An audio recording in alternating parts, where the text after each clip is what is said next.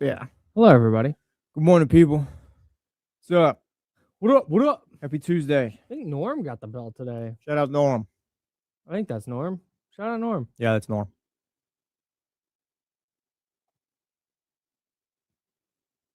I missed the bit on Norm's name. I think that's them from that one Good morning. wild day in the chatty house. Oh, okay. Yeah. Also, I am not him. I know you're out there. Come back. Warren. What's up, Warren? We Russ, are up in here. Sean. Yeah, Russ Dog. Dad. Get on your shit.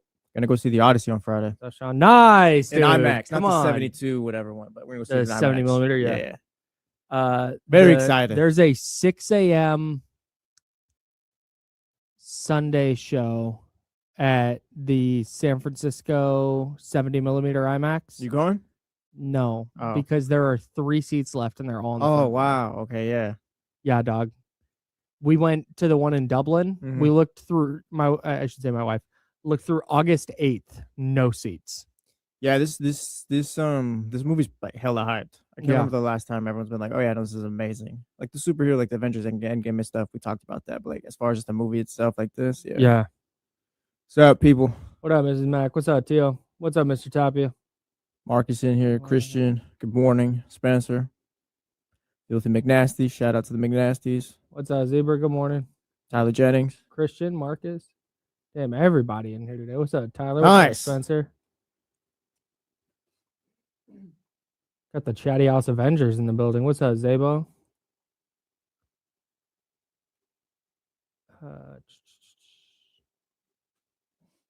Yeah, man. It's crazy.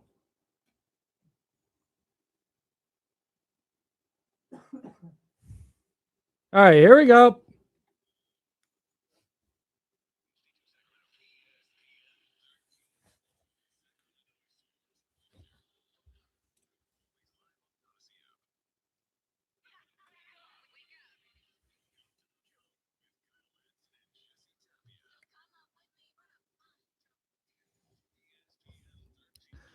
Oh, hell yeah, it's Tuesday. Yeah, it is. Shout out to the calendar. That's what it says. Wednesday for you. Yeah. Love that, man. I'm Kyle. He's Jesse. It's The Jump. We're hanging out with you until noon. Nope, that's wrong. 9. We're hanging out with you till 9. 7 to 12 would be crazy. 7 to noon would be a nutso program. That's Like, a- we could that's a- do it. That's a Danny and SF show. That's a, Oh, hey, for we got the sure. draft today. You guys down to do an 8-hour show today? Bro, I remember Those were the days. when, were they? No, hey, they were fun shows. Like the fact that we were doing 8-hour radio shows at points.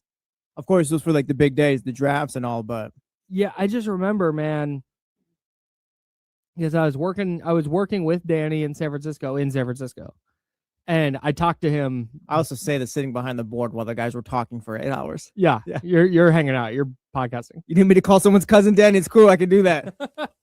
So I remember there was one day because you guys were noon to 4. And then there was one day you guys were on, I think it was the NFL draft. Mhm. It was probably like the 2019 NFL draft. No, 2020 NFL draft. I don't know. It doesn't matter. And I looked at one point at like 7 p.m. and the guys were just still on. Yeah. And I remember asking Danny, I was like, oh, did they go on like right after the draft or something? And he was like, no, they just stayed on. It's like, their show starts at noon. Grinding. Their show starts at noon, Danny. Yes. What are you doing? He's like, well, it's a big day. So it did their show and then that led right up to the draft. And so they just went all the way through the draft. Oh, that's insane. Mm-hmm. That's actually crazy.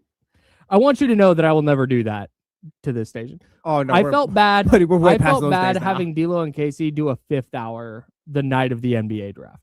5th hour down in works. Mojo. Usually they're fun. Not usually. They're always fine with the 5th hour. Yeah, no, if, and if the show it's- was if it- good. if it makes sense. The show was good. Mhm. I just felt, I was like, God, that's a lot. I can't imagine. Hey, we're going to do the NBA draft live out at Mojo's, but you guys are going to talk all the way through the draft. You're going to be there the whole first round. Yeah, that'd be a bit much. Like, whew, it's a lot. Mhm. It's just a lot. Anyways, I'm Kyle. He's Jesse. I need to defend myself. Here we go. No, I just Go ahead, pal. No, you and Kenny yesterday. It's Kenny and friends this week. Yes. Damien's on vacation. Good show yesterday. Had a good time. And Kenny was giving out his grades for King Summer League. And somewhere along the line, I'm not even going to say I caught strays. You guys both. No, I said your name. Yes. And fired. I said Kyle loaded the clip. Yes, I said Kyle would have kicked us all out of class, expelled all the Kings, all of it. Yes. I have a problem with that. I have not you guys making fun of me. I have a problem that whatever I had to say about the Kings was taken as like everybody failed, everything's horrible. It was a firm take. I'll say that's how it came off. It was a firm take. I'm okay. So I'm a bad person now because I dare to elevate the bar a little bit out of hell. I'm like, hey, let's pick the bar up off the floor. Let's get a credit card under there. Can we just get over that? Like, that's all. I set the most minor expectation. First of all, you're not a bad person because of Summer League takes. You're right. Bad person because of other reasons. Sure. But of course, no. Getting back to it, like, no, it's just, I think it just maybe like you aren't wrong. You aren't wrong. Like what you saw, like that's fine. But I think it was a bit of an overreaction because again, it is Summer League. Like it is. Hold on. It is only 6 guys like here. One just a guy here in the middle of Summer League. He came from France. Like it's not like this thing where everyone's here to start. Like it's all just kind of cohesive. Like no, it's just kind of a little bit of a jumbled mess. Summer League is more glorified scrimmage than anything else. I think if you want to have a concern about, I guess, building up the culture and doing all the right things, I think that's a take for preseason, if anything. Because last year preseason was horrible, and I was on the show. Me and Dale and Casey were like, "Oh, it's preseason. Like, it's fine. You'll figure it out. Like, it's Summer League." But yeah, we're doing that with. Hold on. I'm trying to help you while we fix this. Okay. But yeah, we're doing the whole. I'm right. It's preseason thing. When in reality, like, no, that's probably when you do want to see, I guess, the cohesiveness, the identity form a little bit. Like when everyone is there, when Doug Christie's there, not the Summer League coach and the staff. When Maxime Renaud is not showing up halfway through the tournament or the league, whatever you want to call it. You get what I'm saying. I think like, yeah, if you want to do that around preseason, that's fine. But Summer League, like, yeah, we can say like, oh yeah, they didn't look great, but I don't think we need to question the steps they're taking to build up the culture yet or anything. I think that's more like if you want to do that, yeah, all right, let's see when the actual team is together, when the actual coaches are there, when they got actual jerseys on, not these little bibs or whatever you want to call it. Like, sure. Like I like you're not wrong with what we saw, but I just don't think the culture take was fair. I think that was the overreaction there. Yeah, that's a little bit different than I would have given everybody this awful failing grade. And everybody sucked, and it wasn't that's not the case at all. In fact, as you guys were going through and giving grades, I was like, yeah, no, it's probably about where it's probably about. I didn't disagree with anything. I think you were just a little bit more stern as a teacher compared to me and Kenny. You gave the Kings overall a C-? Yes. Yeah, that's right about where I would be. Okay, I would have figured maybe you gave him a D or something. No, you said C- or D.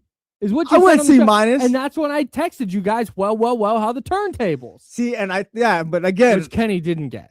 Yeah, no, he no chance he. That's the bit. He's like 20% of an office guy, maybe 10%. But yeah, no, it's just I thought you would have maybe been closer to an F to a D rather than I was a C- to a D. No, I think from a performance standpoint, yes, C- is about right. Like, it was mostly fine. I think there were more things that if you're going to go to the extremes, if you're going to go to, I was thrilled or I'm concerned. If you're just gonna, if we're gonna play the scale of those two extremes, I think there were more things to be concerned about than thrilled about. But largely, like, we're in a gray area, so I'm never gonna be thrilled about something in Summer League. I'm never gonna be overly concerned about something from Summer League. Yeah. But if I'm reacting to these games, and this is an opportunity to see, like, okay, what did they build last year? What kind of steps have these specific players taken? Specifically, the guys, the second year guys that we talk about, Renaud and Cardwell and Clifford. What kind of steps did those guys taken? And I'm looking for steps forward, and I didn't get them. And I don't think that's insane. Like, I don't. It's not again, insane. I'm not asking Nick Clifford to average 40 a night. I'm not asking Dylan Cardwell to be some offensive dynamo. I'm not asking Max Reynaud to go score 50 and be done with Summer League. That's not it at all. I'm asking Max Reynaud to not turn the ball over 7 times and score 3 points in a game. Maybe I'm crazy. The fact that they're coming out and they're like, yeah, we played soft. Like, wow, that I thought that they had set at least something or some expectation or some level of play that wouldn't be the case, even in Summer League. And that it's like, that's kind of, that's a little bit interesting to me. Yeah. Is it the end all be all? Not by any stretch of the imagination. But if we're just going to take Summer League and go, none of it matters, then why are we watching? Why do we talk about it? Well, it's not none Why of it. does anybody care? It's not none of it matters. It's just I don't think we need to question them building up the culture and the identity because of those 2 bad games. Okay. Or 2 horrific games, however we want to describe them. Sure. I think we can acknowledge, yes, these were 2 horrific games. Yes. Team Reno had the 7 turnovers. Again, he ripped his jersey. Darius Acuff didn't. The whole team played like ass. It's fine. Yes. Okay. Boom. Said that. It's not fine. But well, no, I'm like, we can say that. Yeah. I think we can acknowledge that and then just keep it moving after. I don't think we got to question the culture they're trying to build or if they've gotten complacent. Because again, I get where you're coming from. I just don't think it's needed. It's not the right time. It's not the right place. Because again, this is a scrimmage. Again, Max did just get here. It's not like they were practicing a bunch together. Like this is a group that's just been thrown together. I don't care about the stats. I don't care about the. No, yeah, I'm just saying as far as the identity, them playing, competing, and all that. Like it's gonna look ugly at times. The other thing that I took issue with yesterday, as you're listening to The Jump with Kyle Madson and Jesse Tapia. I'm Kyle. He's Jesse. This is ESPN 1320, Sacramento sports leader. And you and KC on D-Lo and KC. KC and Friends this week. No D-Lo. You produce that program. Yes. You've used this phrase a few times.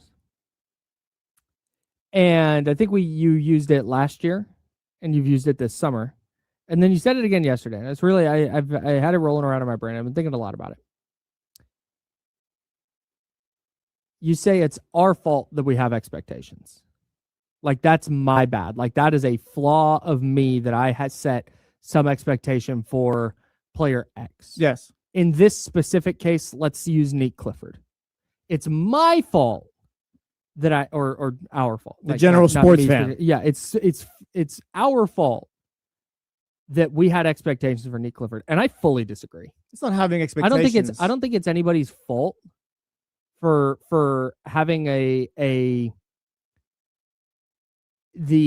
expectation that, hey, that second-year player who showed some flashes last year, I'm expecting him to be a little better this year. And in this first opportunity to play against another team, to really level his game up, and he didn't. He was largely, I don't think he really. I think it was down the middle from where he was last year. And at that point, like, I don't think that's anybody's fault for expecting that out of Neek or pick a player. I don't think it's anyone's. I think it's kind of like, oh yeah, late first round pick, he's going to be the starting 2. That's the expectation. Like, I think that's kind of where it's our fault, because again, I don't know if he necessarily has that game. Like, why are we expecting that just because the guy had a 30, he had a couple of 20s, played well in a group, like on a team that was just lost all season? I did not say I'm expecting him to start. And this isn't just you. I was expecting him to be better than he was in Summer League. Yeah, that's fine. And I don't think that's, I just don't, and zooming out away from the Kings for a moment, I think having expectations is like part of it. If you're going in to a season, if you're going into this year and you're like, man, I'm expecting the Kings to make the playoffs, and then they don't, and you're flipping furniture, okay, that's on you. Like, that's not realistically assessing the situation. I think looking at a second-year player and expecting that second-year player who showed some promise, particularly in Summer League last year and then into the regular season, expecting that player to be better, to be, hey, I think he might be a player that like really comes out and shows that he's too good for this league. And then he doesn't. It's like, oh, like, that's kind of a bummer. I don't think that's bad. I don't think that's wrong. Okay, maybe wrong or bad isn't the right, but again, it's just, I guess, it's kind of like we can have like as sports fans. It's not just about the Kings. As sports fans in general, we all want our teams to do well. We see the smallest glimpse of whatever. It's like, oh wow, this player can be this. That's like we're doing that for Nick Clifford. And again, we're not writing. It's not the book isn't written on Nick or anything. He has plenty more time to develop. But again, we want to see guys like that maybe take a jump, like you're saying, dominate in summer league, stand out. And my thing is just I don't know, maybe they're just not those guys. We can have the expectations, but again, I don't know. It's just about like in the end, maybe it's just he's not that guy where he's gonna stand out in summer league or whatever. He's gonna go get 25. Like that's great. He did that last year in summer league. It's I don't know. Again, we take give and take with however much you can. Sure, at that point, it's. But again, it's like he's a role player. Yeah, but again, it's all relative, I guess. Because if you view him as a role player, then it's fine. Like, all right, then you're just gonna slot him in at the 2 or 3, be the backup, and you kind of move forward that way. If you had expectations of him being the starting 2 guard eventually, then yeah, that's disappointing. Yeah, and I don't think that would be wrong. Like for example, I'm gonna use the Miami Dolphins. Oh, great. Caden Proctor, their number 12 overall pick from Alabama. Yes. The expectation is that he's going to start this year, right? I'd assume so. Like he would start it left or right tackle, and yeah, you got Zach. Well, yeah, we don't have to go too inside Dolphins. Yeah, he's going to start on the offensive line. Yeah, yeah, I got you. Yeah. If he doesn't, like, that's not your fault. That's not a Dolphins fan fault for believing that the first round pick could start. So I just don't. I don't think if you have some expectation for a player on the Kings. Also, though. If we're gonna, it's wrong. Like I don't. Well, hold on. If we're gonna get into it too, like fault anything. The team kind of lets you know when they draft Caden Proctor, yeah, he's gonna play guard for us, or he's gonna be like his role. With Neek, I don't know. It's kind of left up to the imagination at this point. I don't know if the Kings have ever said what his role is on this team, who they expect him to be. So maybe that's kind of what makes it a little bit more difficult for all of us. Well, like it's easier, I guess, to like okay, Caden Proctor. Yes, you drafted him. He's gonna be the guard. Like there's a set thing we're all looking forward to. What like as far as what he needs to be. What are we like? What if the Kings set that out for Nick Clifford? I guess. And I guess maybe that's kind of where we get all jumbled up. Where I think he's just a role player. You think he could? You thought maybe if he looked better, he could be potentially starting 2. Like it's all just I don't know. We're all looking at. I still think he could be the starting 2. So yeah, that's fine. But like again, I don't. Okay. Yeah. That's so fat. That's so interesting. Okay, let's dive into this. So the culture stuff is out the window. That doesn't count in summer league. But also, whatever you saw from Nick, he's done being. He has no shot. It's last season 0% chance. No, I could be wrong. Be a starting I could be guard. wrong. If you want to throw a percentage, I think it's a 70% chance he's not the future starting 2 guard of this team. At least in a successful situation where we're all winning, going to the playoffs year after year.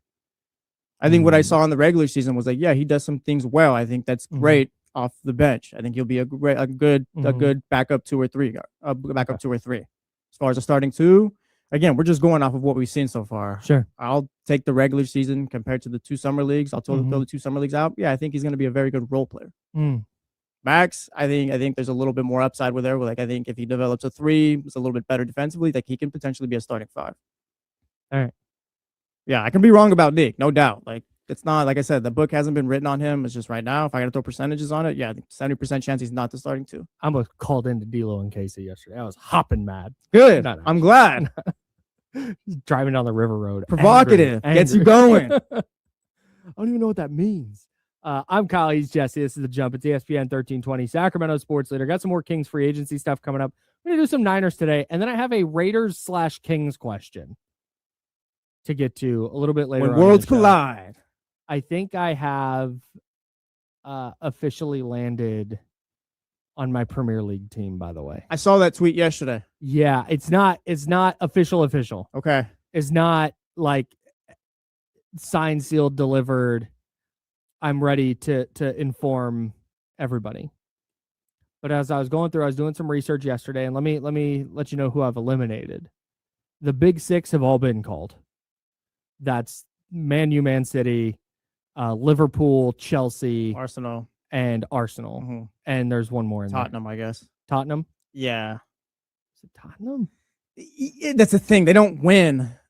But like if it's the big 6, it's usually been like Tottenham over the last decade, part of that.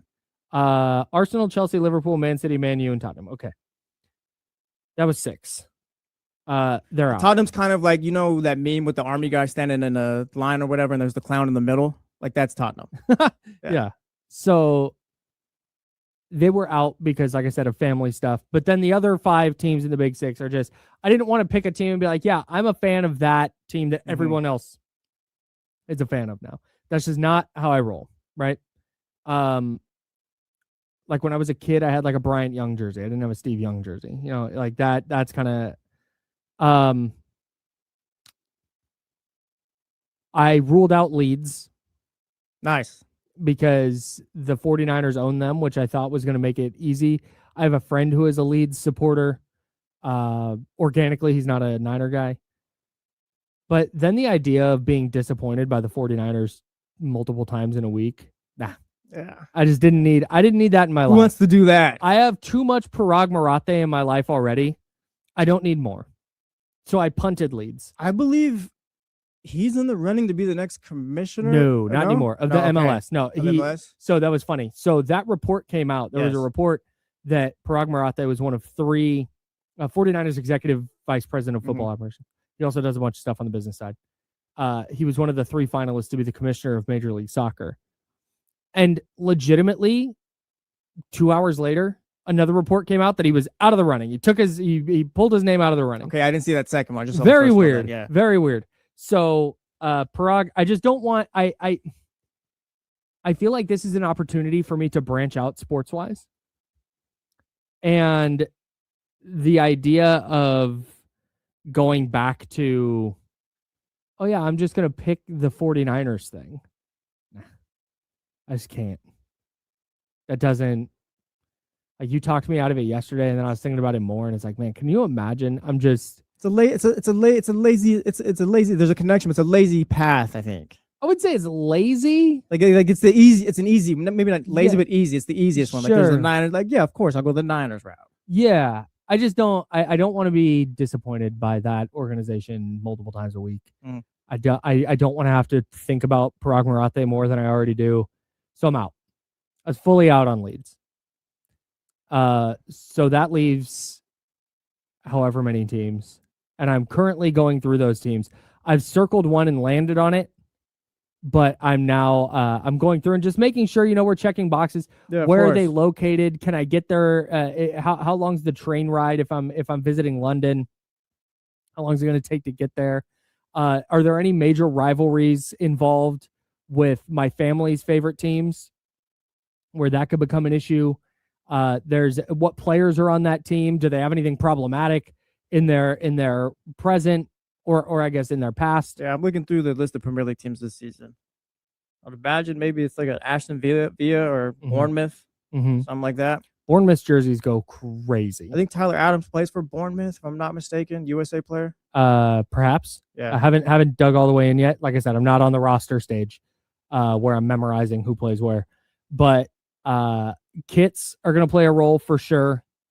And just kind of general vibes. When I go and search that team on social media, what's the vibe? So I've circled a team. I've eliminated some, but I'm not quite through yet. Not ready to announce just yet. Nice. Well, we're all anticipating this. So I know, man. I know. We'll get a drum roll, a hotkey on there. We'll do the whole thing. Oh, I've already, buddy. If you already, yeah. What is my problem? Of course you do. I thought I didn't have a drum roll already. Yeah. It's kind of weird because it's this at the end. Well, this works for you announcing your Premier League team, though. And then I've got the little reading rainbow action. That's more of a sarcastic one. Is it? Yeah, it comes off as sarcastic to me. Okay, or like kind of like a. But say something sincere. I love the Dolphins. See, I sound like an idiot. Dang, yeah, that's true. What a joke. Yeah. See? No, Nick Clifford played great in summer league. See, like you, that makes it worse. Nick Clifford, hold on. That makes everything worse. Yes, go ahead. Nick Clifford can be the starting 2 for the Kings going forward. See, it's not good. It doesn't I love my wife more than anything in the world. See, what a joke. This guy's a liar. This guy hates his significant other. That sounder's tough. I've never considered that before. No, every time you guys play it, I always thought it was a joke. No, it was supposed to be like my exclamation point. Now no, dude, I was like, oh, well, that wasn't a good thing, whatever they were just talking about. They were just making fun of somebody. Wow, congratulations to Spain on winning the World Cup. Yeah, see? Wow, guys are rooting for Argentina, I guess. Did you have a problem with Argentina turning their backs to the celebration? Yeah, they suck. The players are annoying. They're arrogant. Like, yeah, no, like, Okay. don't be a sore loser. Let me stand in front of Argentina for a minute. It, Just for a second. That's exactly what I would do. it's fine. I'm not No, the it's guy not who, fine, like, but I'm not the like trash talk mid game. Yeah. I'm not if you're like that's not my vibe. you can But I don't want to watch your trophy ceremony. you can have a moment, but Argentina, if you follow, like I said, they're just an arrogant team. Messi's fine. I don't know. Messi's perfect. He's fine. Just leave him off the side. He's perfect. All right, but everyone else, like, yeah, they're very arrogant. They're very dirty. You saw Paredes after the game just going out attacking Spain players. That like, was trash. That's kind of Argentina. Argentina. So like, is a very it's more just of course, add it to the list for Argentina. You know, Yeah, if you did sure. it, it's like Kyle had a bad moment. That's fine. He didn't want he was being a little bit of a sore loser, but that's not Kyle. We know Kyle. I'm also learning that there's a lot of differences culturally between soccer or international football and American sports. Oh, it's a like big that. difference. Like that's seen as a very disrespectful thing. Them having their backs to the trophy ceremony. Yeah. Whereas in the NFL, like, yeah, the guys get off the field immediately. They don't even go shake hands. You get the picture of the one guy on the opposition team just kind of standing, watching all the trophy presentation and all that. It's like, oh, well, we feel sorry for that guy. But yeah, everyone's back in the locker room. Everyone else just dips immediately. Yeah. And that's just what Jason Kelsey's not watching his brother lift up the trophy. Right. And nobody complains about it. Nobody's like, wow, what a classless act by the Eagles. Yeah. By the way, we got to talk about the Eagles later. Your boy Nick Sirianni. Don't do that. No, because you know what? If anything, Nick Sirianni, somebody on D-Lo and KC is a Nick Sirianni. don't think it's gonna work there either. Okay. I just remember I criticized Nick Sirianni once, and Damien jumped in front of him real quick. Damien's boy Nick Sirianni. Nick Sirianni. Yes, we got to talk about it. Hey, we'll talk about it. Yeah, we got football to talk about today. Yeah, we do. We're gonna sprinkle in a lot of football because I'm tired of talking about whether the Kings Summer League mattered or not. We got another Schefter bot tweet. We got more rookies showing up to training camp today. Oh, what was our Schefter bot tweet? I don't remember all the teams, but I know Miami, their rookies are at training camp. I think the Chargers might have been in there. Let's see. Okay, hang on. Adam Schefter. Oh, good. Okay, Bills, Panthers, Texans, and Dolphins rookies report to training camp. Schefter tweeting out just outright stealing the Jets' new helmet reveal video. They have a white helmet and jersey combo. Just retweet it, man. We've got Adam Schefter posting a photo of, this is NFL Insider Adam Schefter, the Shams Charania of the NFL, if you will, posting a photo of Mike Singletary saying exactly 50 days until kickoff of the regular season. We've got Shefty letting us know that Bills, Panthers, Texans, and Dolphins rookies report to training camp today. I mean, it's just it's a bot. You said it a couple weeks ago or last week, and I can't not stop seeing it now. Yeah, man. It is my least favorite thing that's happened on Twitter in a while. I mean, Rappaport's a little less bot-ish. I think Ian Rappaport has a quota on tweets. Like, I think he has a number of tweets he needs to hit to reach some contract thing. And that's why I think he quote tweets everything. I searched Ian Rappaport tweets where he said officially official while quote tweeting a team like signing a player. Yeah. And I scrolled for 4 minutes and was only in 2024. He says it so much. And it's not necessary ever. Yeah, NFL media is a little different. A little different. You know what else is a little different? What's that, Kyle? Hazy Little Thing IPA from Sierra Nevada. Embrace the haze with Hazy Little Thing from Sierra Nevada. If you saw the headliner when they played at that bar or stopped your friends mid-festival to look at the stars, if you're up for whatever the night brings, then embrace the haze with Hazy Little Thing. Hazy, citrusy, smooth, brewed with the purest ingredients for the finest quality. There's a reason it's America's best-selling Hazy IPA. Embrace the haze with Sierra Nevada. Hazy Little Thing. Enjoy responsibly. Little known fact, Hazy Little Thing, read over. Little known fact, Hazy Little Thing is my go-to at a baseball game or at a restaurant. If I look and I'm like, I don't know what their beer selection is, just give me the Hazy Little Thing. It actually tastes good too. It's cash every single time. Anyways, I'm Kyle. He's Jesse. We're going to talk about some football. Got to look at the 49ers roster. Should they bring back Deebo Samuel? We'll talk about some 49ers rookies. And then I have a Raiders Kings question. It's in the same question that we'll get to a little bit later on. Plus, the Kings and their future, they're going to have some money freed up. What does that mean for them down the line? We'll get into all that over the next couple hours on The Jump. He's Jesse. I'm Kyle. It's ESPN 1320, Sacramento Sports Leader.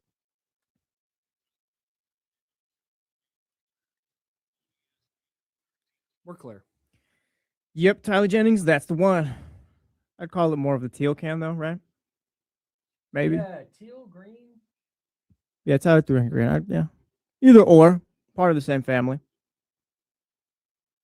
I legitimately I was never, no, so do I.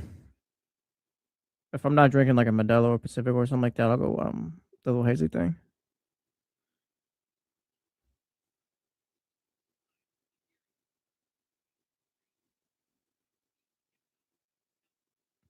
Good morning, everybody. Shout out to everyone who got here after 7. Appreciate you guys. Thumbs up.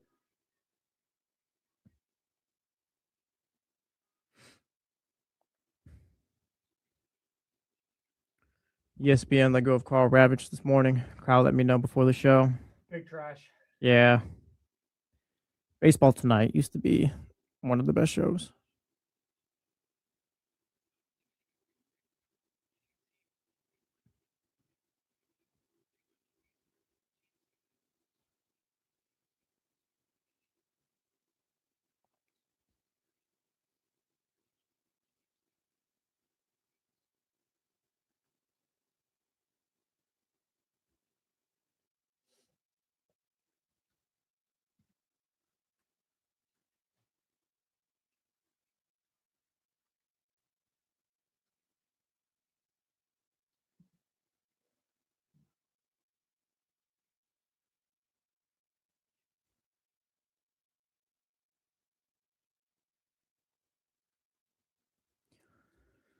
Rush Shea Langoliers would be much welcomed in Boston.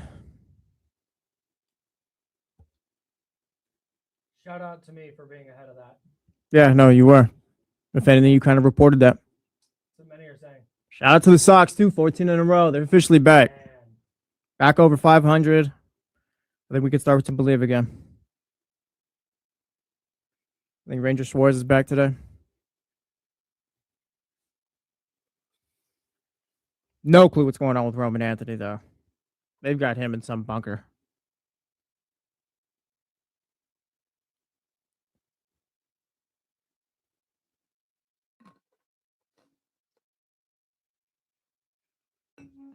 Stephen A. Smith is so proud of himself for this. For being on TV or for having muscles? Yeah. Oh. For having muscles on TV.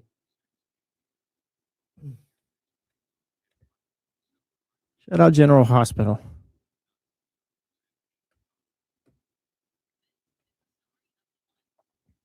Are we shouting out General Hospital? I don't know. I've never seen it. That's the thing. Like, maybe that's a dangerous thing for me to do. Yeah. General Hospital, just some problematic show.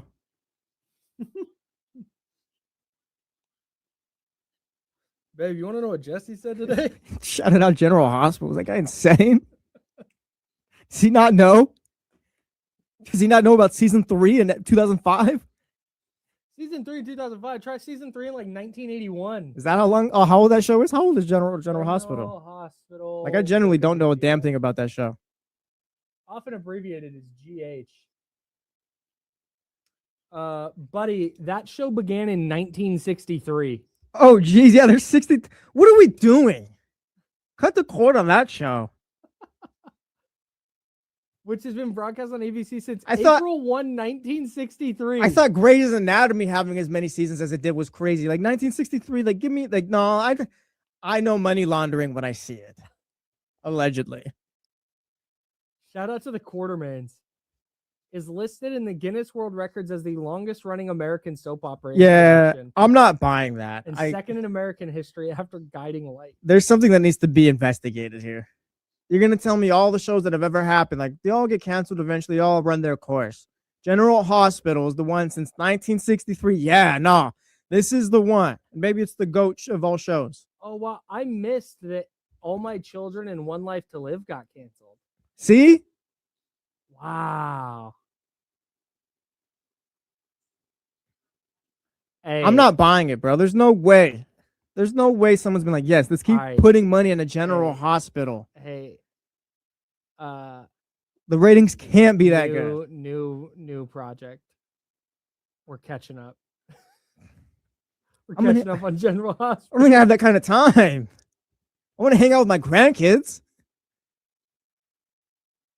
Not now, little Timmy. Yeah, I'm doing a bit. I'm on season 41. Yeah, I'm doing a bit. The jump was canceled long ago. Can you imagine you're on season 40 and it only came out in 2003? Yeah, this is insane. I'm searching up how is General Hospital still running? First search. Consistent profitability, reliable viewership, and strong backing from ABC. Yeah, that's 3 keys to victory. I'm not buying that. That's that. No, don't turn the ball over. Get first downs. Run the football. Hang on, we're coming back.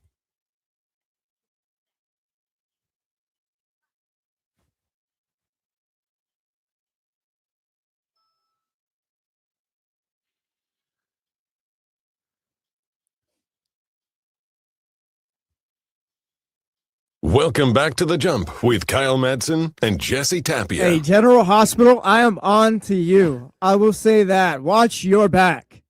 You're going to tell me a show's been on air since 1963? No way. No chance. No, there's got to be some funny business in there. Like, no chance. General Hospital, watch out. Jesse Tapia is looking out for you. So this started. Hello, everybody. Yes. Welcome back into The Jump. Little weird start right here to the segment. This started because we have a TV on here. Of course. And they were showing a clip of Stephen A. Smith on General Hospital. And I forget how it came up. Oh, you said when General Hospital came out in 2003 or something. Well, no, I said shout out General Hospital, and you're like, oh, like, blah, blah, blah. You made a joke about it. I was like, oh, yeah, I've never actually seen General Hospital. Like, I have no clue about it. And like, we were just making a joke about me shouting out something I've never seen. That's right. How dangerous that could be in totally. life. And then I'm like, oh, yeah, like, was doing a joke. Like, oh, yeah, you don't remember what happened in General Hospital in season 3, 2005? And little did I know, that was like season 34. Yeah, dude. Do you want to know who won not the Super Bowl? Because we're still 10 years out. Cleveland Browns, AFL type buddy football trophies. The NFL champion in 1963 was your Chicago Bears. Oh, nice. Shout out to the Bears. What was that, Sid Luckman? Yeah, probably. Do you know who the MVP of the NFL was in 1963? The year General Hospital debuted? Jim Brown, I'm assuming. No, Jim Brown did lead the league in rushing yards with 1,863. Snubbed. The rookie. Talk about that after.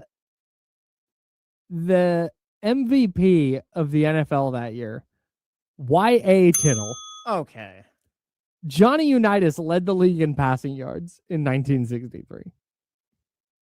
That's what we're doing right now. Yeah, no. Let me check the AFL side. George Blanda was the passing yard leader. The San Diego Chargers won the AFL championship. Bro, They beat the Boston Patriots. Oh, yeah. I don't want none of that nonsense. Give me New England. General Hospital does 2 million viewers weekly. Well, that feels pretty high, right? There's no chance. It's 2 million. That's what I'm saying, bro. Like maybe the people that are enjoying retirement or people with days off are just locked in a General Hospital. But again, I'm not buying it. I'm not. I refuse to. They gotta have. But in my expertise as far as American TV history, which is me just watching TV and watching shows get canceled, there's no way you're gonna tell me a show has lasted since 1963. They got Days of Our Lives and All My Children out of here. Yes. General Hospital still going? One day, what is that show Kenny brings up? Was it Young and the Restless, I think? Oh, yeah, Young. Yeah, one day that's going to go. But is Stephen A. Smith bringing the viewers in? Maybe. You think people are dialed to General Hospital because Stephen A. Smith's on it acting terribly? Like General Hospital just bring in like the Stephen A. Smiths of the pop culture world, I guess. Like you got some guys from sports, got some guys from music, and you're just mixing audiences that way. Here's what I don't get with soap operas. We're going to talk sports in a moment, but again, this is just insane. I don't know. It's July 21st. Here's what I don't. In the dog days of the sports world. Here's what I don't. Well, I've got a 49ers question for you in a minute. Here's what I don't get. We talked about this yesterday. I'm one of those people that like I need to. That's why it's taken me so long to get into the Premier League, because like I need to start at the beginning. I'm not going to jump in mid-season. I need to start game one. And I don't know how many. Do you think there's anybody alive who's seen every episode of General Hospital? Yeah. You think? Yeah, there was some kid out there who was like maybe 8 years old, locked in a general hospital, and That person's 71 this year. yeah, that's that person's still like having a great time, I'm sure. All right, I think that person does exist. 63 seasons, bro. No chance. You don't think it's possible for someone to have their favorite show as General Hospital back when I said they were like 5-8 years old when it first And started? they haven't missed an episode. We got I streaming. don't You can believe go that back for and not a check. moment. Like, oh I don't yeah, believe that for a moment. I wasn't around from 78 or from like 73 to 76. Those were some wild years, but I many can go back on episodes? Hulu and watch it. How many episodes of this show have there been? Hang on one second. I'm getting down to episodes because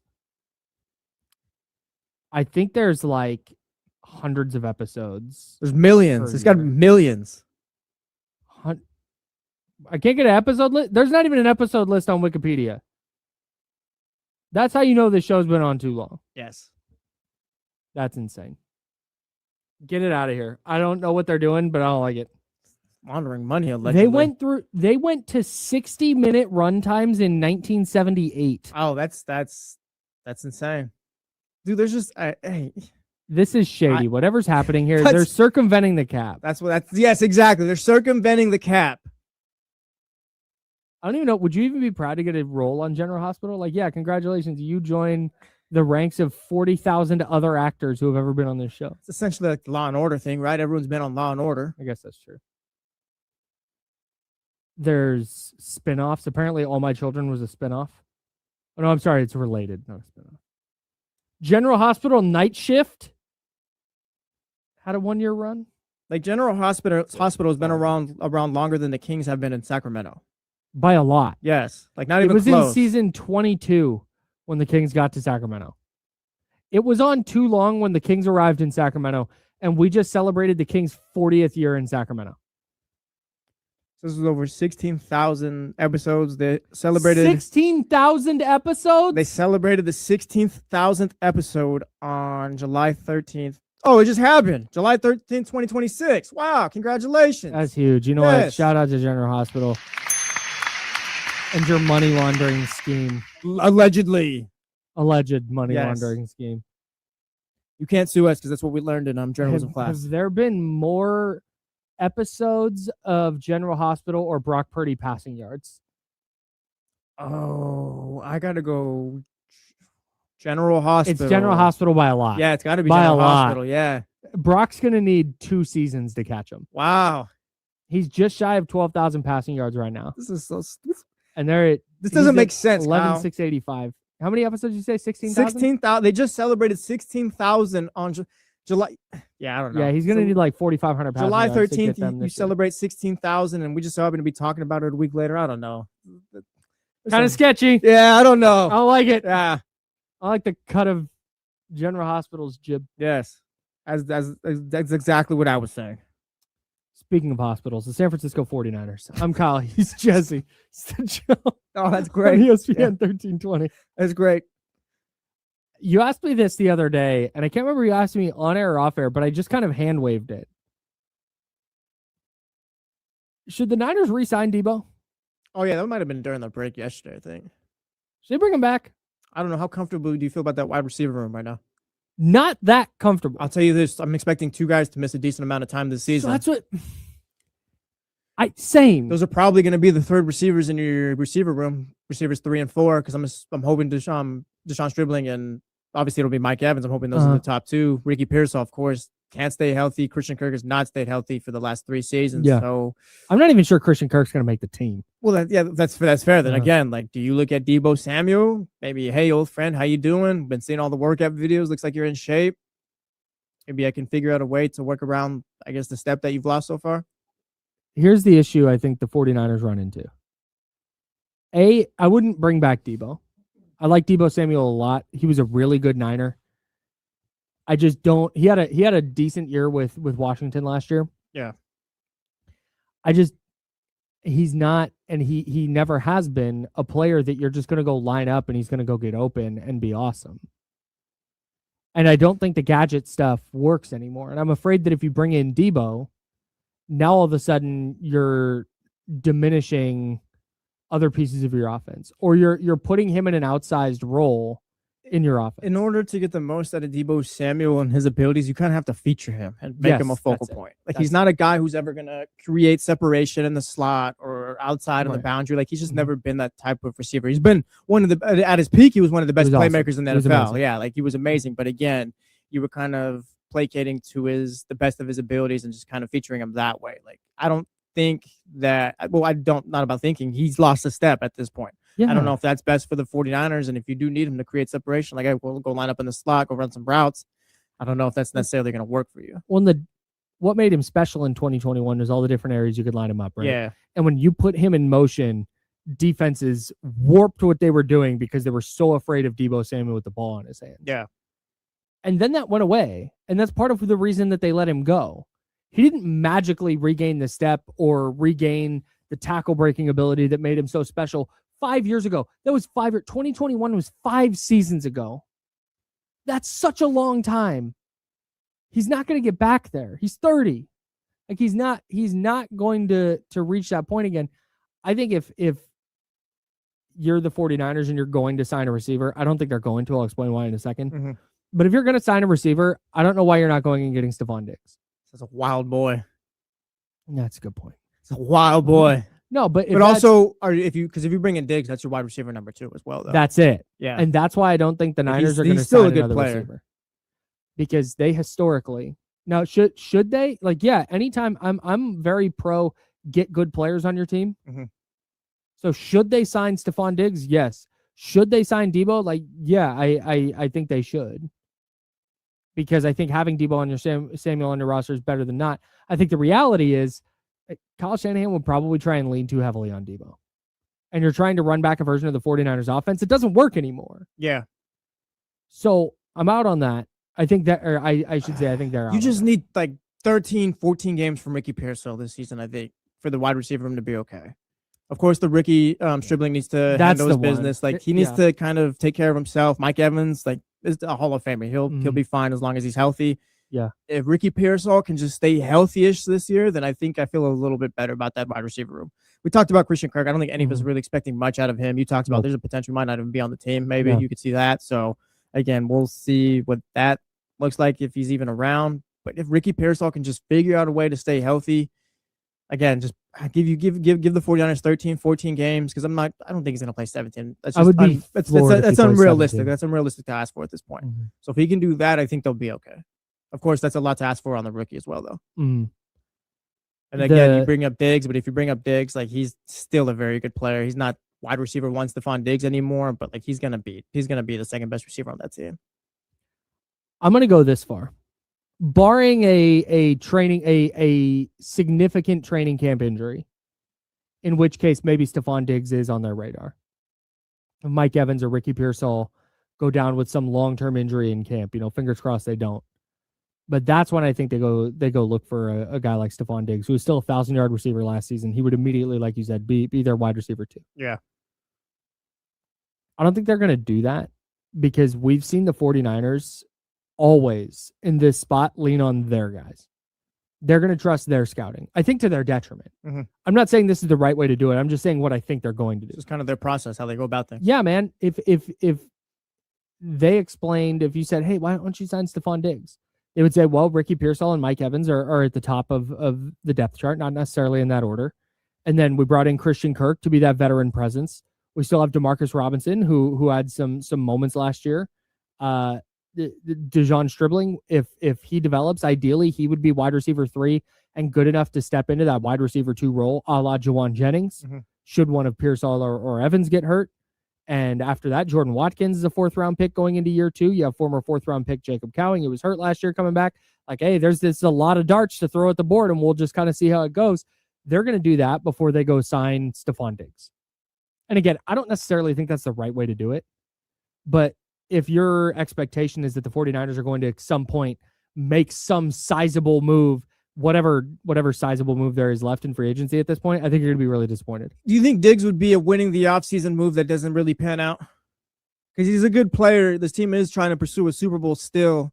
I think there are fair questions about the wide receiver room. Mm-hmm. There is, again, a good wide receiver on the market available. Mm-hmm. Like, is that one where maybe you're kind of doing too much bringing him in? Where it's, oh yeah, we got Mike Evans and Stephon Diggs leading the way as far as our wide receiver ones, wide receiver twos, and you got Brock Purdy. It feels kind of wide, that winning the offseason vibe where you're just bringing in names, I guess. You're bringing the dream team thing. Yes, the dream team. Vince Yes, Young. shout out Vince Young. The 2011 Eagles still lives on. It does.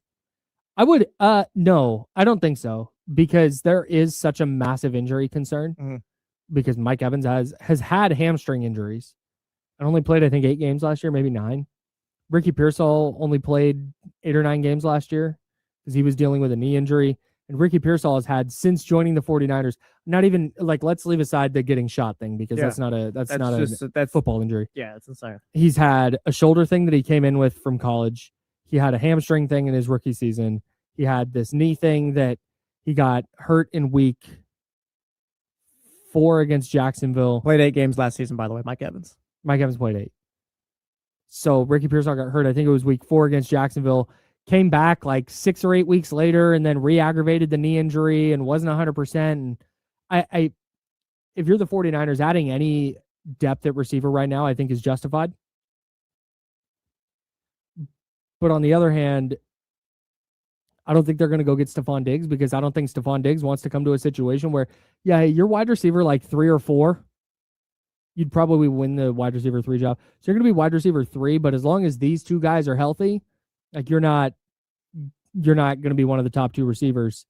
I don't think he's going to sign on for that. I think he ends up in a place like Miami where I think they only have a bunch of rookie receivers and I'm drawing a blank on who else they got that's back from last year, but like Malik Washington, my guy. Yes, Malik Washington. Exactly, my guy. That's exactly who it is. Malik Washington. Big Malik Washington. Yeah, nah, he right now he's wide receiver 1 on that I'm team. so fired up. No, yeah, but like Come again, on. like Stephon Diggs is probably looking at a situation like that where I'll be the guy. Malik Willis will feed me targets. That's probably where a situation where Stephon Diggs ends up. One of those types. I think so too. And I just don't think that San Francisco is going to be a team that they won't even. They say Joey Bosa is going to cost too much. All right, man. Okay? Joey Bosa is out the league at this point too, right? Yeah, I don't think he's. Adam Schefter said that he believes it's more than likely Joey Bosa's done playing football. He had a career. He did he? He had a career, man. Quite a career. Yes. Of all the NFL careers, he had one. Yes, he played football. But yeah, they just don't.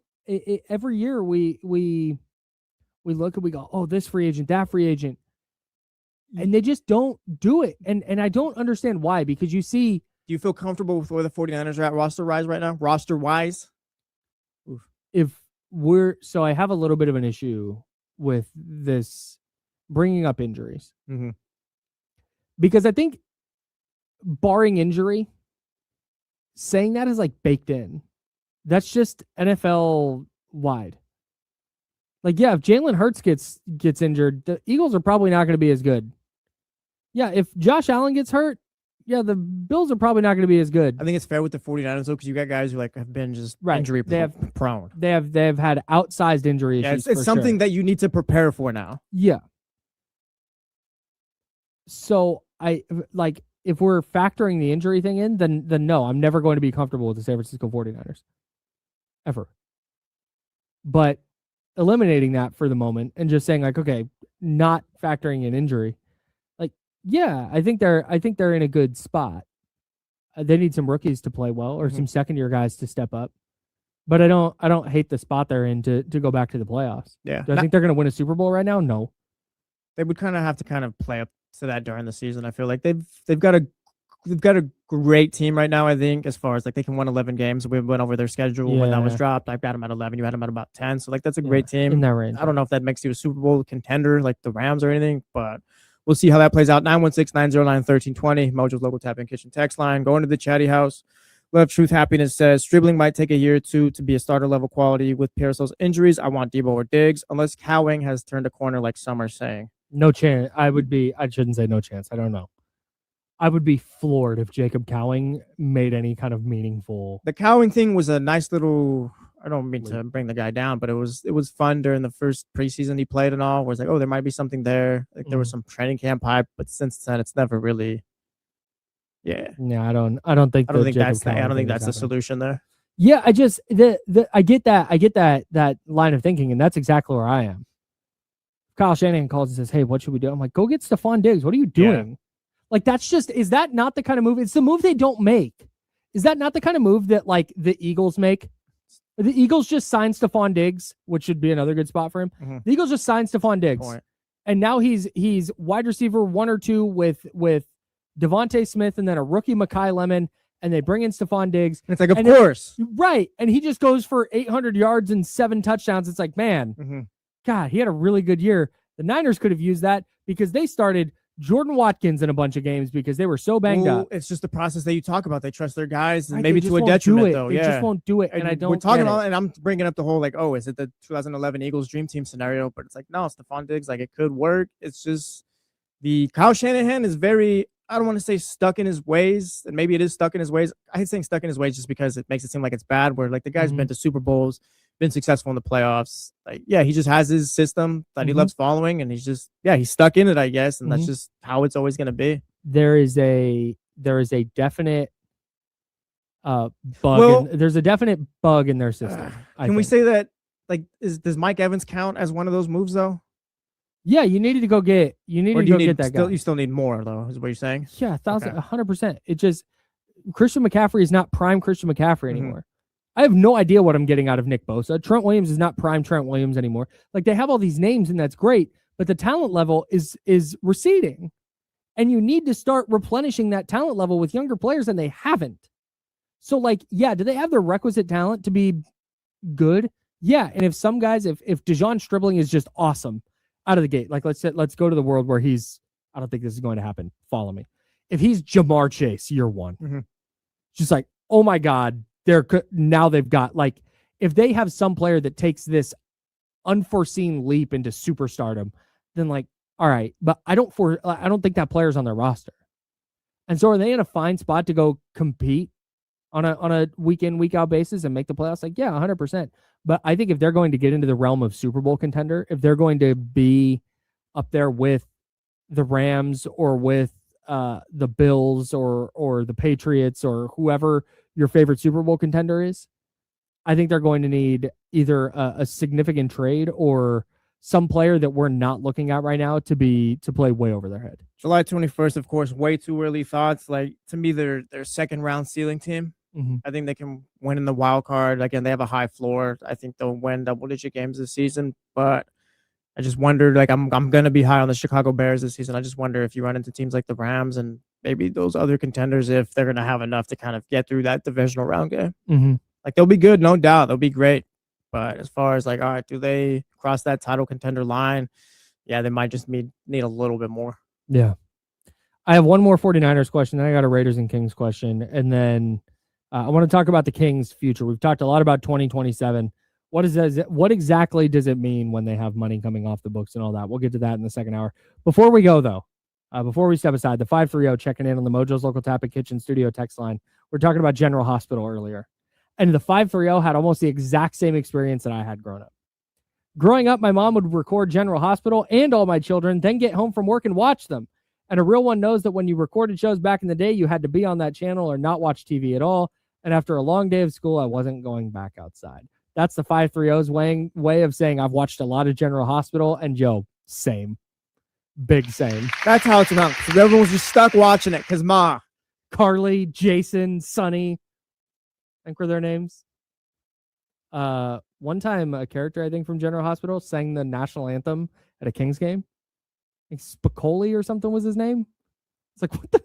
That's the guy from General Hospital. Did Spicoli. I don't know if that was his name. We'll figure it out. And we'll let you know. Did somebody from General Hospital sing the national anthem at a Kings game? We'll let you know. Plus, we've got more 49ers. We've got some Raiders stuff and some Kings stuff coming up in the second hour on ESPN 1320 Sacramento Sports Center. That wasn't a good tease. That was not an effective tease. You know what? Yeah, I'm with you.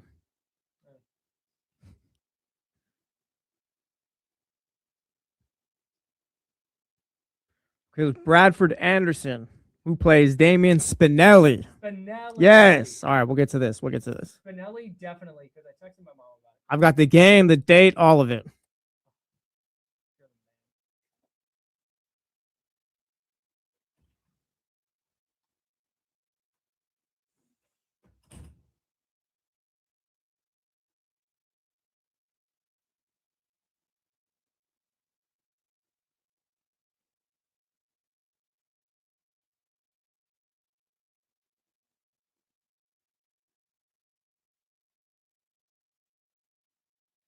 Oh my God, you got to be kidding me.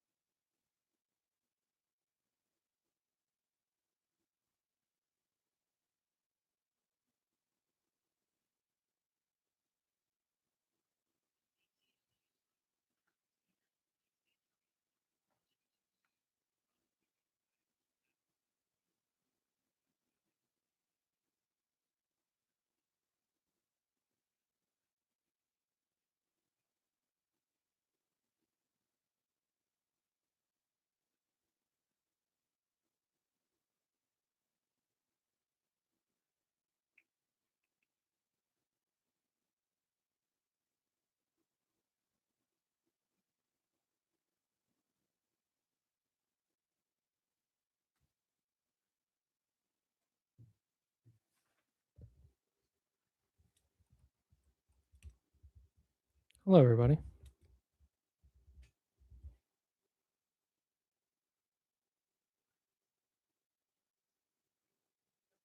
Oh.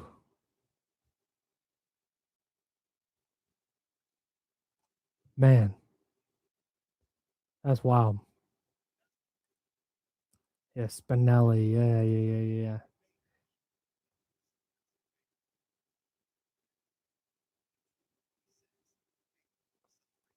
Yeah, this is definitely more their vibe.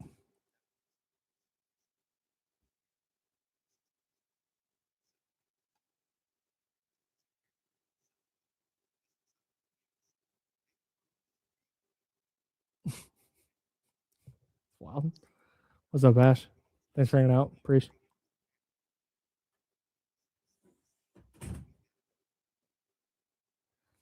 I don't know if this is true. I think they're happy being in the playoffs right now because they're going through this kind of.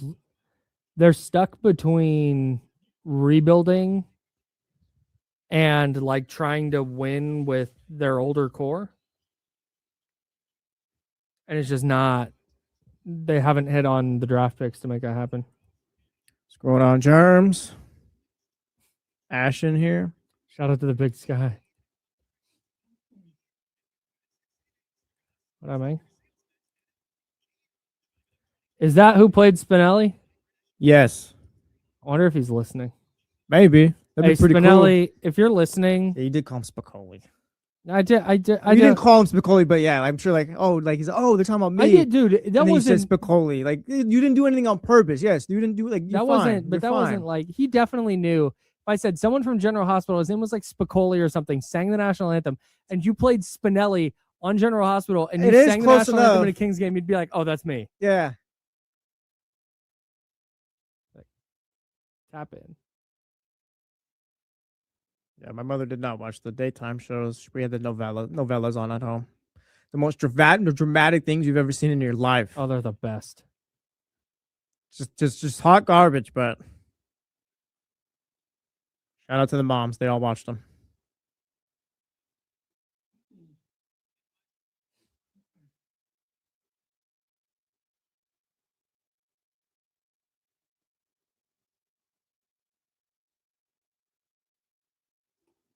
Yeah, man, will we get Bradford Anderson on the show? See how many seasons was he out for?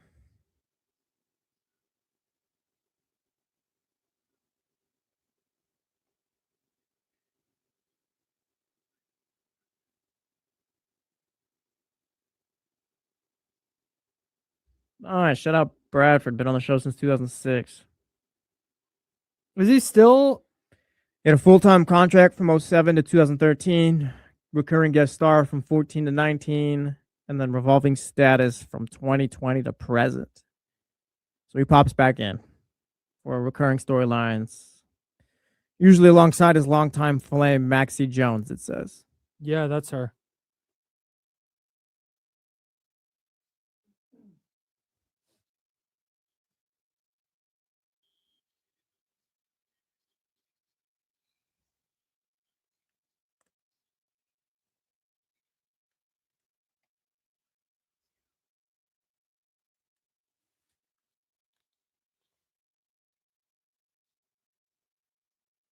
Welcome back to The Jump with Kyle Madson and Jesse Tapia.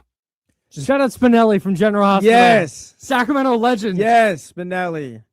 You're listening. 916-909-1320. Yeah, Bradford Anderson plays Damian Spinelli, sang the national anthem at the Kings game on... Hang on. I'm going to try to remember who they played. Was it Hello Kitty night? I think it was Hello Kitty night. 2020, because I went with my wife. General Hospital has been in our lives more than we know, people. Bro, it was definitely because I wasn't in the media section. I was with my wife.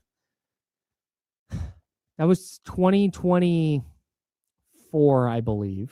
2024?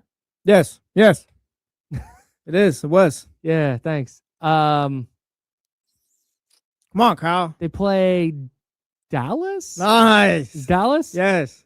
Oh, that was the game where Malik Monk got hurt. Yeah, that was the Oh. game that Luka took out Malik Yes. Monk. Do you Come remember? on. Do you remember what month or day that was? That was late in the season, so it had to be March. Okay, dude. If you get the day here, I'll go take a lap around the building real quick. March. Come on, Kyle. Let's see. How many games are left? March. I'm going to go. Let's see. Our anniversary is the 19th. It wasn't March 19th. It's incredible, people. Can he do it? Can he do it? I'm going to go. Pressure's hitting. I know. I'm waffling between a couple of dates. March. Let's see. The season is there. Is he out like 2 weeks? I think it was later in the month. 20.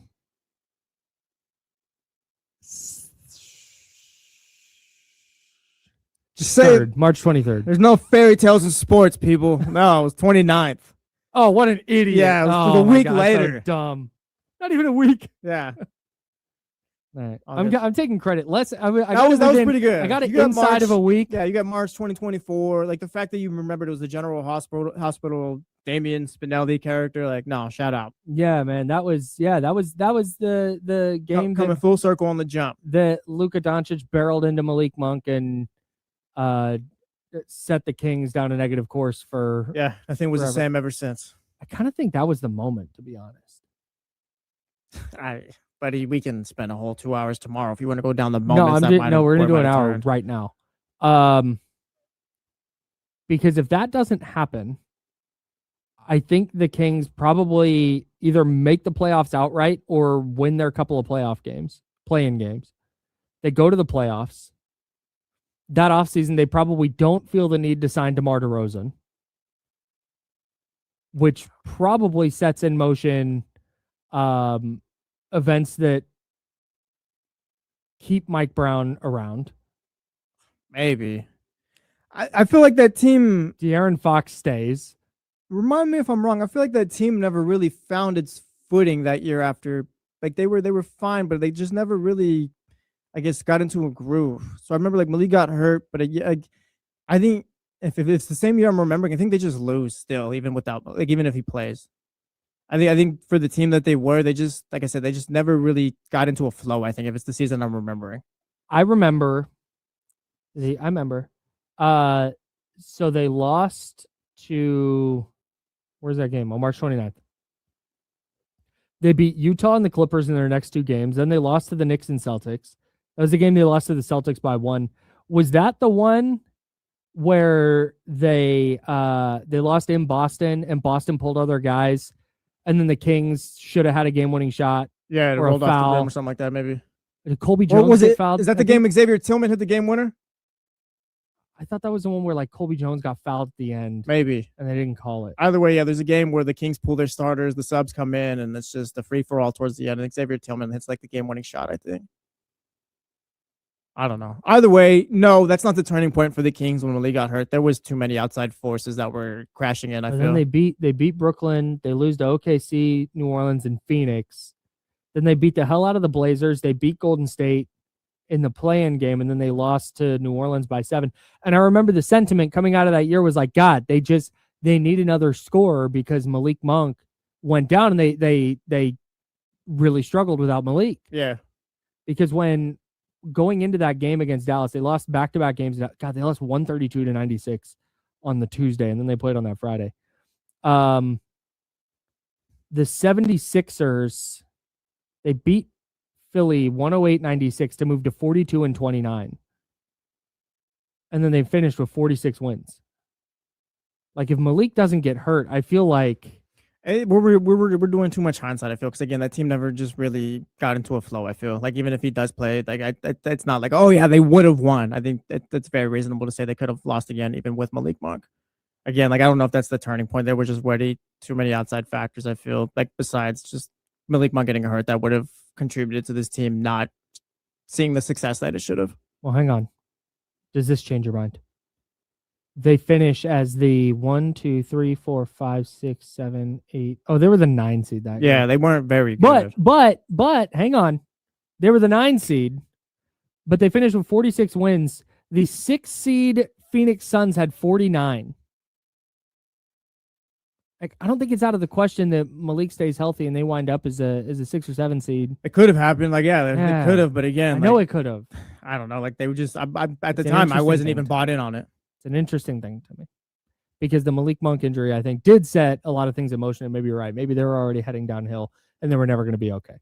Yeah. I mean, that's just an interesting, because I try every once in a while to pinpoint, like, when did this, like, I know it was the Mike Brown firing set in motion the De'Aaron Fox trade, but like, if we go back, like, is there a moment that you can point to? It was not adding anyone to the roster after you made the playoffs. That was the turning point. That sparked in my head. Well, they added Chris Duarte. Again, not adding anyone. Don't disrespect my guy, Sko Ducks. It was thinking you could have just stood pat after, we got bounced in the first round. That was the turning point. You made no progress. And then you have a down year after, and then everything kind of snowballs. Okay, you had a down year. But if Malik stays healthy and they win 49 games, they win one more game than they did the year prior. Like, I think that they operate differently the next offseason. Yeah, but like, you won 48 games as the 3 seed in a down year in the West. Like, sure, yeah, you won one more game. But 48 who were you exactly? exactly? Then you won fewer the next year. I think if you win the same amount or more, I think you operate differently that following offseason. That's what I'm saying. Maybe you could be right. Maybe I could be wrong. I'm just yapping. Maybe. Like I said, if we want to rehash what went wrong with Bean Team, tune in the next week for 2 hours. Hey, bro. Yeah. We somehow got from Stephen A. Smith being on General Hospital to finding out the General Hospital's been on for 63 years. Yeah. Get me. We took that to the collapse of the Beam Team. Let's talk about Spicoli. Where's Spicoli going to take us? He took us to Malik Monk. Well, yeah, with Damien Spinelli, but now let's actually talk about Spicoli and see what that can get us away from the Beam Team. I don't know who Spicoli is. Fast Times at Ridgemont High or something like that. God, yeah. I think I watched that in my sophomore year of high school. I've never seen it. It's a movie. My dad will tell me it was a classic or something. That's one. I promise. 916-909-1320. What's your reaction when you find out that neither Jesse nor I understand a Fast Times at Ridgemont High reference? That's one of those movies that I feel like people get like angry about. Every once in a while when you say you haven't seen a movie. I've never seen Ferris Bueller's Day Off. Dude, that will set off. No, I'm not even going to say the movie nerds. Just anyone who's ever seen anyone who ever watched a movie in the 80s, that'll set them off. Like you personally affronted them. Like, sorry, man. I've seen The Breakfast Club though, so yeah, my respect. Shout out Breakfast Club. I haven't seen all those Brat Pack movies. I haven't seen like 16 Candles. I've seen that like once. Salute to Molly Ringwald. But yeah, I haven't seen that one. Ferris Bueller's Day Off, no.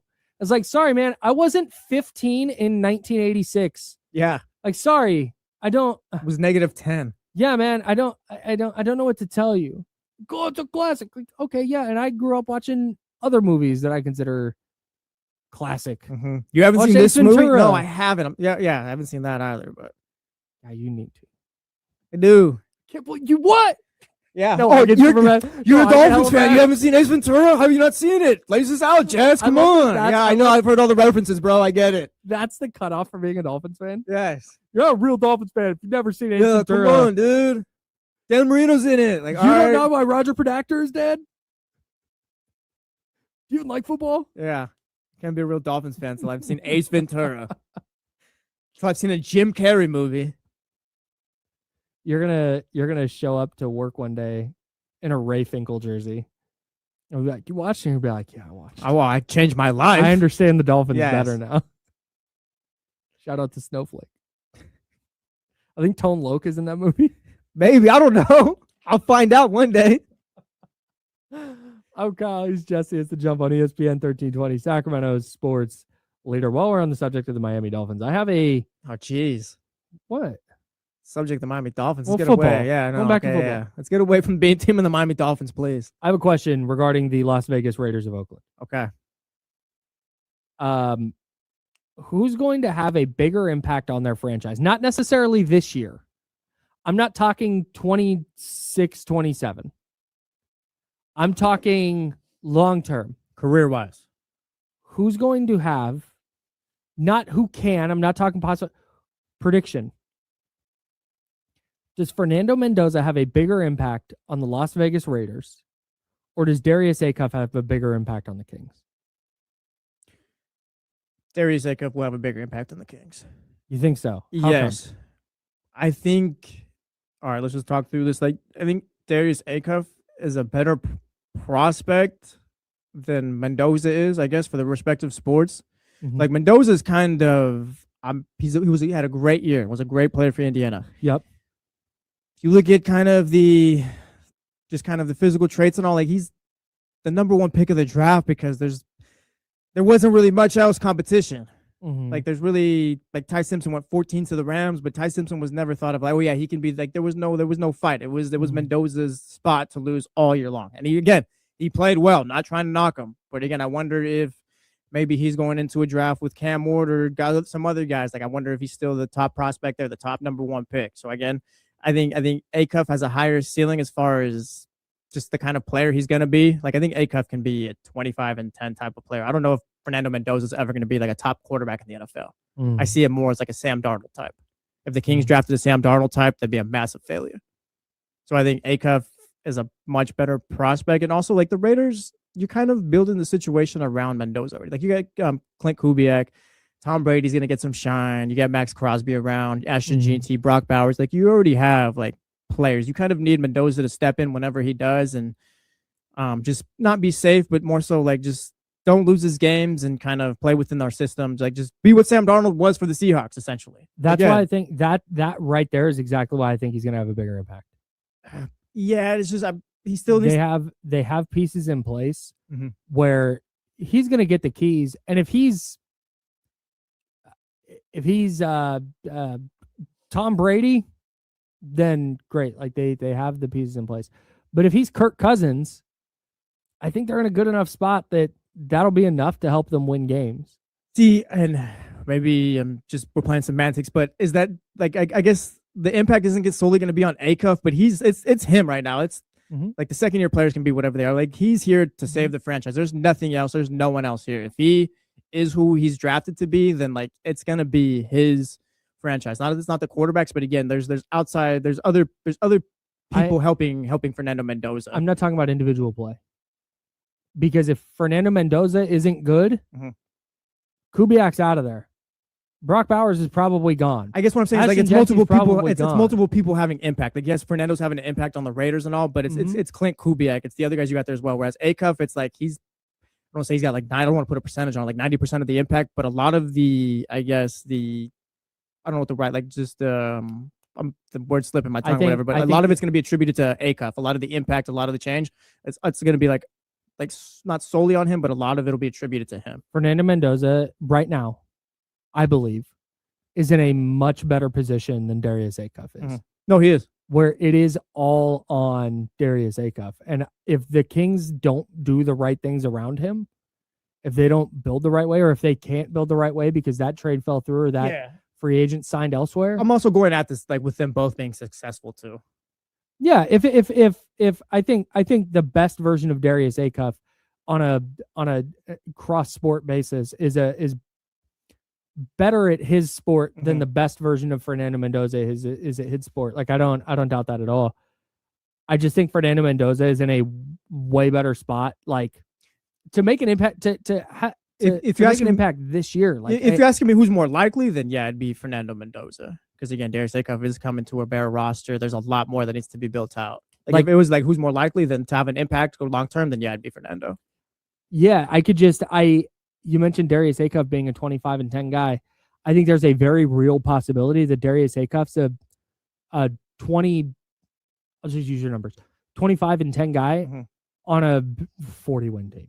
Well, yeah, because they just haven't done enough around him. The teams, the Raiders and Kings are going about this in much different ways. The Kings brought in their franchise guy where there's no one else around here. The Raiders brought in their franchise guy where we do have some pieces, and we actually have a quarterback here who's going to play hopefully the entire season, so Fernando doesn't have to play till next year. Like Fernando's in a better situation, no doubt. Significantly. Yeah, significantly. But if I'm counting on both of them kind of doing what they're supposed to and becoming very good players and kind of reaching their potentials, I think the impact, I guess, would have more meaning with Acuff than it would with Fernando. Yeah, the Darius Acuff discussion is going to be really interesting because I think there's a world where he's as advertised, and like I just said, and the Kings just never you have to get over the hump with him. Again, you have to do the opposite of what the Raiders did and kind of get those other guys in there after. But I think too, there's a real possibility that Fernando Mendoza, who I believe in as a prospect, and I think is in a really good situation, particularly if the team is going to allow him to get the reps and be in the meetings and get the game to slow down for him a little bit before he ever steps on the field. Yeah. A la Brock Purdy, who didn't start till week 14? I think it was 13 or 14. Week 13. People don't remember it.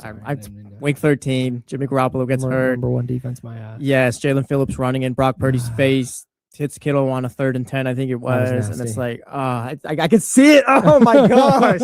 Being a sports fan sucks. I'm literally just watching it in my mind. But I also that was not fun. And this is the point I think you were making. Yes. I think there's a more of a chance that Mendoza's just not like we wind up going like, man, the Raiders are really good, but God, Mendoza had that mistake and that mistake, or he just wasn't good enough in this area, or he's just not a good enough secondary playmaker like that. None of that would really surprise me. But at the same time, if you told me, yeah, he took over in week 12 and they won 5 of their final 6 because he just ran the offense on time and did what they needed a quarterback to do, then like, yeah, that wouldn't stun me at all. Like, I think he needs to do less to be impactful. I got you. Yeah. Whereas I don't think there's a version of Darius Acuff where, yeah, he's 17-6, which is not bad. Like, that's a good player. 17-6 is a fine player, but like he could be 20-10 and they win 19 games this season. Yeah. So like again, yeah, if it's about who's more likely to have an impact or who's got the best runway, it's definitely Fernando Mendoza. But I mean, overall, like I said, it's just. I think Acuff would kind of have the most meaning just because, like, you're also a big Darius Acuff guy. I am, but again, like the Kings are just there's nothing going on right now. He'd be the chosen one for the Kings if this all works out. No doubt. Not that Fernando Mendoza wouldn't, but again, there's Max Crosby's of the world. SG&T could be running for 1,500 yards and be like, wow, look at the impact that SG&T's had on this Raiders team and the success and all. There's more guys you can attribute it to. I think you're underrating how awful the Raiders quarterback situation has been for the better part of the last.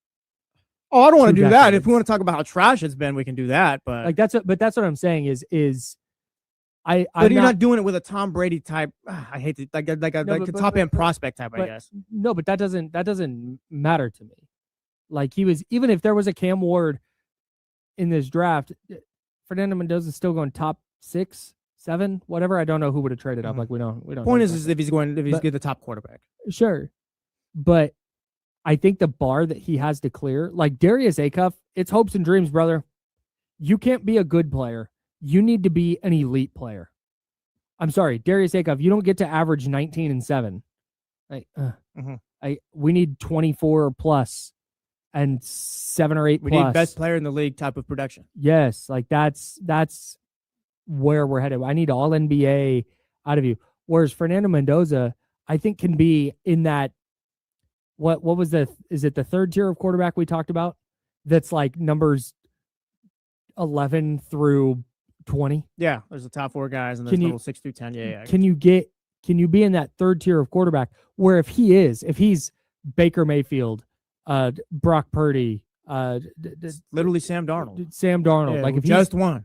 If he's in that, like current Sam Darnold, if he's in that range of quarterback, especially in year 1, I think he's viewed as the savior. I got you. There'll be shout out Ashton. You do bring up a good point with their quarterback history. Like you're not. It's been terrible, disgusting, or gross for the Raiders. Like you don't need, I guess, to be a top 5 guy. You just need to be good enough. Yeah, like that's all. So that's where, if he's just good enough, if he maximizes Genti, if he maximizes Brock Bowers, if their defense is all of a sudden better, like all of that's going to come back to, wow, Fernando Mendoza turned this team around. Yeah, the leadership. And being just a weird little guy. He's a robot, man. He's an interesting cat. Every answer he gives is the perfect answer, and I'm not knocking him. It's just there's nothing wrong with it. Says all the right things, I guess. I can't log into. I was gonna go down the Raiders quarterback history briefly, but Football Reference doesn't want to help me right now. Since Rich Gannon, there's Jamarcus Russell, there's Bruce Gradkowski's, Andrew Walter, Jason Campbell, of course, Terrell Pryor. Yeah, Terrell Pryor got some starts. Gardner Minshew, Aiden O'Connell, Jimmy Garoppolo, Geno Smith. My party trick used to be I used to be able to name all the quarterbacks that started since Dan Marino left the Dolphins. You can't do that still? I can still do that. Okay. I'm not doing that right now. Of course, I'm not going to bore you guys, but yeah. Welcome to Sacramento Sports Leader. I'm sure there's a Browns fan out there that can do quarterback that. History. Go ahead. Yeah, Raiders fan out there can name all the quarterbacks since Rich Gannon probably. I haven't refreshed the chat on YouTube at youtube.com/ESPN1320, or you can hit us on the Mojo's Local Tap and Kitchen Studio text line 916-909-1320. Who's been your favorite random Raiders quarterback since Rich Gannon? That's a great question.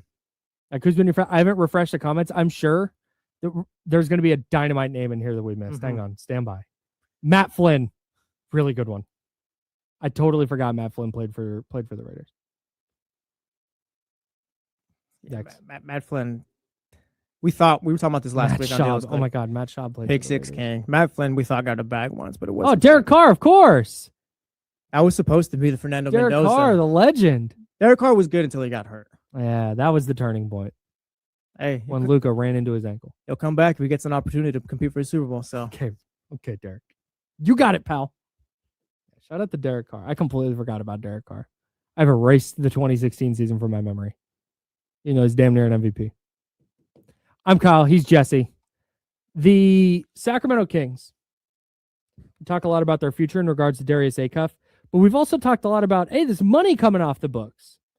And I saw an interesting thing on the internet yesterday about what that means for the Kings that I fully disagree with. What does it mean when the Kings have some cap space? How are they going to be able to use that to make themselves better? We'll talk about that next on The Jump. It's ESPN 1320, Sacramento Sports Center.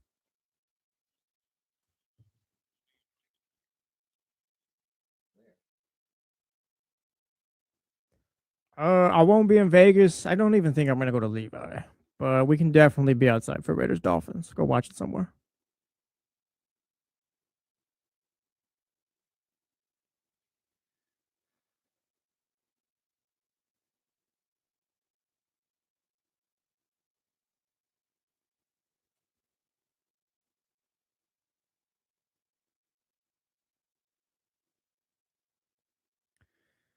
That last Dolphins-Niner game might have just scarred me for life.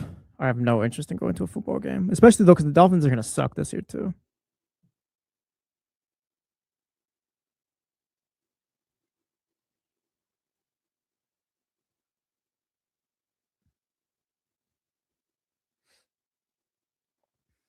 Chris Canty's top 5 quarterbacks: Mahomes, Josh Allen, Lamar Jackson, Matt Stafford, Drake May.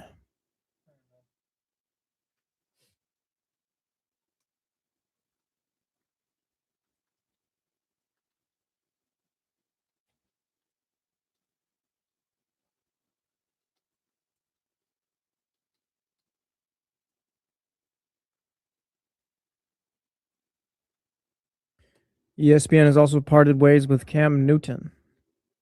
He was with ESPN? Yeah, he was just doing like little guest appearances on First Take from time to time. Had no idea.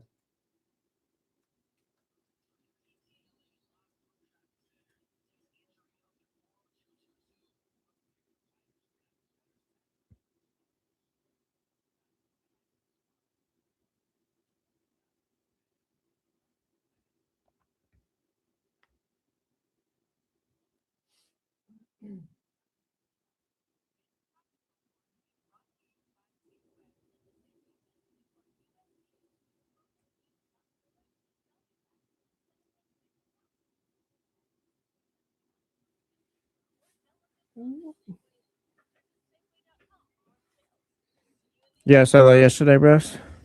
It's trash to let him go during the show. Oh my God, Connor Cook and Matt McGloin. Holy crap. Carson Palmer, of course. Shout out Joey Harrington. Was a Dolphin for one time. Gus Farrat. There's a Sage Rosenfels mixed in there. What was Cleo Lemon? Cleo Lemon, yes. Hit Brian Hartline. Oh, it's the 1-15 season, right? Was that the Ravens they beat? Yes. It was a horrible year.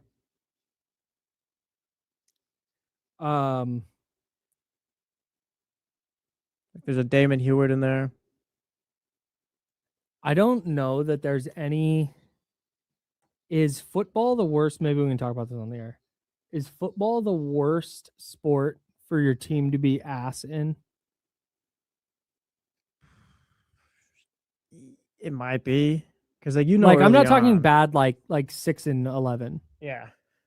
I'm talking like 1-15 was traumatic. 2-15. Oh yeah. I remember that. 1-15 was traumatic, man.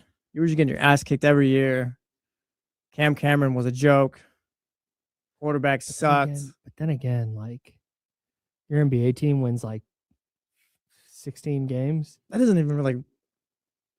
Yeah, I guess. Like I have a lot of thoughts on that. I don't know. Maybe it just sucks to be bad.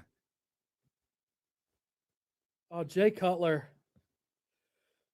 Jay Cutler, Monday Night Football against Tom Brady and the Patriots. Never forget it. Hell of a night. It's Jakeem Grant in the corner of the end zone for a touchdown. Jakeem Grant. Xavier Howard had an interception. I think he had a couple of them. It's funny how fast NFL players just fall off. Jakeem Grant went to the Browns, I think, and then blew his knee out, and that was it. But like Xavier Howard, He so good. he was, but then again, like groin injuries caught up to him. Like once he was done in Miami, he was just done. Yeah, dude, and it's just over. Yeah. Man. Also an insane person off the field. Oh, was he? Not a great guy at all. But yeah, no, he dealt with a groin injury and just never really fully recovered from that. We had a Liz Frank injury as well. Yeah, 10 interceptions in 2020, 20 pass breakups, 5 interceptions with 16 pass breakups. Yeah, he was one of the best cornerbacks in the league for a little while. And then he just kind of.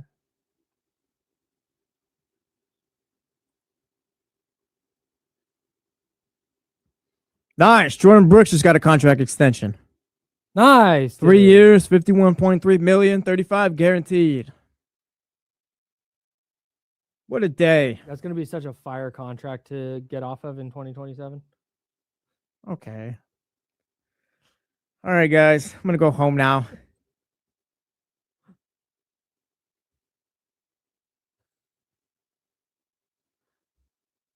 That fantasy football game where I missed I needed Jordan Brooks to not play well, and then he just had the game. Oh, I was so locked in. Yeah, I was like, oh, yeah, it's amazing. He had like 50. I needed him to have like 4 or fewer tackles, Yeah. and he had like 7 in the first quarter. Yeah, charismatic. I feel like I got a decent memory with like sports and just memory. Like the NFL definitely is one of my best ones. Wish that was a school thing.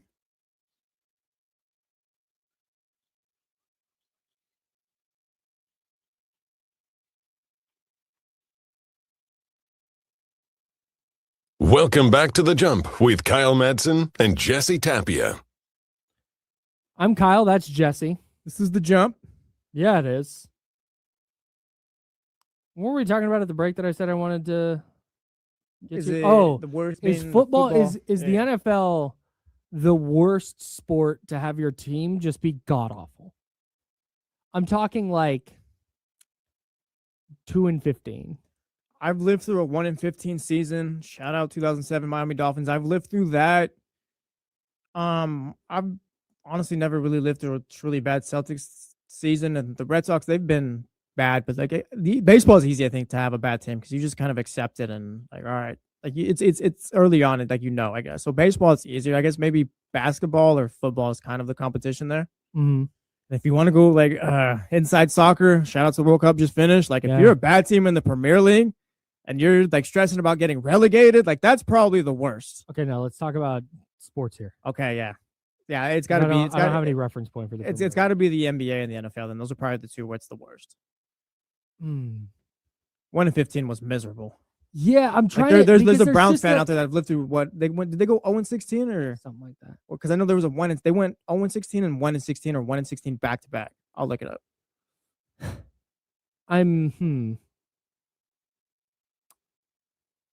Yeah, the thing with so from a just viewing standpoint, I feel like baseball. Real quick. Browns went 1-15 one season, and the next year went 0-16. Oh my god! Yeah. So, that's right. That was a Hugh Jackson 1-31. That's right. What is 2 wins in the NFL times 82? 2-15 in the NFL is equivalent to 10-72 in the NBA. And that's like historically, like you have to tank to get there. Like that's Sam Hinkie 76ers right there. Here's the thing about being terrible in the NBA, at least up until very recently, aka this year. Mm-hmm. There's been some like not honor in it, but there's something to root for. Like you're tanking. It's lottery odds. Like, yeah, we want to make sure that we're losing as much as possible. Like there's a joy that you can kind of take from it. Not a joy, but like a silver lining that you can take from it. In the NFL, there's the number 1 pick stuff, but that doesn't come into play until the final week of the season. Nobody's sitting there in week 10 while their team is 1-9 and being like, yeah, but they the top pick. There's not a majority of people. Yeah. There's just an intensity to football that you get so amped up for the game and you're so ready to watch your favorite team. And then they're down 3 touchdowns at half. They're losing 56-0 to the Patriots. Or Lamar Jackson's in town. Everybody talks about the NFL. Yes, everybody. And God forbid, Patrick Mahomes 2018, Jimmy Garoppolo got hurt in Kansas City. The 49ers weren't going to be very good anyway. But Patrick Mahomes had like one of the first real Patrick Mahomes magic touchdowns where he like rolls right and then rolls left and then circles back and on the run throws this dime to whoever it was, Travis Kelce or whoever. And it was just like, oh, and now you've got to watch this Patrick Mahomes highlight on every single football thing that you watch or listen to. It's just like, oh my God, this sucks. I think baseball might win it though. Maybe. They're just, if you're locked in on a baseball season, if you're dialed, if you're casual, like, yeah, I'll check in September. But if you're I'm going to watch every game type of person, being really awful in baseball is a tough experience. I feel like it's easier to accept though, or maybe there's just more time to deal with it and get over it. Where like the Red Sox, like they're back now, but like at one point they're one of the worst teams in the AL. Like they had one of the worst records in baseball. It's like, okay, like season's cooked. There's a couple more months left of it, but again, like at least I can accept it now, I guess. And of course, they played themselves back. If you're a Giants fan, like I don't know how's this going for you. Like I feel like you kind of just accept it.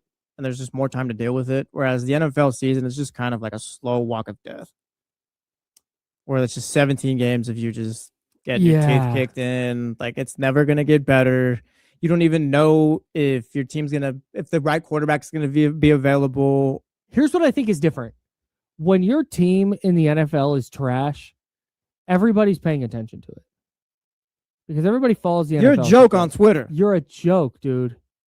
The Sacramento Kings, for the most part, like, yeah, you get the people who do talk about the NBA who are like, yeah, and the Kings suck. Mm-hmm. But for the most part, like my buddies who are Knicks fans or Heat fans or whatever, they don't they have no opinion of the Sacramento Kings. Yeah. Whereas like my buddies who are New York Giants fans or New England Patriots fans, if the Niners are trash, they have an opinion. And that's, I think, the hard part of the NFL is when your NFL team is really bad. Because everyone's in the group chats and all. Everybody knows. I've that dealt your with it team my is whole bad. life. Yeah. I've been fighting my whole life. Sucks. Nobody cares that the Boston Red Sox suck.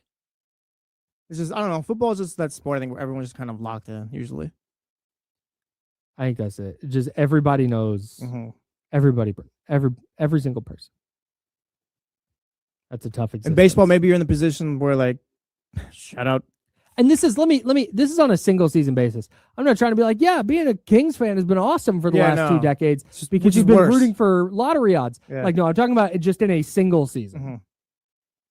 I think the NFL takes the cake. Yeah, and weird username. You got FartCat69 in the chat. You didn't have to say that. I know, but it's funny because I did that, right? Says, let me know what FartCat had to say, please. That's it. No, go ahead. It's much better than I did say it, though.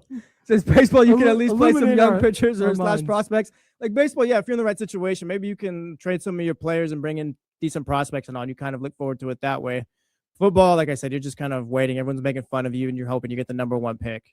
Or you don't win some week 16 game, and boom, now you're picking 5th in the draft, and the Bengals get to draft Joe Burrow at 1, and you get Tua Tagovailoa. Or you win some week 17 game against the Rams in 2016, and instead of getting Myles Garrett, you wind up with Solomon Thomas. Exactly, you get it. Nothing. That's the other thing in the NFL is when your team's really bad, but you do get to that last week, yeah, and then they just pull out a win. Like when the Raiders almost beat Houston last year. It's like, what are they doing? Exactly. It's like no, stop. But there's like an excitement. It's like, oh my God, they're playing so well. Mm-hmm. And that's, I think, evidence of why like it's so awful that even if you're gonna win and hurt your draft stock, like you're still excited about watching them. Yeah. I feel like in the NBA, fans actively root against not just the Kings. Fans like actively root against their team for the final month and a half of the year. Is it going to change though? Is the NBA now going to be the worst? Because if you're the worst team in the league, you're losing a lottery ball, and I guess now you can fall to 12th. You're the relegation zone. So now is it? I guess worse as an NBA fan to be the worst team in the league. I'm so interested to see how this goes because last year we were clamoring for play young players. I don't care if it's Daquan Plowden or Max Reynaud or whoever. Mm-hmm. Just play the young guys because losing benefits you. Like losing is the right thing to do. Playing the young guys is the right thing to do. Like you can kill 2 birds with 1 stone here. And if the young guys happen to be awesome and win a game, there's some more excitement you can draw out of that than DeMar DeRozan had 40. You know, like there's something more there. But now that's not necessarily the case. Now it might be a bad thing. Right, but I have a really hard time imagining here in Sacramento that we're going to be watching young players play. I assume they're going to be playing this year. We're going to be watching young players play at the end of the year, and it's like, oh no, why are you starting Emmanuel Sharp over Zach LaVine? We need to try and win to stay out of the bottom 3. I don't think that's going to be. I don't think anybody's going to be in Sacramento specifically. I don't think the focus is going to be on staying out of the relegation zone. I think the focus is going to be on playing the young players and what improvements do we see from them, because that's the bigger prize this year than a draft pick.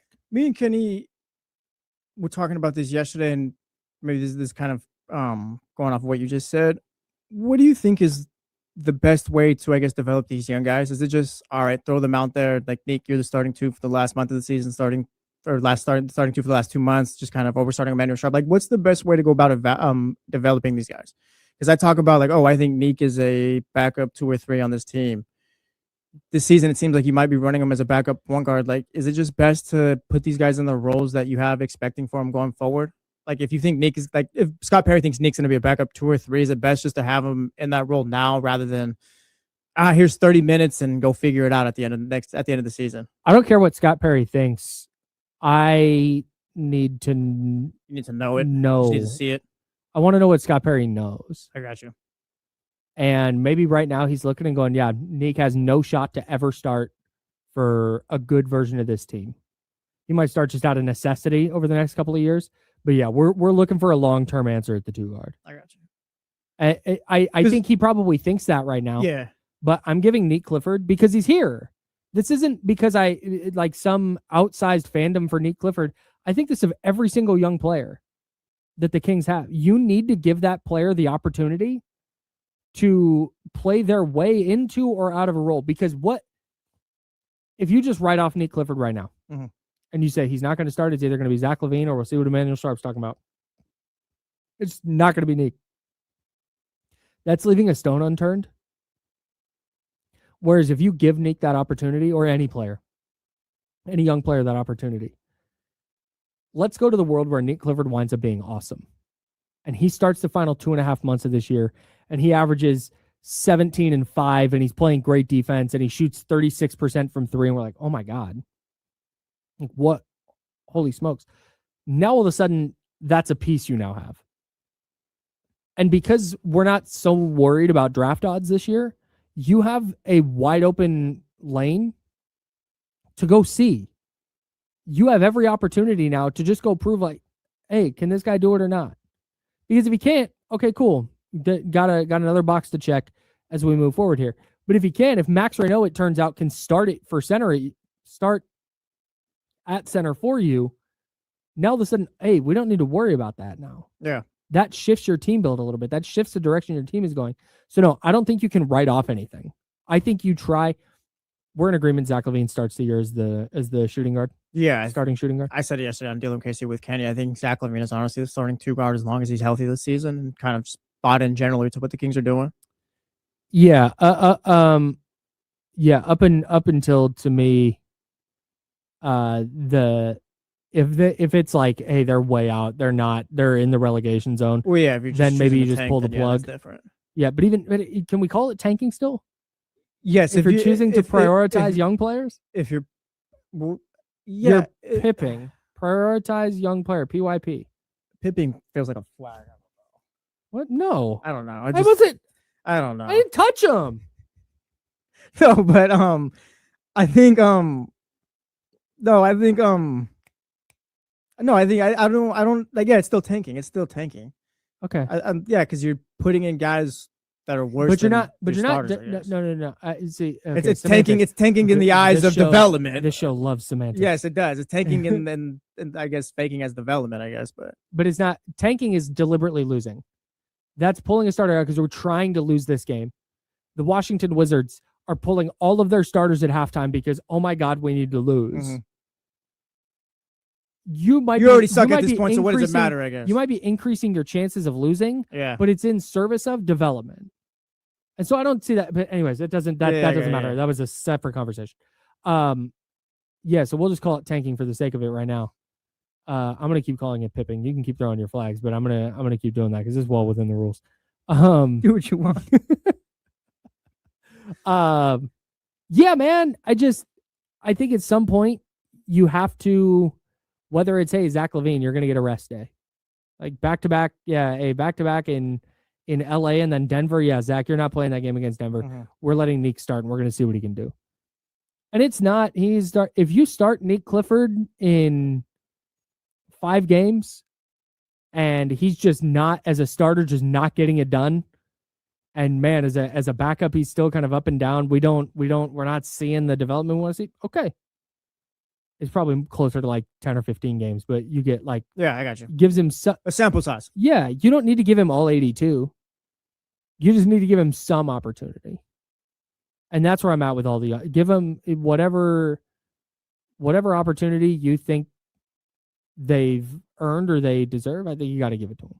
I got you, because I just wondered too, because like Scott's talked about him being potentially the backup point guard this year, and maybe at some point he does get starting 2 minutes. I'm talking about him. His ideal role for me would be him being a backup 2 or 3. It's just a lot of here, go this way, go that way, do this, do that. And I wonder if you're doing that for the first few seasons, if that more hurts a player's development rather than, all right, this is kind of what we have in mind for you. If it's the starting 2, then eventually you got to get him out there. But if it's more as a role player off the bench, then yeah, you're going to play about 15 to 20 minutes per game, or 20 to 25, whatever you want to call it. We're expecting this, and that out of you, and we need that for the next 3 seasons, just so when we're successful, like, you're just ready for that role finally. Whereas like you got him as the backup point guard here. Like what development is that actually doing? I don't think anyone buys him as a backup as a point guard. I don't buy that telling Nate Clifford, hey, we think the best version of this team has you playing 18 minutes a night. So that's what you're going to do. Mm-hmm. I don't buy that at all. Like, I think you need to see if he can play basketball in the NBA and what he's good at and what he's not. And I think the only way you evaluate that is in games. Yeah, I got you. Or the best way to evaluate that is in games. So you give him as much runway. Maybe it's not as a starter, but maybe it's as a key bench guy where he's still getting 25 plus minutes a night. Mm-hmm. And if he's playing really well in those 25 plus minutes, if he's showing some ball handling and some decision making, you go, let's see what this looks like with him starting next to Darius Acuff. Like you have to just see what these things look like. And yeah, if he doesn't, like I said, if he doesn't earn it, because he should be the backup going into the year. If he doesn't earn those minutes, if we watch Neek as a backup, we're like, my God, like he's just really not that guy. Okay. Then you adjust accordingly. But the Kings have so much runway here to figure it out. Nothing has to be decided this year. Oh yeah, they got plenty of time.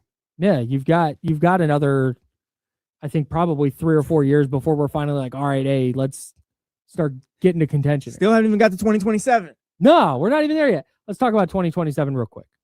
Because I saw a tweet yesterday that said, this is from Krish, Kings fan Krish, said, the Kings are wise to stay patient this season. With Levine and DeRozan off the books, at the end of the season, that is opening up another $69 million per year in salary. The stretch provision, If we had that space last season or this season, we would already have Kuminga, and we would have forced Detroit to match a contract they don't want to give Duren. I don't know that the Kings are going to be, he also talked about signing free agents. I don't know that they're going to be really in the mix for that. Usually they've never been. Not usually, they've just never been. You get the Malik Monks of the world, and sure, like that's fine. But could it be different now? Because we're just running into a time where free agency seems to be kind of dead in the NBA because no one really has money to work with. Right. Like a Jalen Duren before, like, of course, Detroit would have had a matchup. But a Jalen Duren before, like, yeah, you're probably not in the mix for a guy like that because there's so many teams out there that would have been competing. But like, whereas, like, hey, if you're the one team with money, like this year, like Jalen Duren could have potentially been a Sacramento King if you had money. Before, maybe that wasn't the situation because again, it was more open in free agency. But I wonder if we're heading to a time where it's just there's not a lot of teams that are able to work with much, don't have much cap space. But like, yeah, if you're the Sacramento Kings, this player can't really go anywhere else if he wants to go paid, or you can take the lesser deal with his team there. Again, I'm focusing on a Jalen Duren situation, hyper focusing on that. But again, I just wonder if maybe it's right place, right time, right opportunity for them going forward. Put the flag down, relax. Oh, I'm not throwing it. You're ready though. Yeah, I don't know. But no, I totally agree with that. And if the Kings sign Jalen Duren to an offer sheet, Detroit's just going to match it. I don't think there's some like team building advantage the Kings get out of that. I think the team building advantage for the Kings in their cap space and why it matters, because I have seen some people go, well, they're not going to sign a free agent anyway. Oh, hey, you still get they'll sign some free agents. It might not be a big name, yeah, but they'll have those restricted free agent opportunities. They'll have the ability to sign maybe some kind of mid-tier guys. I don't think they'll ever be in, but it allows you to bring in big contracts and get picks back for it. That's a pretty significant team building step where you're hoarding draft picks. But then also it allows you to go be more active in the trade market where you're not having to match like dollar for dollar because like, hey, we're right up against the tax and we got to make sure that like, no, man, if Paolo Banchero comes available and you just have the cap space outright to take him in, you can just do that. Yeah. And that's where, and I always bring up Paolo Banchero. It's more a bit, but if a high level player comes available in the trade market, if you have cap space, you can, it's a lot easier to facilitate those trades where you have to send out a bunch of salary and all that. So I think I fully agree with the notion that like it's going to be a significant team building difference for the Kings having cap space versus not. Yeah. Especially in the range of $70 million. But I don't think it's going to be this free agency frenzy where all of a sudden we see the Kings bringing in like 5-6 free agents and, oh, wow, look, they signed all these guys. I don't think it's going to be that at all. I think there's an advantage to it. I just don't know that advantage is necessarily going to come in free agency.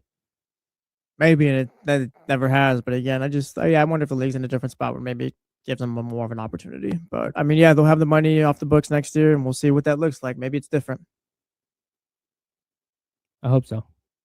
I think that's the plan. Like, that's definitely the plan, is to do something with that cap space. And I like I said, I think we see Scott be super aggressive out of the gate and see if what are the Magic talking about with Paolo Banchero? Let's see what the Cavs are talking about with Evan Mobley. What's the Devin Booker situation? Like I don't know. I'm just picking.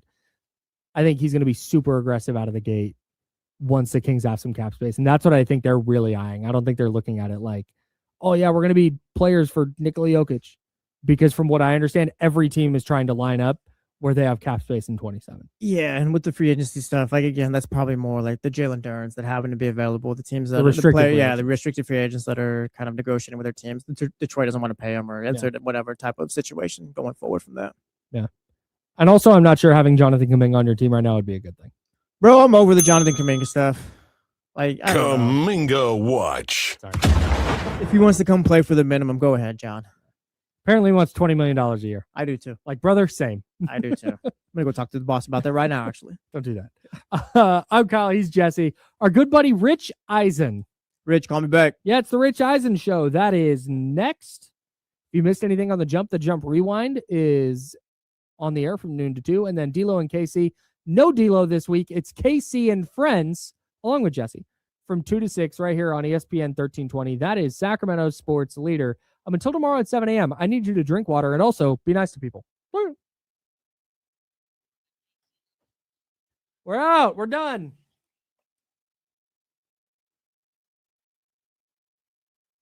Good shift, everybody. We did it. Sorry, had to get my boy off there, man. That's still my guy. It's not a problem. It's not a problem. I mean this sincerely. It's not a problem. It's just something you got to remember. And it's something that's like you turn it on. It's like, oh, snap. Kyle camera.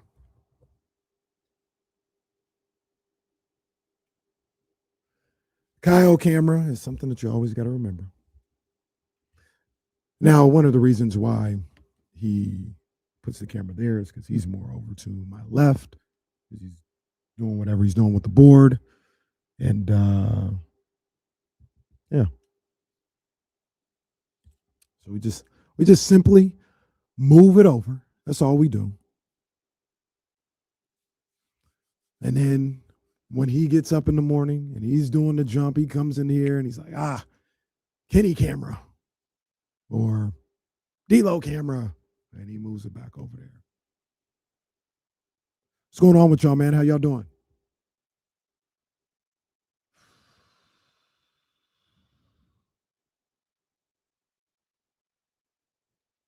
Beautiful Tuesday afternoon. Hot Tuesday afternoon. I don't know. What's the temperature? It gets thrown off a little bit because when I get into the car, it's 99. Feels like it. When I get into the car, it's like 105 in my car because of the Tesla and the, what is it, translucent roof or window roof, whatever you want to say. Sun just be baking.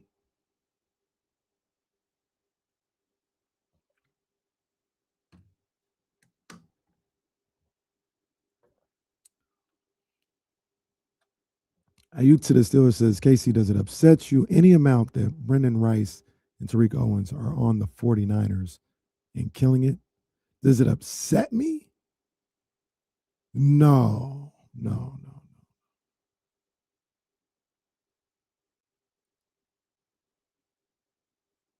No, it don't bother me either way. I didn't think you mean aren't on the 49ers? Because I thought they both got released last year, or they didn't make the final roster. Admittedly, I have not tapped into the start of training camp with the rookies reporting, so I don't know if they're doing something. If they're back there and they're doing something, aren't on the roster. Okay, no, it doesn't. It don't bother me. Yeah, it don't bother me. Where are they at? Actually, I don't know where they're at. Help me out with that. What's up, Tyler? How you doing, man? Appreciate you, big dog. Kyle Madson on his way out. What's going on, crew? Jesse Tapia in the house. What's up, man? How you doing? Oh yeah. Doing good. Johnny G, what up, man?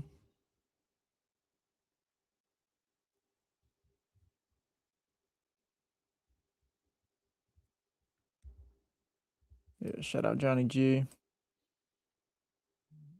Pretty sure I'm reading this right. We've got about a minute and a half. I think so. Oh, I didn't ask Joe. Let me ask Joe real quick.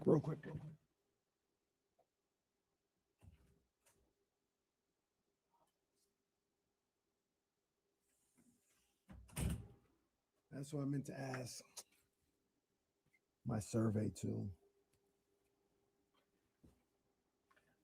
But it's not really going to matter. Just passed by again. Could have stopped him again, but I wouldn't have caught him. Who, Joe? Yeah. It's not going to matter. It was for research purposes only. And the research is pretty much done. Rice on the Chargers. Oh, he got cut. They got cuts already? I don't even know if the Chargers reported to camp yet. No, not yet, I don't think. Damn. 3 weeks? Damn. That's I guess no Trista today. Jason Jones, yeah.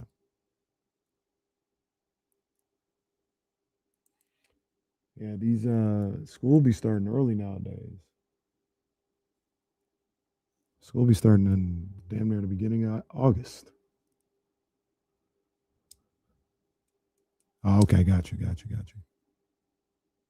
Ayuk to the Steelers. You could have them.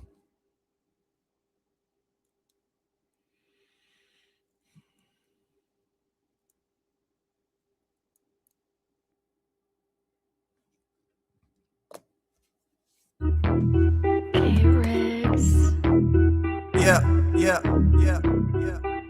We got them screaming D-Lo, KC, D-Lo, KC, D-Lo, KC, D-Lo. We got them screaming D-Lo, KC, D-Lo, KC, D-Lo, D-Lo. We your number one spot for some sports, huh? Got the city going crazy when we work, huh? We top two, but we ain't two, we in first, huh? And when you need the real, we is who you search, huh? D-Lo, KC, D-Lo, KC, D-Lo, KC, D-Lo. We your number one spot. Yes, sir. Let's go. More fire. Happy birthday, Leezy. Happy birthday, Caden.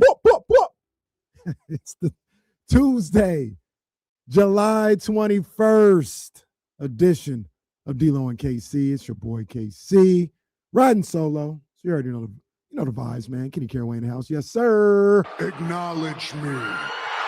Got my main man, super producer, Jesse Tapia in the building. What's good? What are you doing with him? And just because I've got control of the board, then we just go to any. And there's banging on the internet. Oh, I picked that one. What about this one? He's a real brother. Yeah, that's old school. He's a real brother. That's old school. Yeah, that's old school right there. Let me get one more just because I have the opportunity. Let's see. Don't want anybody to get off on me. Bro, what the? Hey, Jesse, I thought you were supposed to take care of that drop, man. Get that off there, bro. What are we doing, bro? I guess that one lives forever. You're Come the one on, who pressed man. that one. No, all right, man. I thought it got changed to something else and the title was still on there.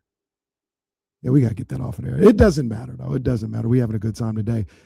On ESPN 1320 here in beautiful. Just hot. Real quick while we're having fun, real quick. There is no one better than Jerry Jones. Damn, you want to defend that? I guess not. No, nothing. He don't have nothing. He doesn't want to defend it. Speechless. Nothing to say about that. Oh, man. It is, like I said, the Tuesday, July 21st edition of D-Lo and KC. I'm trying to, do I sound good on the mic? Because yesterday, because this microphone is set up for D-Lo and his voice, people are like, oh, you're fading in and out. Do I sound okay to you? Yeah, just try to Bring it down a little bit? No, you're fine. I got you potted up a little bit more. Like, you're good. Okay, Yeah. okay. There's a little bit more space in that area. Like, it's not Gotcha. just the corner. So, like, yeah, maybe it picks it up a little bit less. But as long as you're talking into the mic, we're all good. Got you. Okay, I'm just trying to make sure because I got the raspy voice that I always got to be aware of and all this other stuff. Just trying to make sure that people can hear me because I got a lot of things to say today. Let me handle some business first. Let me handle some business first. Yesterday, I said our guy, Kyle Draper, was coming on today. Scheduling conflict. He'll be on tomorrow. So don't worry about that. But we still got heat for you. We still got heat. Okay? We got my man Devon Henderson of The Athletic pulling up on us, man. We're going to talk a little Kings, a little NBA, and all that other good stuff with my man Devon. And then J Street Vibes reunites again. Throne Room Breakdown reunites again. Is my main man, Jason Jones, pulls up on us. He's also of The Athletic. We affectionately call him the Professor. And he wrote a nice piece on Darius Acuff in The Athletic, and we'll talk to him about that. A few other things. Jesse, I thought we were going to talk about, oh, man, it's crazy that LeBron's here. You know what I mean? It's crazy that that's where he signed. You know what I mean? Man, this is, I didn't expect it to be that. I thought that was going to be some of the conversation, but apparently not. I don't think it's coming today. I don't think it's happening for another couple of weeks. Did you hear the theory? Yes, we're waiting on the Warriors. Anthony Davis, I believe he's extension eligible or something like that, or August 6th. Yeah, man. So there's things out there like that. That might be what it is at this point. Because I don't. If it's not, I don't understand. I mean, who am I to say I don't understand LeBron not making a decision yet? But again, like, if you're not waiting on something else to happen, yeah, why haven't you picked Cleveland, the Sixers, the Heat, the Warriors? Like, I figure that by this time you'd have all your answers. But if you're waiting on moves to go down, then yeah, you got to give it some time, which I think is going to happen. Now, Rich Paul was on a podcast today saying LeBron doesn't owe anyone anything. He can take his time if he wants, doesn't have to rush into his decision. So they're kind of just, he keeps blaming his 12-year-old saying, oh, yeah, a lot of it is just based on what she wants. Didn't I say that last week? It's Zuri. Yeah, he's like, put it on Zuri. Hey, he's been doing it. Whatever Zuri wants, I guess. If she wants to go to Golden State, we're just going to have to do that. Poor kid's going to get the blame. Now, look, LeBron, Rich Paul is right. He's correct. Like, he doesn't have to rush. This is a decision that he's right. But at the same time, I'm sick of dealing with this. I want the decision right now, the new decision, the decision 2.0 or 3.0 or whatever it is. We might be even on 4.0 at this point. I want it right now. Yeah, LeBron's holding out on about an hour worth of radio time. It's July 21st. Like, come on, like, make your decision so we can talk about it. An hour worth per day. We got a whole week, an hour a day for a week on LeBron's new destination. And then that means Kuminga's probably signing somewhere. That means somebody else. Come on, LeBron. Show some respect for us. How about that? Us in the media. Yeah, show some respect. After all we've done for the so-called king. No, I'm just playing. No, man. Now, here's the thing about the August 6th conspiracy theory is, can't he just announce where he's going to play and they'll be like, it'll be finalized on August 6th? Well, no, because nothing's finalized, I guess, with the Warriors and the trade with Anthony Davis. Like, that would have to be, like, done, I guess, and in order for, like, Bron to be like, yeah, I'm going to the Warriors. Because if that falls through, then you kind of look foolish just being on the Warriors, I guess. True, but much like, didn't Giannis say he was going to the Heat 2 weeks before he could? Like, they had to finalize some other things and wait for free agency, open up the door for possible trades, but he was going to the Heat. Yeah, but it wasn't contingent on Giannis is going to the Heat if Norman Powell signs back or anything like that. It's just Giannis is just he's going to be a Miami Heat player in a couple weeks, finalize the deal, whatever you got to do. Understand. LeBron, you're waiting on other people to potentially arrive in Golden State.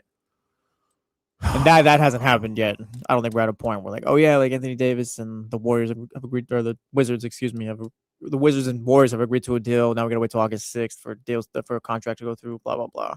Like, yeah. I wonder if the Warriors can trade Yaxel, because Pods ain't gonna get it done for me. Jimmy Butler's expiring, ain't gonna get it done for me. Give me that first round pick. I'm not giving up Yaxel for Anthony Davis. I agree. I agree, yeah, but I think if LeBron wants to come, yeah. If I'm the Wizards, I'm like, yeah, give me that first round pick, bro. That'd be crazy. Yaxel gets traded after the summer league, winning the championship, MVP. He's part of the, oh man, we love Yaxel, and he gets traded before he ever plays a game. You know what, dude? I'm sorry, you are gonna get pods. Like, yeah, you're gonna get pods. Like, now I think you're getting pods. Well, you're not getting Anthony Davis. You don't even want to be there. I need. At least that's how it's felt since he got traded there. I mean, it's just rumors and such, but I could find somebody else that'll give me a better. Well, yeah, because you can't trade Yaxel because he's making no money right now, right? Right. Yeah, first rounder making about $8 million. Yeah, He's making about as much as Pods, I think. Pods was a first rounder. He's in his third year, I think. So he's probably making about the same, about 8-9 million, maybe less than that. Yeah, but no, I'm not doing the deal if it's Pods, bro. Pods in your first rounder. No, give me your first rounder this year, Yaxel Lindenberg, and give me another first rounder next year. And Jimmy here, we taking Jimmy off your hands, Jimmy Butler. Yeah. Yeah, you're probably gonna do Jimmy and Pods. Sorry, like. Oh man, LeBron has us waiting. The Sacramento Kings will have us waiting for a little while because we're all anxious to see what Darius Acuff is going to do, and Domantas Sabonis coming back, Zach LaVine coming back, all these guys, Scott Perry, if he has some other moves available, what he's going to be able to do, they'll have us waiting. But you know what, Jesse? I thought about starting the show with that. That's going to have to wait because you threw out something to pull back the curtain just a little bit. You threw something in the rundown that was a little bit of a throwaway line. It was good. It was good. It was noteworthy, but I think it was just a one-liner, maybe a two-liner, maybe two sections. And I saw it. And I said, yeah, okay. And then I thought about what I thought about. I said, no, well, actually, this is how I feel about it. And I went down a rabbit hole. And all of a sudden, no, we need to talk about this now. We absolutely need to talk about this now. It all stems from Anthony Edwards at Fanatics Fest. He was on a panel with Taylor Rooks, and Taylor asked him about being the face of the league, face of the NBA. And he said something to the effect of, no, I don't think I'm the face of the league right now. She said, well, if it's not you, then who is he? He says, well, part of the prerequisite, has to be winning. I'm not the face of the league because I haven't won anything yet. So he said, there's some other guys out there, I think he said SGA. I know for a fact he said Jalen Brunson, but he mentioned those guys as being the face of the NBA. And you put that in the rundown, and it got me thinking about who is the face of the NBA today. And I think you said it's clearly Victor Wembanyama. Yes. And I know especially after Western Conference Finals Game 1, Damian came on these airwaves and said, it's not even close anymore. It's Victor Wembanyama. I think your partner on the jump, Kyle Madson, said the same thing. Yo, that's the face of the NBA, Victor Wembanyama. And I disagree. Victor Wembanyama today is not the face of the NBA. Who is then? Because I feel like starting next season, as Wemby goes, that's kind of where the NBA goes. He's the focal point. He's the guy. Everyone's tapped in on what Victor Wembanyama is doing. He's the guy now, I feel. The answer, Jesse, in Sacramento. Once again, that's my thing. I do like Bernie Mac on the Bernie Mac Show. America, I say Sacramento. That's what I'm talking to. It's right in front of your face. You? It's LeBron James. Hate it or love it, it's LeBron James today. Yeah, that's the E. But that's the right answer. No. It's LeBron James. He's the face of the NBA. And I'm going to tell you. I don't think so. I'm going to tell you why I say that. First of all, we have to define what the face of the NBA is. And I'll tell you my definition. My definition of the face of the NBA or anything, the face of a business, of a league or anything else like that, a sport, is people who know the game, know the inner workings of it, and people who have no idea what's going on. They know that person. And I conducted, I was about to say something. A small survey. That's what you were going to ask Joe about. Yeah. I conducted a small survey in our offices. There's literally me, you, Joe, Kyle. That's about it. About the people who watch sports on a consistent basis. Yeah, like that. Like Bill watches sports, Jonathan does, maybe Jake does. This is our life. Yeah. None of the women who work here watch sports like that, right? So I went to 10 people And I said, there is no wrong answer. There is no wrong answer. I just need an answer. When I say a current NBA player, what's the first name that comes to your mind? 7 of the 10 people said LeBron James. Yeah, but LeBron's been around since 2003. Like, I wonder if maybe you asked that same question back in 2004, 2005, if those same people, I guess you pull like the casual versions or whatever, like if they'd go LeBron or like, oh yeah, no, I know Michael Jordan. Like, you get what I'm saying? No, like Wemby just got here, I guess. You're right. And in 2004, LeBron James wasn't the face of the NBA.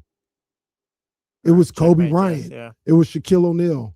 It probably, like, to a certain degree, I put like a parameter on there when I asked people. I said, a player playing right now. To a certain degree, this is really in the weeds and this is really getting into like the mom test and all this other stuff. Michael Jordan might be the face of the NBA today. No, but, yeah. All right, but yeah. I said today, right? Like I said, a player playing today, and it's clearly LeBron James. It's clearly LeBron James. Now, does the NBA want Victor Wembanyama to take over that mantle? Are they going to push him? Absolutely. Absolutely. Is he on the fast track to being that? Sure.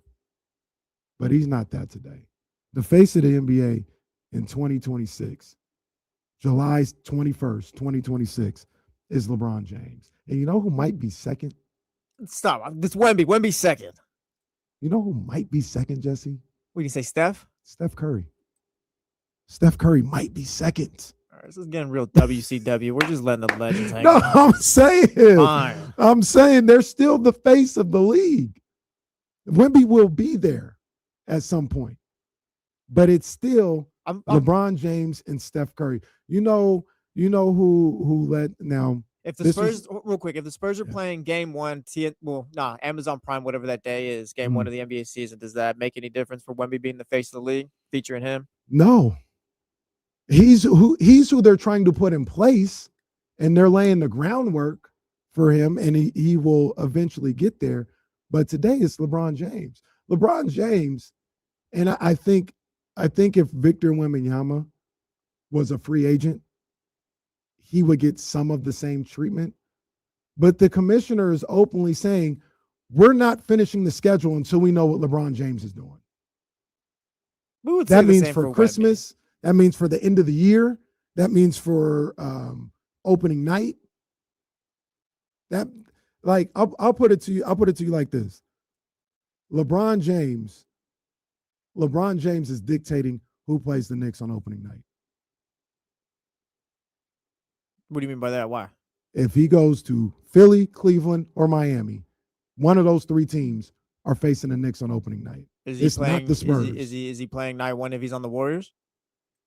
I don't think they like to. Is he playing night one? Who do we think is playing night one then? I'll put it to you like the this: Warriors, or is it Wemby and the Spurs? I'll put it to you like this: if maybe just put them against each other too. I think the Knicks. Well, that's what I'm about to say. If LeBron is on the Lakers, or excuse me, if LeBron's on the Warriors, he's playing the Spurs on opening night. If the Knicks might play Philly either way, like regardless, but if LeBron's on the Heat, I think that changes to the Heat versus the Knicks on opening night. LeBron's. I don't disagree with that. I don't even think Wemby played opening night last year. Now last year was different than this was the first. Yeah, this was like we finally got the Wemby experience. Like, oh no, like he's here, he's the guy. Like they got to the finals. I think next season is like when it starts for Wemby. Like he starts being like the face of the league. I'm gonna ask you this too. I think I disagree with you on LeBron and Steph. I see all your points and they make sense. I think next season is when it starts for Wemby, though, when he starts to take over. Let me ask you this: Is Victor Wembanyama? Are the Spurs gonna have the most national TV games in the NBA this year? I say no. They'll be up there. They will. They will. I don't think they'll have more than LeBron. Well, because if you Steph. put LeBron in Miami or LeBron with Steph, like you have to. But again, like I don't like the points you're making. Like I don't know. They're the right like, point. I don't disagree with you. I don't care. No, I'm not using those points against myself here. No. Look, Victor Wembanyama. There's some marketing and TV stuff going in there. I don't know. He's on the fast track. I remember during the Western Conference Finals, a lot of people were pointing to. I'm also gonna put LeBron and Steph on TV compared to like Wemby and De'Aaron Fox or Wemby and Stephon Castle. Like there's more star power, I guess, at that point. Like more the combined star power. I think you're right. I think if LeBron's in Philly, you're doing that. If he goes to Philly, it's probably about the if he goes to Philly, I think it's about the same amount of games of the Spurs. I'm still expecting the Spurs to have a lot of national TV games. I the do Spurs too. will be top 5 at least. I Maybe think even they'll be. 3. I think they will be too. I'm not sure, but that's the whole thing. Say LeBron doesn't go to the Warriors. I don't know if does he still have that same. Not it's LeBron, of course, but like, is it still the same if he goes to Cleveland? Yeah. Because now you're looking at it. The part of the story comes into play too. Like, oh, this one of his final seasons. He's back in Cleveland. All this other stuff. So yeah, throwing all the Celtics Cavs games. The rivalry's back. They're out there. I'm gonna put it to you like this, and this is no knock on Victor Wembanyama, but I don't think even if LeBron doesn't go to the Warriors, which it doesn't feel like he's going there, I don't think the Spurs will have more national TV games than the Warriors. Oh, I disagree with that. I don't think they'll have more than the Warriors. If LeBron doesn't go to the Warriors, yeah, I disagree. The Spurs, I'm telling you, like it's gonna be the Wemby show this year. I think for better or for worse, the Warriors are still the cash cow. They're the cash cow. I don't know. What did they have? What did they have last year? Going into last year? Oh, I'll look that. No. Just because I saw the number of games, but like, what did they have on the roster as far as hope going into last year? That's different than this year. You had Steph. I think Jimmy was there. of course. Draymond. Yeah. But nobody. I don't think anybody looked at them as a true championship contender. I don't know. People were curious. Like they looked good at points with Jimmy. Like of course they didn't work out because Jimmy got hurt. But like there was curiosity, I think, with them. Fair enough. They were still second last year. They were right behind the Lakers for second amount of. I'm telling you, I think that's gonna flip. Like we just got the first Wemby year where it's like, okay, he's here. They're in the finals. Like he's a character now. He's a character in the league. Now he's got paid as well. Like he's a top guy in the league. I think I'm telling you, this is gonna be the season I think where that switches. I think it'll be more. I don't think it'll be more than the Warriors. And this is I think it's different because SGA isn't Wemby, but the Thunder, I think I don't even know if the Thunder were top 5 last year. They might have been, if they were top 5, they might have been 4 or 5 last year. Coming off and winning the championship, you got the MVP in SGA, and I think they were 4 or 5 last year. So I don't see the Spurs going from not winning. Now, once again, Wemby is different. Wemby's different than SGA, but I don't see them going from not winning to having a higher. More amount of national TV games than the Thunder did last year. Real quick, I got it right here. OKC, Golden State, New York, and the Lakers all had 34 last year. Oh, they had the same amount. Okay. Yeah. Houston, Minnesota had 28. Denver had 26. Boston 25. The Spurs had 22 last season. I think you can throw get to the 30s. More. I think you'll throw 12 more games on there. Yeah, they'll get to the 30s. If the NBA does the same thing, then it's probably where it's just 4 teams with the highest amount. Just again, it's 4 teams with 34. Then it probably is the Spurs, LeBron's next team, the Warriors, and I guess Knicks. Whoever the Knicks. I guess yeah. So then the Spurs, Knicks, Warriors, and then LeBron's next team if it's not the Warriors. For sure, I do agree with that. Yeah. I agree with that. I think he's like, and when I say he's not the face of the league, like that doesn't mean I think he's. No, 12. We're talking about. I think he's top 3 guys right now. Yeah, that's him. But I think. Number one, there's only one face of the league. It's LeBron James still. It's LeBron James. And when I talked about the mom test, you can go to any of your mothers or grandmothers who don't watch basketball at all, don't follow the NBA. They all know who LeBron James is. I'm not sure they know who Wemby is. I'm gonna text my mom. Yeah, text her right now. Yeah, do that. My mom doesn't. Cheryl Grove knows basketball at least. My mom doesn't. No, she talks to me about the time she played in high school. Like, oh, that's great. Thought she was a hooper. She claims, yeah.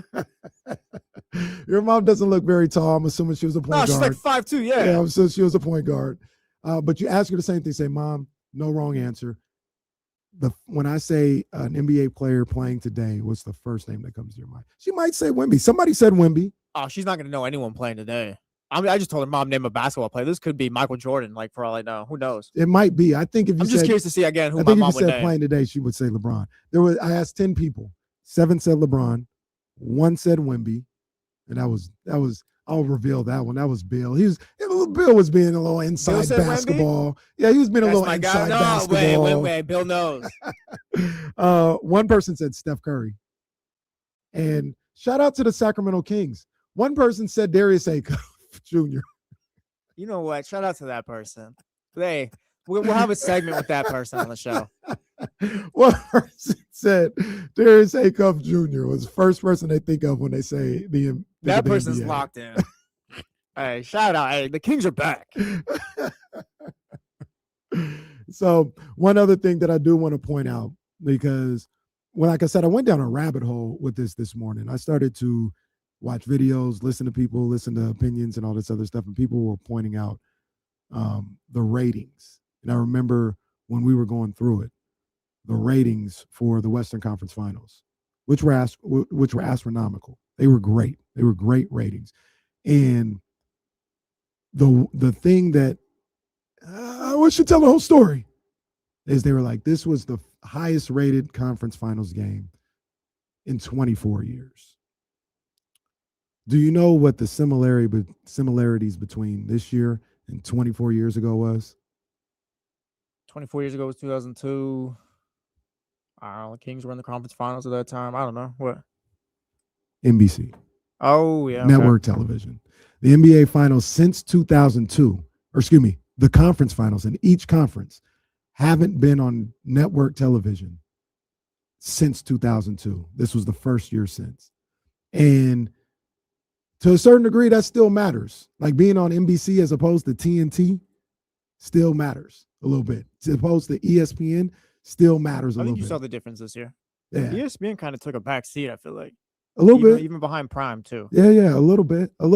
But I look at some of the conference finals that we had in those 24 years. And this is no shade to Wemby, SGA, anything else like that. You mean to tell me more people were locked in and cared about this year's Western Conference Finals as opposed to 2016 Warriors Thunder? Opposed to what are we talking about? 2011 Heat Celtics? What? LeBron James, that was the first year because that's the first year he was in Miami. Game 6? No, it's because those were on cable television, and this one was on network television. There was still a ton of intrigue for this Western Conference Finals, but part of those ratings, once again, what should tell the whole story is the fact that it was on network television. So the only reason I bring that up is because they were trying to use that argument to say, oh yeah, this is why Wemby's the face of the league. Not so fast, my friend. Not so fast. Not so fast. Wemby is on the fast track. I think the NBA is looking at him as next. And they're saying, okay, we got, like the NBA, Adam Silver might be saying, no, LeBron's the face of the NBA right now, but we have to have the plan for after LeBron. And Wemby is leading that charge. Definitely. I'm gonna still say this. I'm gonna say this to the after you're done. I got my mom's answer, and it's gonna shock the hell out of everyone. It shocked me too, as far as a player she named today. Oh no! Well, what the thing that I have to say can wait. All right. Your mom's answer. So no, first I asked her name a basketball player. She went Michael Jordan, of course. Like, He's the face of the NBA. And then I was like, okay, name a player today. She said Zach. Zach LaVine. Hold on. I called her. I was like, what the hell is she talking? I call her. And she's like, Mom, who are you talking about? She's like, Zach something. Zach something. She says, hey, shout out to my mom. She listens to The Jump. She's tapped into The Jump. Yeah. No, she says Zach LaVine. I'm not gonna do that because that's that man's last name. I'm not trying to be disrespectful. No, she don't know. It's the fact that, not to her. Yeah. But I was about to say, put that on a shirt. Zach something. Yeah. I ain't gonna do that because that's that man's last name. I was like, Mom, who's Zach? Zach? She's like, Zach something. I was like, oh, don't you talking about Zach LaVine? All right, thanks, Mom. She's like, what is this for? I was like, don't worry about it. It's for the show. Zach LaVine, face of the NBA. You heard it Well, here first. Let me give him a point here. Zach LaVine right there with Darius Acuff as the face of the NBA. Yeah, you're all talking about NBC and Wembley. I got to call my mom real quick. Wait, who are you talking about? Man, we'll continue this conversation a little bit more, and we'll talk about the Kings after this past summer league, what they need to do in the offseason with our guy, Devon Henderson of The Athletic, coming up on D-Lo and KC. It is KC and Friends right here on ESPN 1320. That's hella funny. Yeah, mom just locked into the offseason of the Sacramento Kings. I think she told me I think they should buy him out.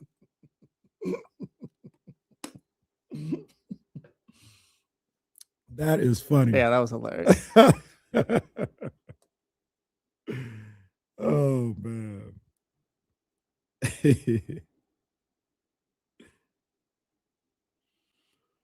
Woo.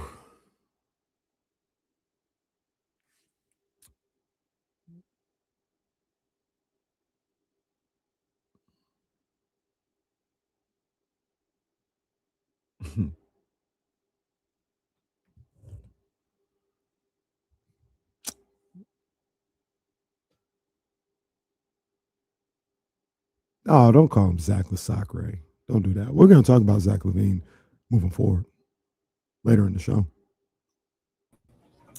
Devin, what's up, man? What's up? I like the jersey. We going old school Jerry Rice today? Oh yeah, man. You know, I just felt it today. You know what I'm saying? I felt it. You know what I mean? A little bit of greatness.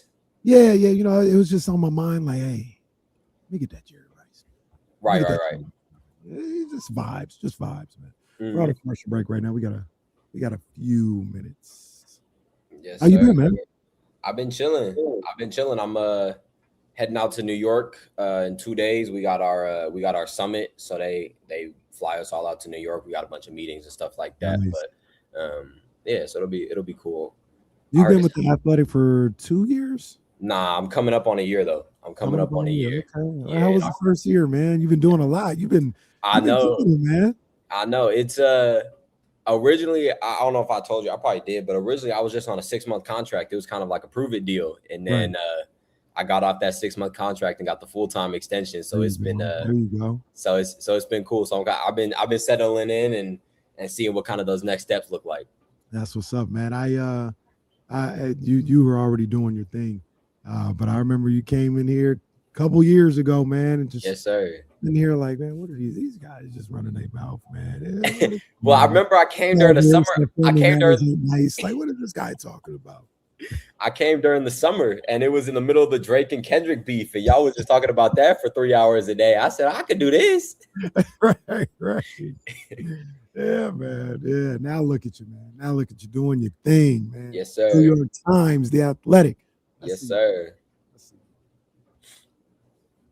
Yes, sir. I remember y'all said wait till the regular season, then y'all get back to it. But during the summer, y'all be We're trying to make it happen. The World Cup helped out a little bit. For sure. Man, that was really cool to see. Really cool.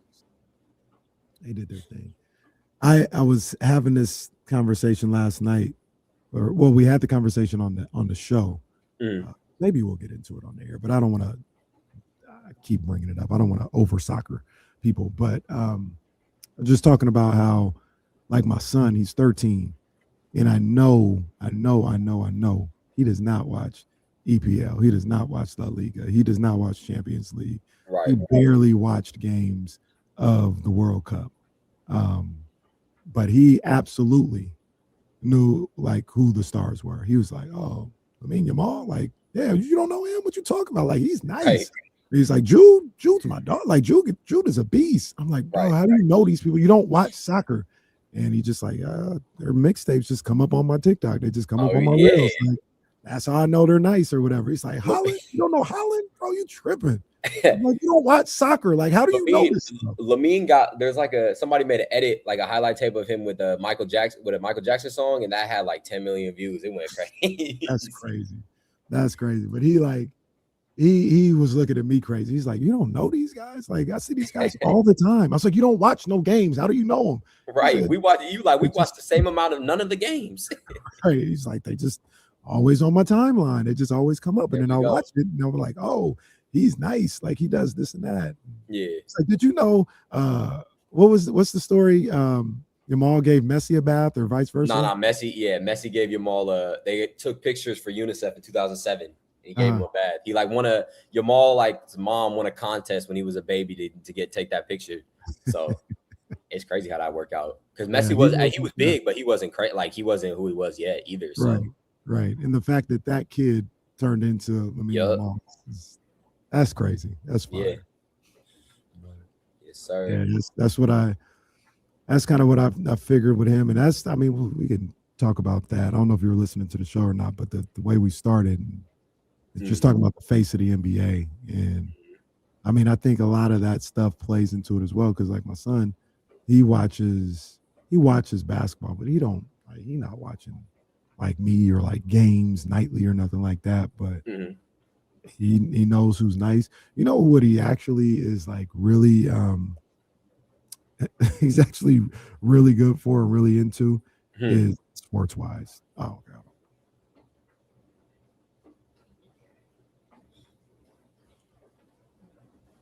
See, he got me. He got me, Jesse. I wasn't sure. I was waiting for my man to say welcome back or whatever he says. And no, it's just us. He already said it. It's your boy KC. It's D-Lo and KC, and we are into the marathon. And starting off the marathon, we got my guy from The Athletic, Devon Henderson, man, doing big things out there, man. Devon, how you doing first and foremost, man? Everything good with you? I'm chilling. It's been warming up in Sac, so that's been bothering me a little bit. I feel like I'm back in Phoenix at ASU. It feels way too close, but other than that, it's been cool.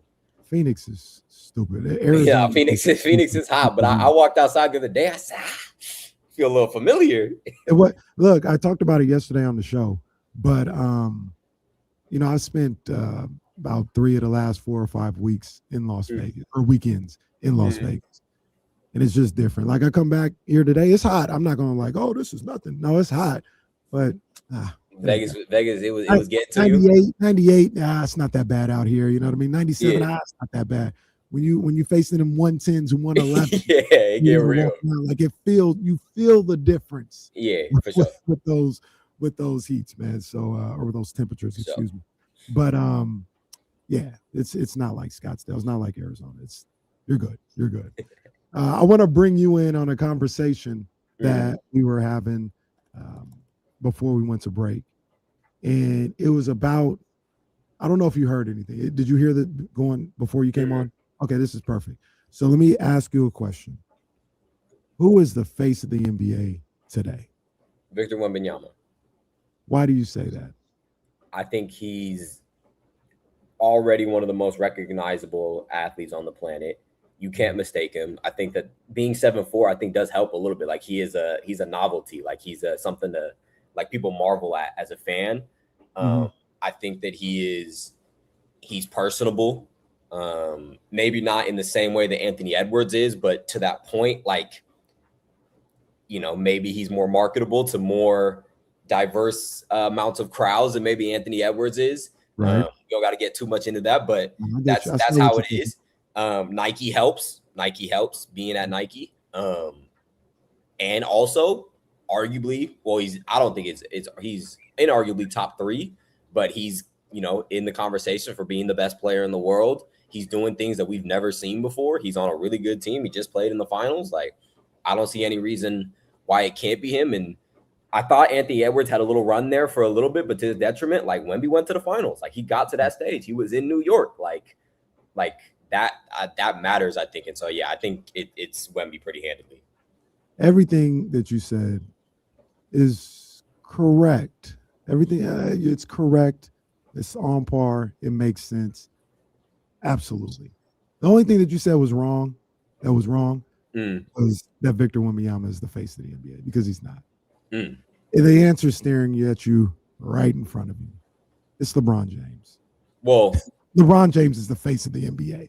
Now, do they want Victor Wembanyama to be that? Is he going to be that eventually? Absolutely. But today, July 21st, 2026, the face of the NBA is LeBron James.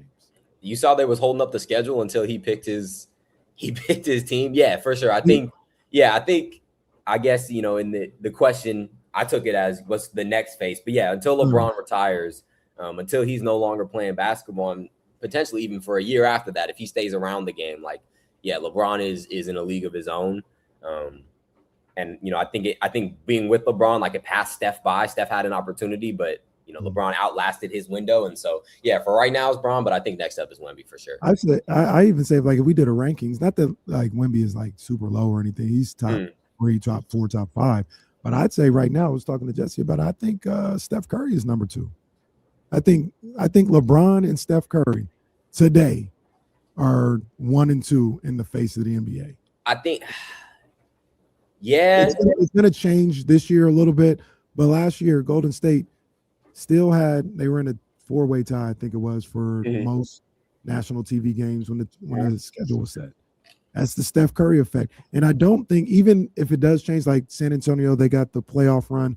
Wemby is up next. So I think Jesse said they were at 22 national TV games last year. They'll move up to then in the 30s for sure. But I don't think the Warriors are going to be out of the 30s.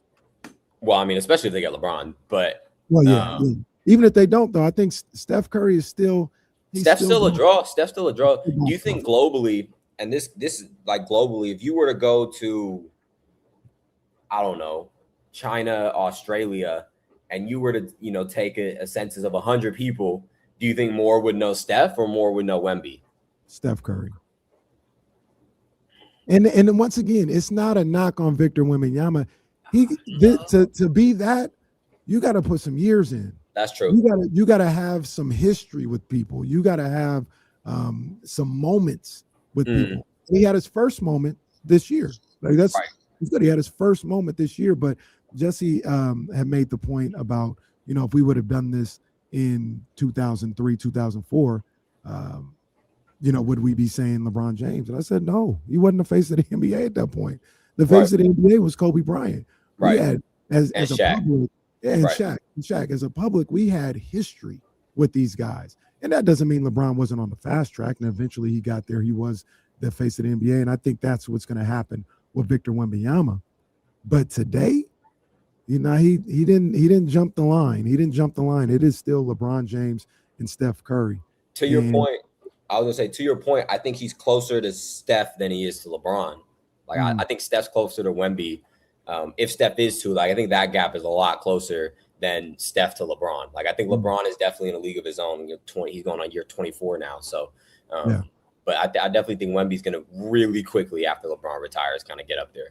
For research purposes, I just went around our offices. You've seen our offices. You've seen the lovely people who are in our offices. It's not like this big old sports contingent, right?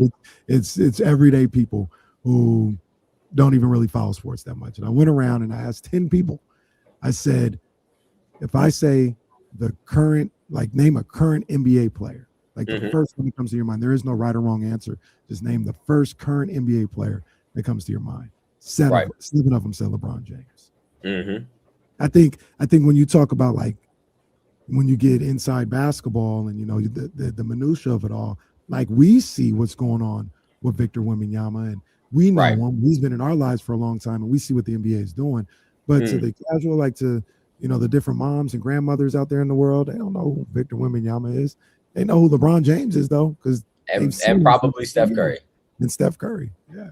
And to me, that's the face of a league, the face of a sport, where anybody can say that. But that's just something that I thought about. The interesting thing that I was going to talk about. Oh, by the way, Wemby got a vote. Steph got a vote.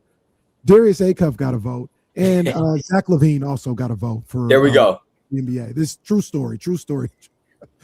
Zach LaVine. Shout out to my mom who listens to my show in the morning. Shout out Zach LaVine. Got a vote for face of the NBA.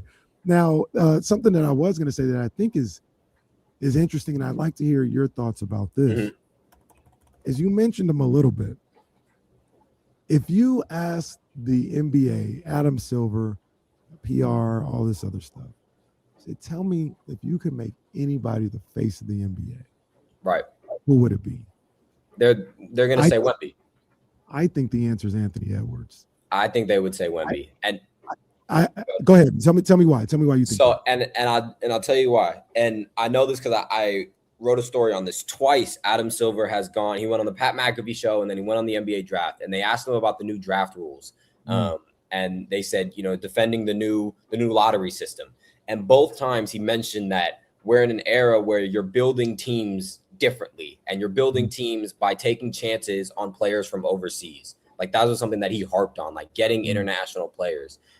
He mentioned something like it's like 30 to 40% of the league is international at this stage. NBA is pushing NBA Europe at the moment. Like they're, as we speak, looking at expansion bids into NBA Europe. So I think right now, I do think that Adam Silver would choose to have this a lot more polished, media-wise, European star as the face of his league, because he's pushing the international thing really, really heavily right now. No, I feel you on that. I feel you. But once again, hear what I said. And we're talking to my man, Devon Henderson of The Athletic, just talking about the NBA, just kind of the minutia of it all, right? But who they would want to be the face of the NBA, not who they believe can do it, or I think if you ask me, I can't trust Anthony Edwards, so he can't be that. But in a perfect world, a 6'6" guy that flies through the air, that has charisma oozing out of his right, his hair and everything. Oh, he's perfect. He is perfect. He is the prototype. Also, when you talk about Victor Wembanyama, he's a big guy. Big guys generally don't sell. Kids generally don't want to be big guys. Victor Wembanyama doesn't want to be a big man. He wants to be Kevin Durant. He wants to right. But to that point, Wemby is doing things where like he's changing what being a big man is like. People didn't want to be like Shaq because they didn't look like Shaq, and they knew they couldn't be Shaq. But like, okay, I'm a little bit taller, but I could still pull from 30 feet because I see Wemby doing it. And you go on 2K, and people aren't making 6'6" guards. They're not making guards that play like Michael Jordan. They're making the 7'4" like things that they can't conceive. You know what I mean? And so I think like Wemby is like just unattainable enough to be like a kind of a wonderment to fans. Like that's who they want to, like they get, excited to watch him play. Not that they don't for Anthony Edwards, but I think like again, I go back to the word, like the novelty of it, the like I'm seeing something that I can only see here, I think is what really pushes Wemby for me in my mind. No, for sure. I get you on that. But what I'm saying is Anthony Edwards, I just don't think he's ever going to reach those heights just because he's just too much of a wild card as far as like face of the league.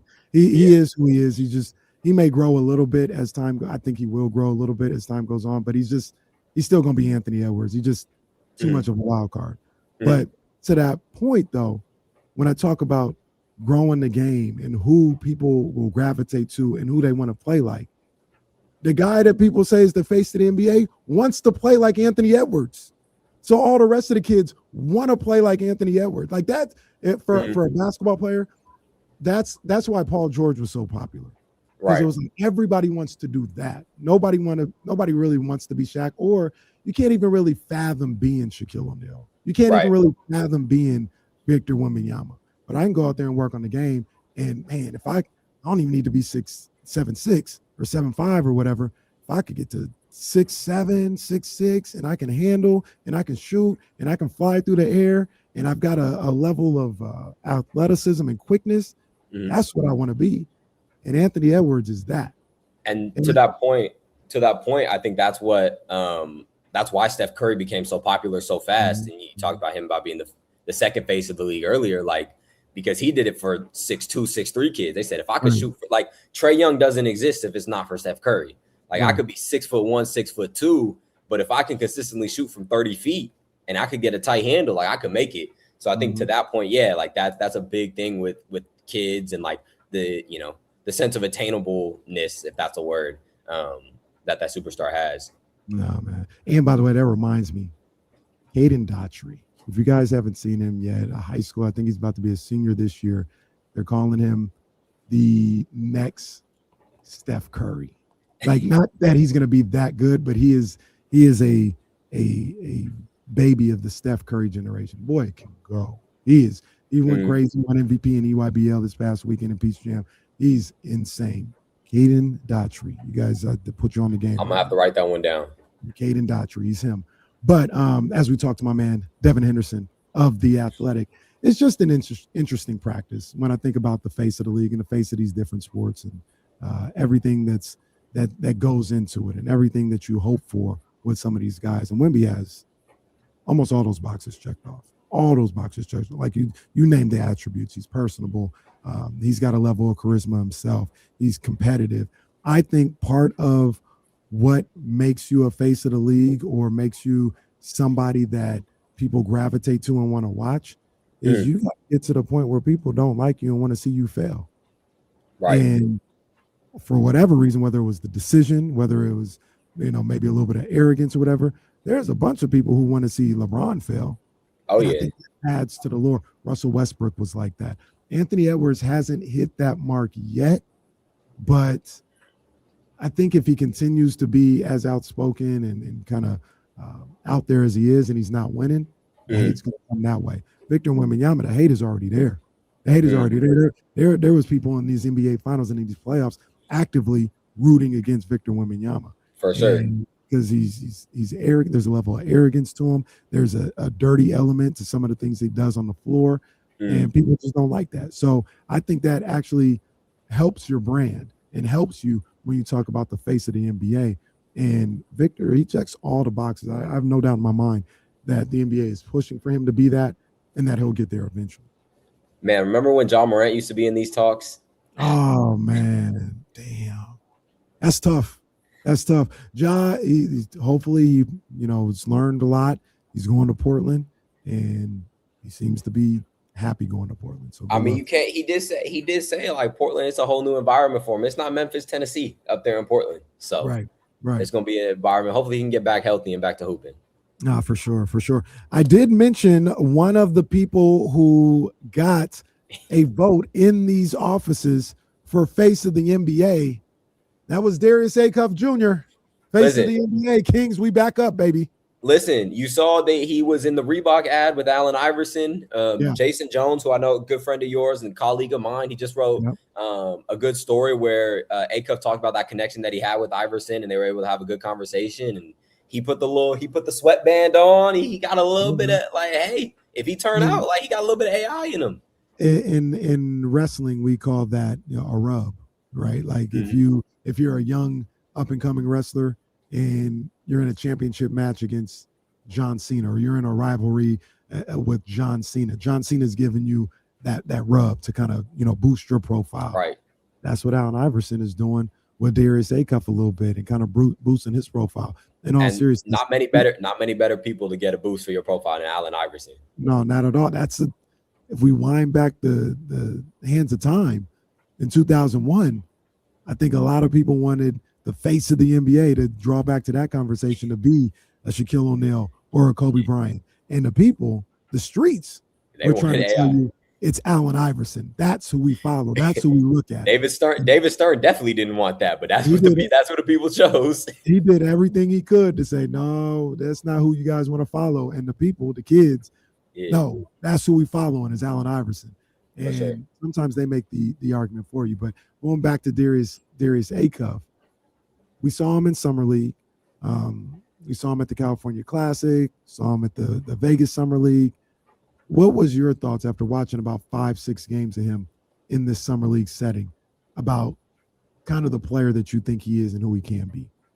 Yeah, I think he's kind of affirmed what many people thought he was, which is, a high volume scorer, an incredible offensive playmaker, both for himself and for others.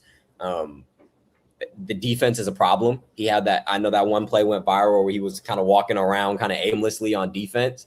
Right. I do think some of that is a little bit of Summer League. He was on game 4 or 5 of the Summer League and close to probably being done with it. So, and I do think in an NBA setting, he locks in a little bit more, but I think he is an incredible offensive playmaker, one of the best in the draft, if not the best pure offensive playmaker in the draft.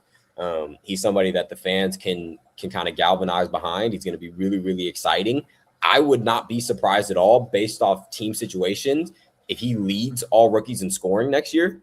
Wouldn't be surprised at all. I mean, you look at the rookies ahead of him. AJ DeBenta has to share a court with Trae Young and Anthony Davis. So just by virtue of that, they're probably going to be more successful. But by virtue of that, that's less shots he's taking. Darren Peterson's in a system where he has Keontae George and Lauri Markkanen and all of these guys who have to take a lot of shots.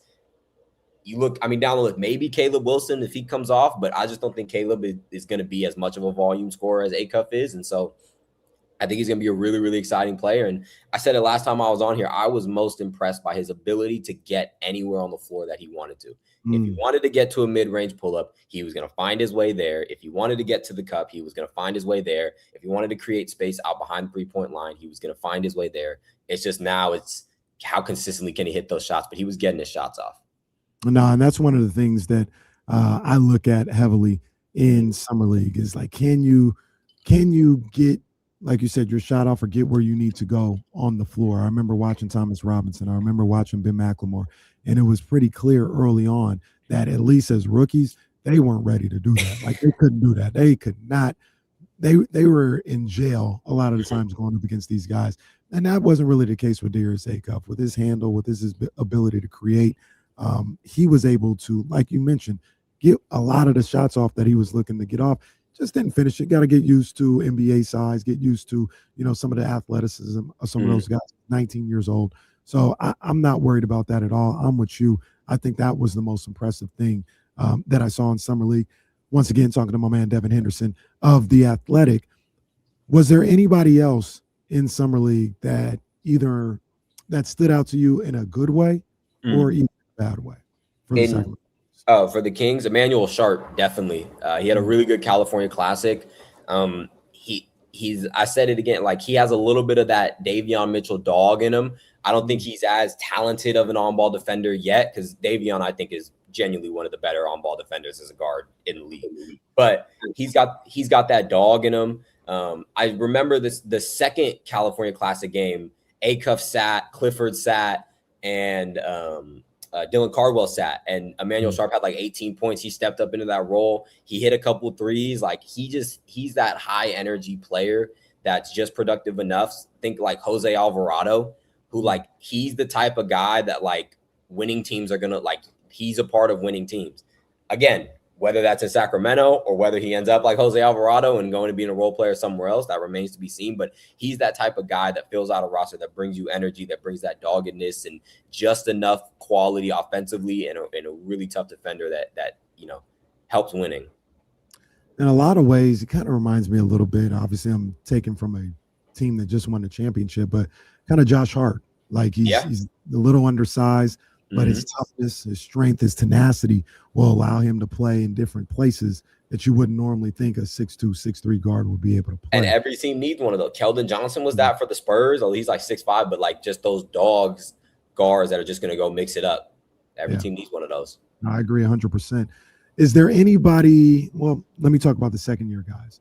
Is there anybody, when you talk about those Neat Cliffords, Dylan Cardwell, Maxime Reynaud, those second-year guys, that either impressed you or disappointed you with how they played in Summer League? Dylan Cardwell, for sure. The energy that he brought, like this isn't something that's performative just during the regular season.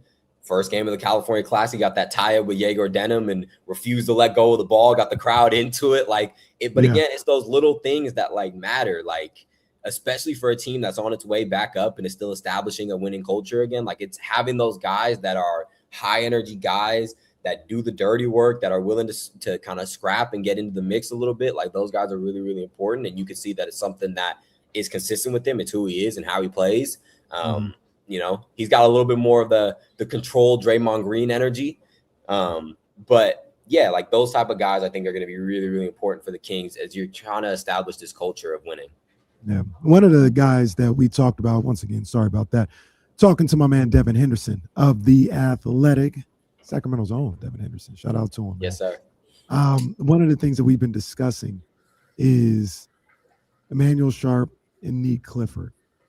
Do you think that Emmanuel Sharp jumped over Neat Clifford in this summer league when you talk about his spot on the roster or minutes going into the season? Or are you like me, where I think Neat Clifford, even though I wasn't always super impressed with how he played in summer league, he has played in quote unquote the real NBA, and he deserves at the very least on the depth chart to have that spot ahead of Emmanuel Sharp. Yeah, and I think they have little different roles. I think obviously Neat can move into the wing and kind of stretch to the four and be kind of a wing defender in that sense. And so I think they have a little bit different roles. I still think Neek did well enough during the summer league that, like you said, like I don't think he's done enough to lose his spot necessarily. I think if anything for Sharp, it was, hey, like this is a guy who deserves to be on the roster, right? To begin with, not all second rounders are guaranteed to be on the roster. And he's somebody who deserves the opportunity to fight for some more minutes, but I don't think he's overtaken Neek Clifford just yet.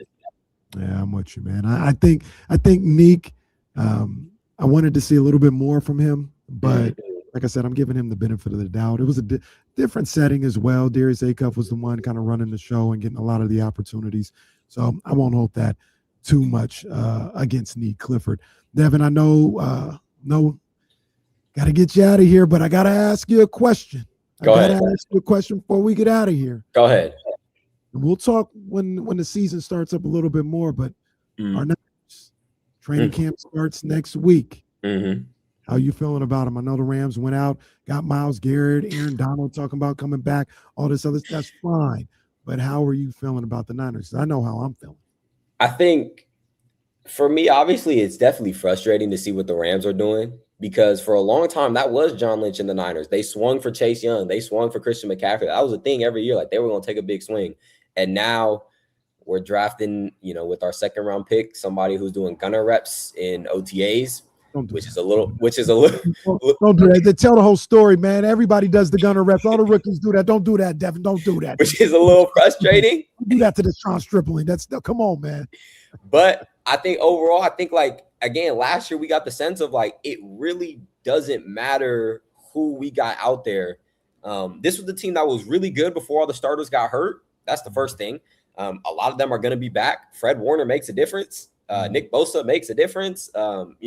Christian McCaffrey, hopefully he's able to share the reps a little bit so he doesn't get worn down as much. Offensive line got a little bit better. And this is a team where, like I tell my friends all the time, when the ball goes up, like us full strength, I got us against anybody. We've beaten teams better than us before. Like I don't know. Y'all saw how we played against the Rams. That was the Monday night game in LA last year. We weren't supposed to win that game. Yeah. It was Thursday night, and Mac Jones on one leg brought us to the promised land. So I'm confident in Kyle Shanahan and that staff over there that they make the best of what they have. I wish we had more, but they make the best of what they had. So I think when the ball goes up, like I always got us.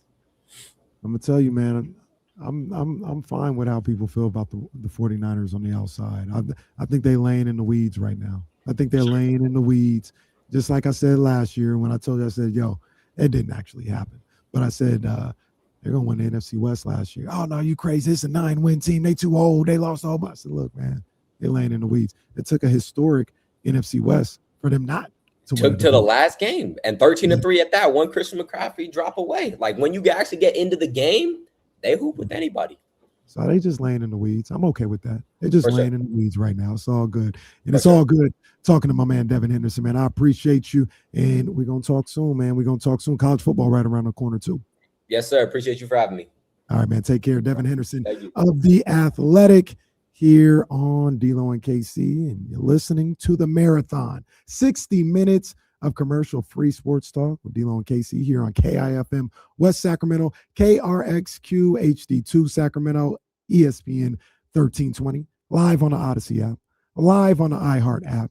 You can watch the show on Twitch, Twitter, and YouTube, so you can see my handsome face. Look, hey, some people said it's handsome, so I'm gonna go with that. I'm not gonna listen to people who said it's an ugly face. You can see my handsome face right here on either Twitch, Twitter, or YouTube. And we talked to Devin a little bit about the Sacramento Kings and the summer that they had and some of the rookies, the second-year guys. One of the things that I was really kind of thinking about after we talked about the performance of those guys is the veterans that are coming back. And I know it's not the most popular conversation to have here in Sacramento right now, but a lot of those guys were injured last year. 3 major guys were injured last year. When you talk about Keegan Murray, who barely played at all last year, Domantas Sabonis, who maybe played half the season, maybe. You know what I mean? He was injured and he was working through something. And Zach LaVine, who played about half the season or a little bit more than half the season. Those guys are coming back this year. And trust me, I'm not making the argument that this is a playoff team.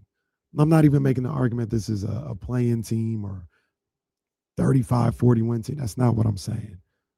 But I do wonder what it looks like. I do wonder what this team looks like when you have Zach LaVine as the starting two guard, when you have Domantas Sabonis as your starting center. This is an all-NBA guy. This is a bona fide all-star and all-NBA guy when you talk about Domantas Sabonis. He's being added to this lineup. Keegan Murray, who a lot of people have high expectations for here in this city. I really like him as a ball player. There's a belief that he's a guy who has more to go when you talk about his ceiling and where he can go as a player. These are three guys that you spent a lot of your season without last year, and that contributed to you winning only 22 games last year. You combine that with, I'm not putting the world on his shoulders right now, but you combine that with Darius Acuff Jr. potentially being a bit of an upgrade at that point guard position. Not that Russell Westbrook didn't play well last year. He did, but it's going to look a little different. The offense could look a little different and look a little bit more the way people want it to look without a guy like DeMar DeRozan, who played very well last year. He played very well last year. The things that were going on last year wasn't because of a lack of production from DeMar DeRozan, but it might look a little different now with him there. And there was something that I saw on Twitter. It was Michael Redd, Ohio State legend, Milwaukee Bucks legend, gold medal winner. Michael Redd could shoot the lights out, absolute bucket in the NBA. He randomly had a tweet talking about he was out playing golf with Zach LaVine.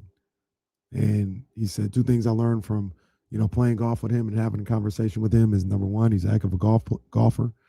And number two, he has a high basketball IQ. Good guy. And I know we get lost in the minutia of our frustrations with players like Zach LaVine and, his contract and what he's making and what it limits the Kings on being able to do. But we talked about this a number of different times, man. This isn't a bench player. This is a good ball player, man. And you're going to need, at least for a year, a guy like Zach LaVine playing next to Darius Acuff as he learns the game, learns the NBA game, learns the ropes.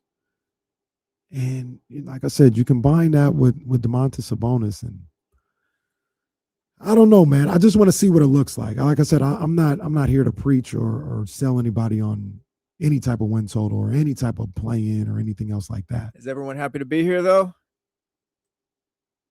I don't know if everybody's happy to be here, and that does play a role. But something that Mark Jones said yesterday when he was on here is like, we kind of lose sight of these guys are competitive, and they want to have the best showing that they can have when they're out on the floor and in the spotlight. And I think they're prideful. And even if you're not necessarily happy where you're at, you don't want to look bad out there. You don't want to look like the dog out there. And I think if you can have a level of success early and not just be this ragtag group early in the season, I think that could lend itself to being as happy as you possibly can be in somewhere. Maybe. I do struggle with the buy-in because, again, I'm like, Mark Jones isn't necessarily wrong, but then I ask, what was last season?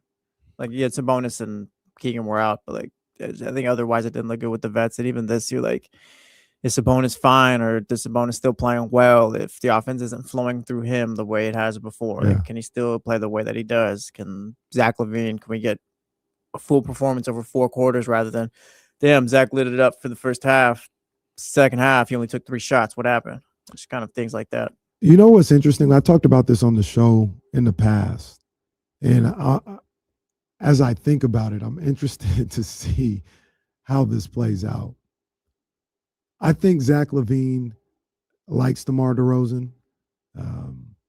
as a person, as a basketball player, and all that other stuff. I don't know how excited he was to play with to play with DeMar DeRozan in an offense again when he got here to Sacramento. When you think back to how he played in Chicago, it worked that one year, and they made it work. They played really well, and they did some good things. When DeMar left, Zach went off. Zach was hooping. Some of that had to do with his mindset. Some of that had to do with the fact that, he was able to get the ball in different places and places in the offense that was more conducive to his style of play. And even when he got here mid-season, it felt like he was trying to find his space with DeMar DeRozan in the offense. You saw that a little bit last year as well. And I just wonder, I wonder how, like I said, it's not a personal thing. I don't think he has any issues with DeMar DeRozan personally, or even as a basketball player, in We're the just talking grand about scheme on of court things. fits. Just on court. I never felt like he felt comfortable playing with DeMar DeRozan out there. And with him being gone, I think maybe you might see a little bit more of a consistent Zach LaVine than a consistent output of what he does on the What do you think offensive it is end. about DeMar that kind of, I guess, didn't fit well with Zach? Because, you got Acuff coming in here, he's the guy. You're expecting him to get his shots and kind of be a focal point. So can Zach play off of that? I think he can, because I think you're dealing with a different position. With Zach and DeMar DeRozan, you're talking about two shooting guards, and they both kind of need the basketball in that respect.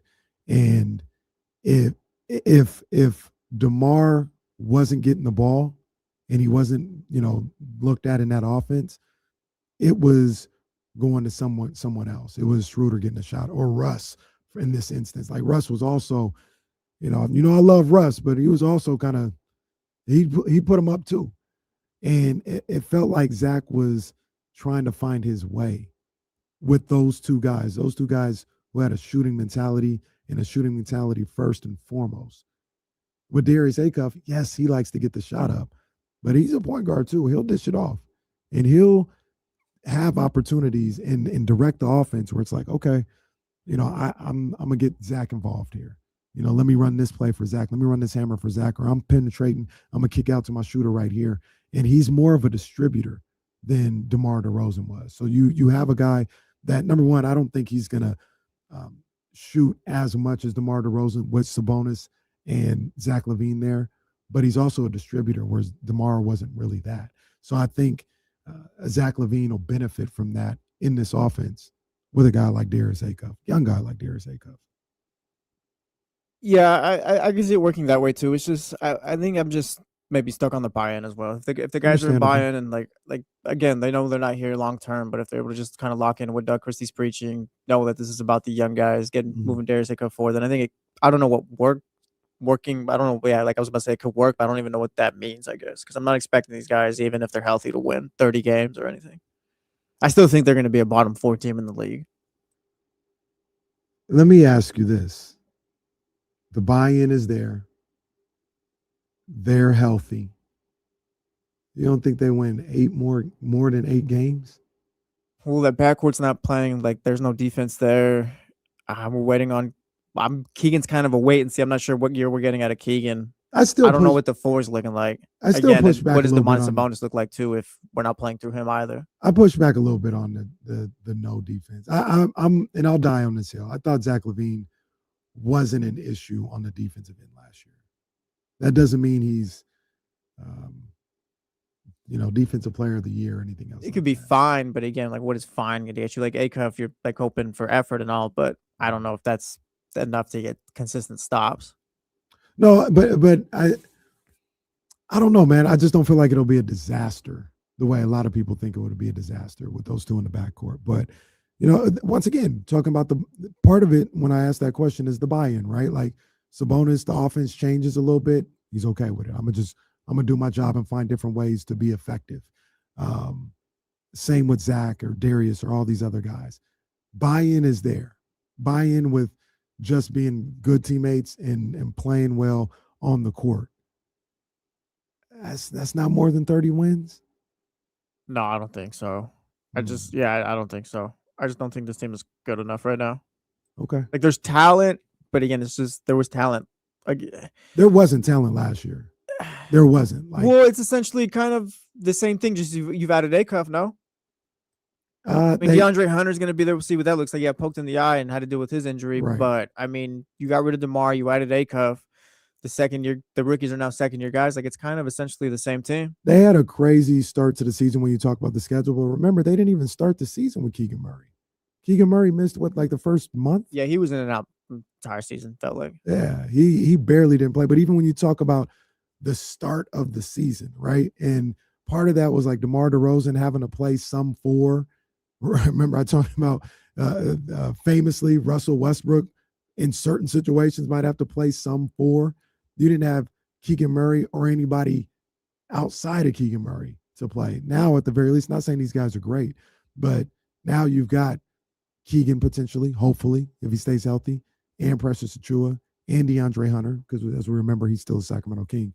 You got those guys at the start of the season, as opposed to running out playing the best teams in the league with DeRozan and Westbrook playing some of that four. I'm making an argument. I'm just making I don't think they're going to be a playing team or anything else like that. I'm not making that argument, but I do think this is a better team roster wise this year than it was last year. To start the season. I don't disagree with that. I guess I don't disagree with that. But and again, it's certainly like you got DeAndre Hunter here. Like in theory, like he sounds like a nice player, but again, you're getting him off of one of his worst shooting years. So you can see, like, is he going to get back to what he was, or is he the 30% from three guy? Yeah. And like I said, there's just other factors that play in, but like there's talent. It's just, like I said, I don't know if I see 30 wins with it. Maybe you can get 4 more wins. I was talking to Kyle about this last week on the jump. Like maybe if Doug gets 26 and 56, 4 more wins, Acuff looks good. Like maybe that's enough. But yeah, 30 wins. I mean, that'd be a big plus, but that's a lot to me. Understandable. And I wonder if this is going to be the group, kind of the same starting five, the same lineup all season long. Is there going to be a point where maybe you're focusing on the young guys? They're getting more minutes towards the end of the season and all, Yeah. I was listening to the jump earlier and Kyle was talking about, Nee Clifford. Does it come to the point where I need to start him or get him, X amount of minutes to kind of know who he is? And I get that. But the new rules, the new draft rules, tanking rules or whatever, combined with Doug Christie just trying to, keep a job. I don't know what that looks like as far as like, hey, we've got a healthy Zach LaVine here, a healthy DeAndre Hunter here, a healthy Keegan here. We gotta win some games. We gotta win some games to make sure we're out of the relegation zone. And I need to add some wins to my resume. I don't know if we're like, do you think we see everybody's healthy? You see Nee Clifford playing 20, 25 minutes a night? He probably closer to 20, but yeah, I think I don't know. It just depends on how much they. I don't know how they view those guys. I don't know how you view Nee Clifford, because if you view him as a potential like part of your future and like, oh yeah, he could potentially be a starter, then yeah, you're gonna want to feature him a lot more. But again, me and you kind of view him as a role player, backup 2 or 3 off the bench. Like in that scenario, then yeah, he only needs to play about 20, 25 minutes. But if you have plans for him in the future, then yeah, you're gonna want to feature him.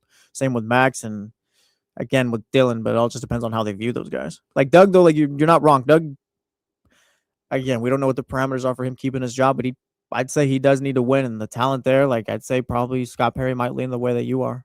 Yeah. I'm looking at I just picked a random team, right? And I picked the Phoenix Suns from last year.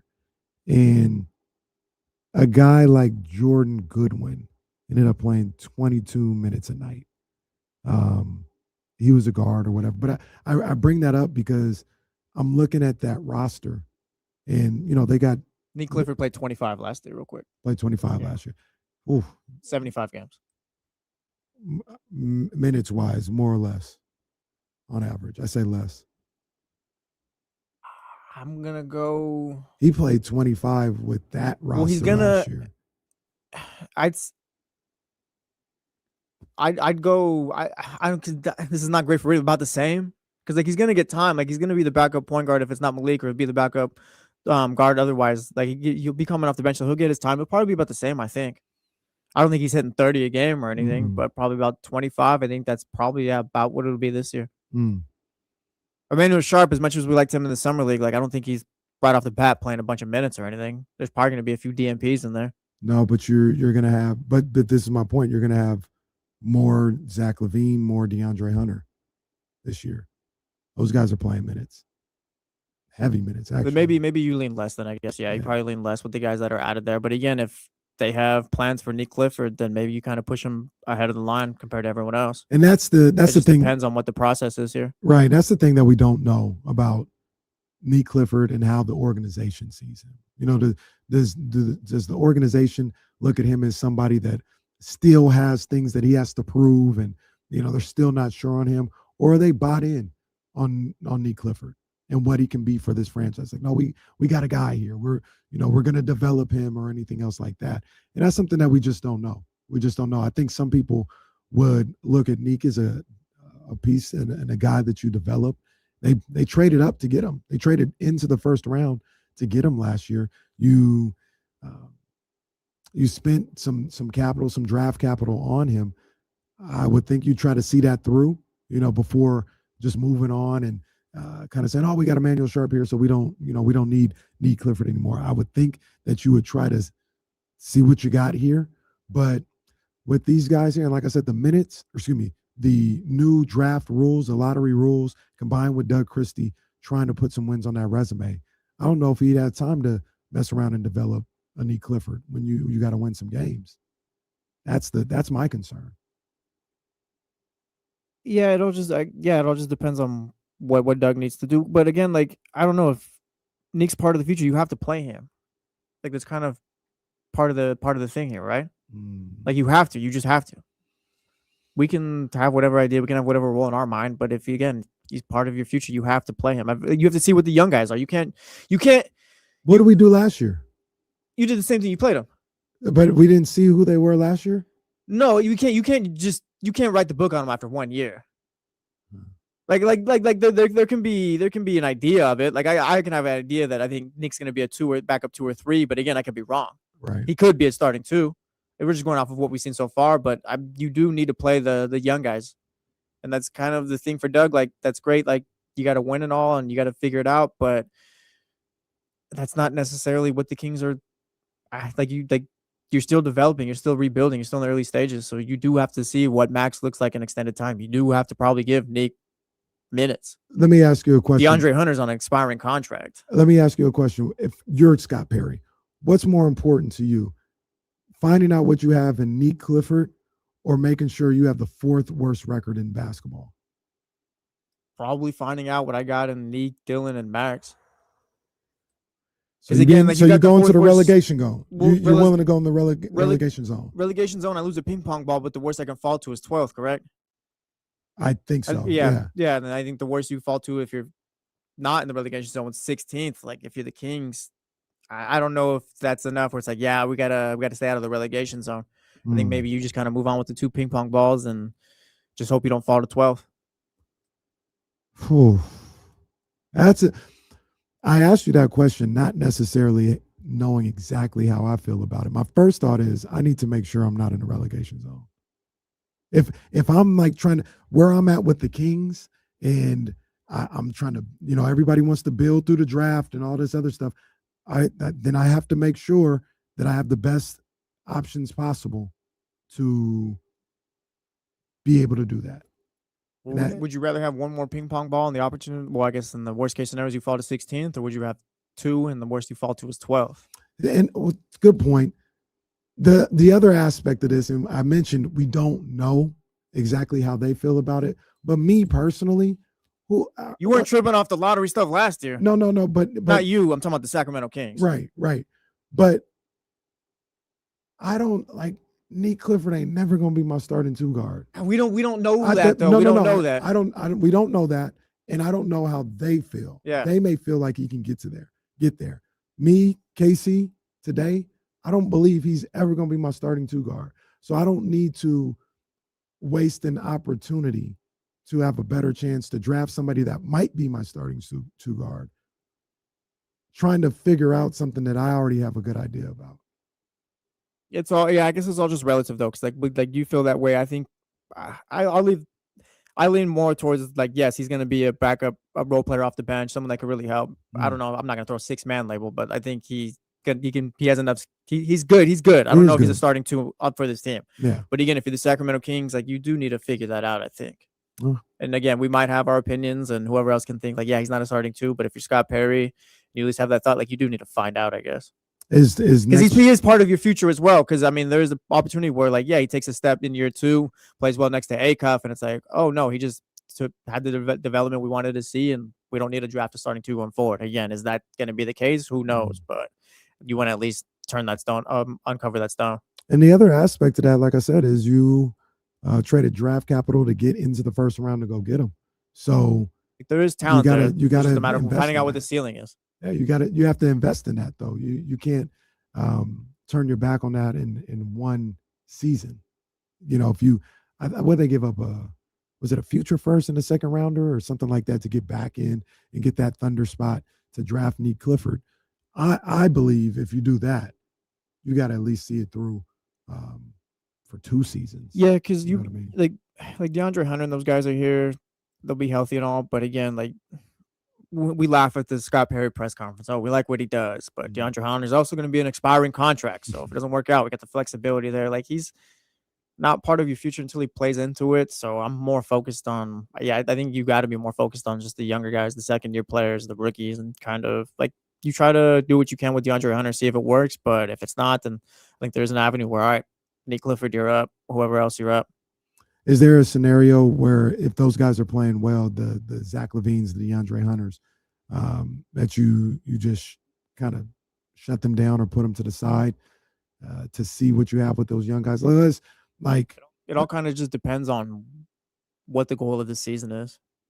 Like for instance, I'm just throwing out a scenario. They're playing well, and on March 1st, you're 4 games out of the last playing spot. Zach is bought in. Domas is playing well. Keegan's healthy and playing well. Do you shut those guys down to see what the young guys got? I'm not fighting for a playing spot with these guys. Yeah, I think I'm going with the young guys. I'm not fighting for a playing spot because it's kind of fool's gold to me. Gotcha. Zach's going to be gone. I'm not building anything forward. Like if I was doing that with a group of guys that are going to be here, move like for the future, then sure, yeah, go for it. But no, they're not here. There's no future with them. So I'm not fighting for a playing spot. I'm more focused on the young guys and seeing what they can do, I guess. I got you. I'd like to hear from everybody out there and what you guys think, man. Hit us up on the Mojo's Talking text line, 916-909-1320. You can also call in and let us know what you think about the possibilities of this team being more healthy this year with some of these vets who are really good basketball players, and what that could mean for this team next year. Is it really just no hope? There's no hope with dope, as they said on Saved by the Bell. Is there no hope with this team, regardless of if Sabonis, Keegan, and Zach LaVine are healthy? Or are we looking at a situation where these guys being a little bit healthier this year could lend itself to, a more respectable NBA team than we saw last year with a lot of those rookies, a lot of the older veterans when you talk about DeRozan and Westbrook and what they were able to bring to the table offensively and production-wise for themselves, but it didn't lead to wins. You're getting an all-NBA guy like Domantas Sabonis. You're getting an all-star and a highly talented guy in Zach LaVine. You're getting another glue guy and highly talented guy in Keegan Murray to go along with a guy that is a potential Rookie of the Year candidate in Darius Acuff Jr. Is that something that could lend itself to being the Kings being a better team this year? Or is it just a situation where, they got more talent, but it just doesn't work together? I don't think there's a wrong answer. I'm telling you right now, I don't know. I would lean towards there'll be a better team, closer to 30, 32 wins or something like that, but that doesn't put them in any type of play-in conversation or anything else like that. So we'll discuss that, and I want to hear from you guys and know what you guys, or hear what you guys have to say about the prospects of the Kings being a little bit better with a little better health on that roster this year. Also, I I want to ask you guys the question. Scott Perry, we did grades for the players and what they were able to do in this summer. What would you grade Scott Perry after the draft, after free agency, after some of the trades that did or didn't happen? What grade does he deserve and that front office of the Kings deserve for their summer so far? Just getting started here, man. It's ESPN 1320. It's your boy KC, Sacramento's #1 sports station.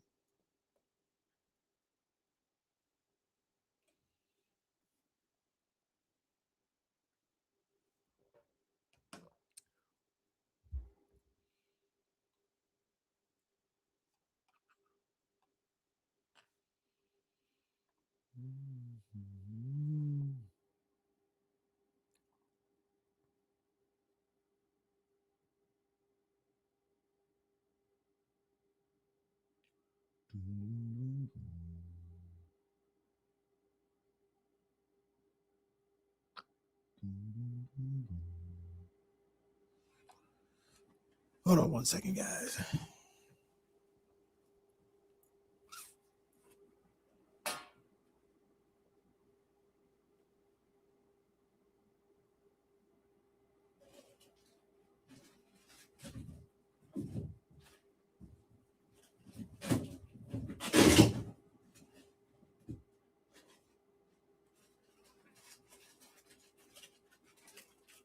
It's finally happened, guys. It has finally happened. We are now down to our final box of Fritos. When did that start? In like February or something like that?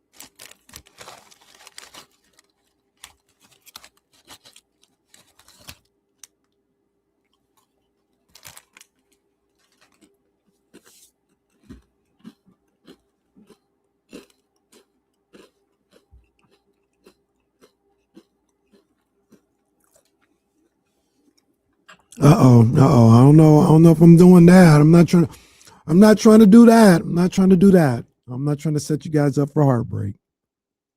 Just thinking. Matter of fact, I'll talk about that when we come back.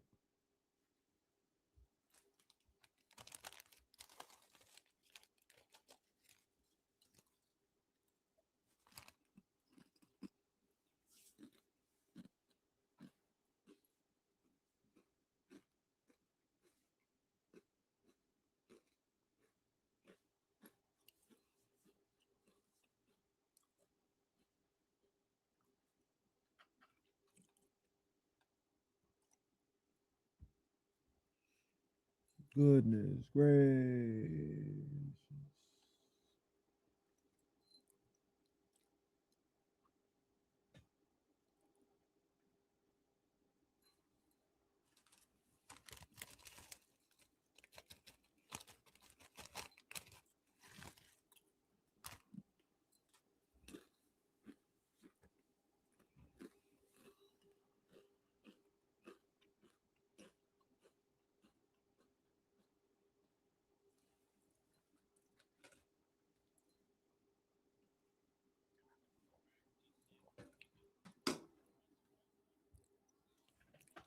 See, there the guy goes right there. I didn't hear him last time. I heard him that time, so I know to talk now. So I'm, just out here doing what I can. D-Lo and KC, ESPN 1320 on this beautiful, hot but beautiful Tuesday afternoon in the city of trees, Sacramento, California. Just got done talking about the potential of the Sacramento Kings being a little bit better than they were last year. And there's a couple of things that I want to address when talking about something like that. Number one, our guy Kyle Madson, big ups to him. He's tapped into the station as always, because that's what bosses do. And he says, caring about ping pong balls this year, but not last year, is so perfectly Kings. That's funny. Actually, that's very funny. The only thing that I would say about that is there was a belief, and I think you kind of saw it as the draft process played out. This draft was stacked. So if you had the 5th, 6th pick in this draft, while there is a difference, it's not, you still will be able to find a really good basketball player. I don't know if people have that same thought about the draft upcoming, right? Like they look at some of the 1 or 2 guys and it's like, that's about it as far as game changers.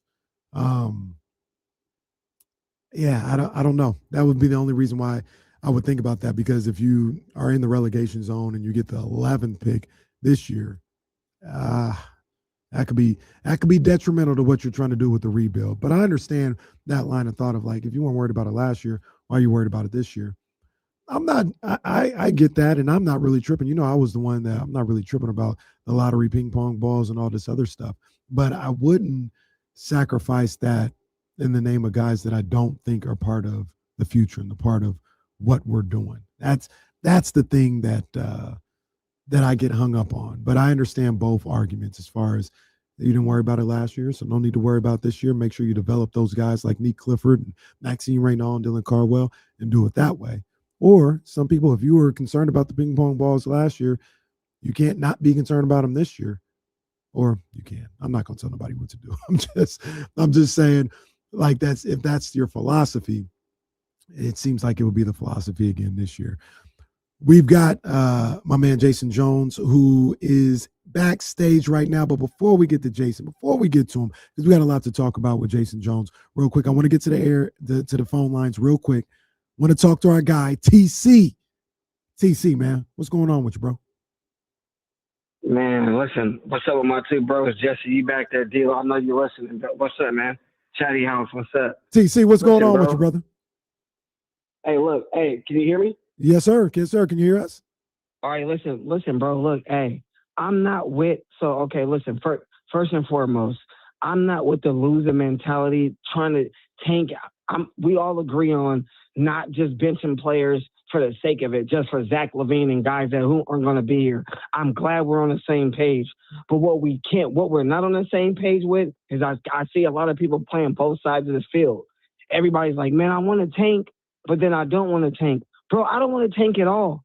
If we win 34 games next season and get in a 10 seed, that's a developing building block stage, period. No matter how you look at it. Winning 10 games next season just to see Nick Clifford blossom and Darius Acuff be a running for Rookie of the Year, and we win, that does nothing for anybody. It does nothing, bro. It really doesn't. Making a plan or trying to win games and be a sustainable winning team, that's what matters, bro. Trying to lose, talking about we trying to get 3 draft picks in the next 2 draft classes, then maybe we can put a team together in 2029, and then we can be the 6th. Listen, man, miss me with all that, bro. King fans, we've been losing. That's crazy for people to say. I'm not getting at anybody in here in the chat or anybody, but I just listen to what TC is saying. Isn't that crazy? Coming from King, I'm talking about Kings fans, not Celtics, not nobody. I'm talking about Sacramento Kings fans. What are we talking about? We want to keep losing. That is ludicrous. I'm out, KC. I will never understand that, bro. We would never see eye to eye as Kings fans, and that's like stupidity to me, bro, to continue to say, I want to lose because we need draft pick. Like, we've been losing. I'm out, bro, on that one. That frustrates me, bro. I hear you, TC. I feel you. Two things there. Number one, I think he almost slipped up and called me somebody else. I think we have to review the tape for that one. And Jesse, Kyle, you were listening to, we might have to clip that. I want to lose. I like that one. That could be a drop. That could be a drop right there, man. TC, passionate about it. We'll get into everything that TC was talking about in just a second. But the reunion, the J Street Vibes reunion, the Throne Room Breakdown reunion is back. My guy, Jason Jones of The Athletic in the building. Jason, what's up, man? How you doing, man? Not much, man. It's all good except for that outfit you chose today. I knew who was coming on the show today. You know, I said, let me get that Jerry Rice out here. You know what I mean? Let me get that Niners sound out here, man. You know, because I had to greatness was needed for this conversation. So, you know, I channeled the GOAT. You best. Don't have an IU jersey to wear? No, absolutely not. I mean, local boy, man. You got to rep for your region. He's not in the NFL anymore. There is no jersey to wear. He has a contract still. If I buy the new Madden, then he gonna be on the game. No. By the time that Madden comes out, they gonna have him off the roster. He ain't gonna be there. My man be on. That man go live every other day with some like, I'll be like, wow, somebody go check on my guy, man. No, seriously, it is the definition of erratic behavior. Yeah, definitely that. Jay, man, first of all, just want to talk to you because I hadn't talked to you in a while, man. Hope everything is good with you. You know, my guy, you know, who has the worst sports teams to follow, but he's out here. He's making all the moves happen. Yeah, it is tough during baseball season. You know, the summertime is rough. You know, no Blake Snell, no Will Smith, no all-star catcher hurt. You know, somehow still in first place. It is rough. They haven't started this strike yet. When is this happening? If I was a Giants fan, I would strike for spending all that money to be near the bottom of the division. No, it's embarrassing. I can't even lie. It's embarrassing. It's ridiculous. It's a joke. It's an absolute joke. I mean, it makes me laugh every time I see it. I'm glad something makes you laugh here when it comes to it. There's nothing in MLB makes me laugh right now. This is nasty work going on in San Francisco, going on at 3rd and King. I don't like that at all. But I do like what's happening a little bit in downtown Sacramento and the offices of the Sacramento Kings, drafting a guy like Darius Acuff Jr. And in your latest piece, you sat down and you talked to Darius Acuff, man. Was that the first time that you've talked to him? And if it was, what was some of the takeaways that you had after sitting down and talking to the young fella? Yeah, it was my first time having to sit down with him. And like I kind of even wrote, it was like talking to someone way closer to my age. It's easy to forget he was 19. He's 19. He's just real mellow, real laid back, real kind of just chill perspective on everything. Yeah. And I think if you're going, that's a good quality to have, especially, coming into the league, come into a situation. Like we talked about it, the fact that when you get drafted as high as he got drafted, you're not going to a good team generally. You're not going to a great situation. And he just seems like he has the right temperament to step in and kind of absorb all that and be ready to go. And I mentioned to him, and I tell a lot of people, if I'm going to draft a guard, if I can draft a guard who played for John Calipari, kind of like my chances. Mm-hmm. I know I'm going to get some level of a contributor, and I think and I trust a guy who when people are talking about, well, what about summer league? I'm like, I trust what he did in the SEC. And to me, that, the combination of playing for a guy like Coach Cal and what he did in the SEC, I think the Kings have, reason to be excited with this draft pick. Now, you talked about like kind of his demeanor and his mindset, and we've seen him already a couple of times be critical of himself when he hasn't played well. I think that's a good attribute to have.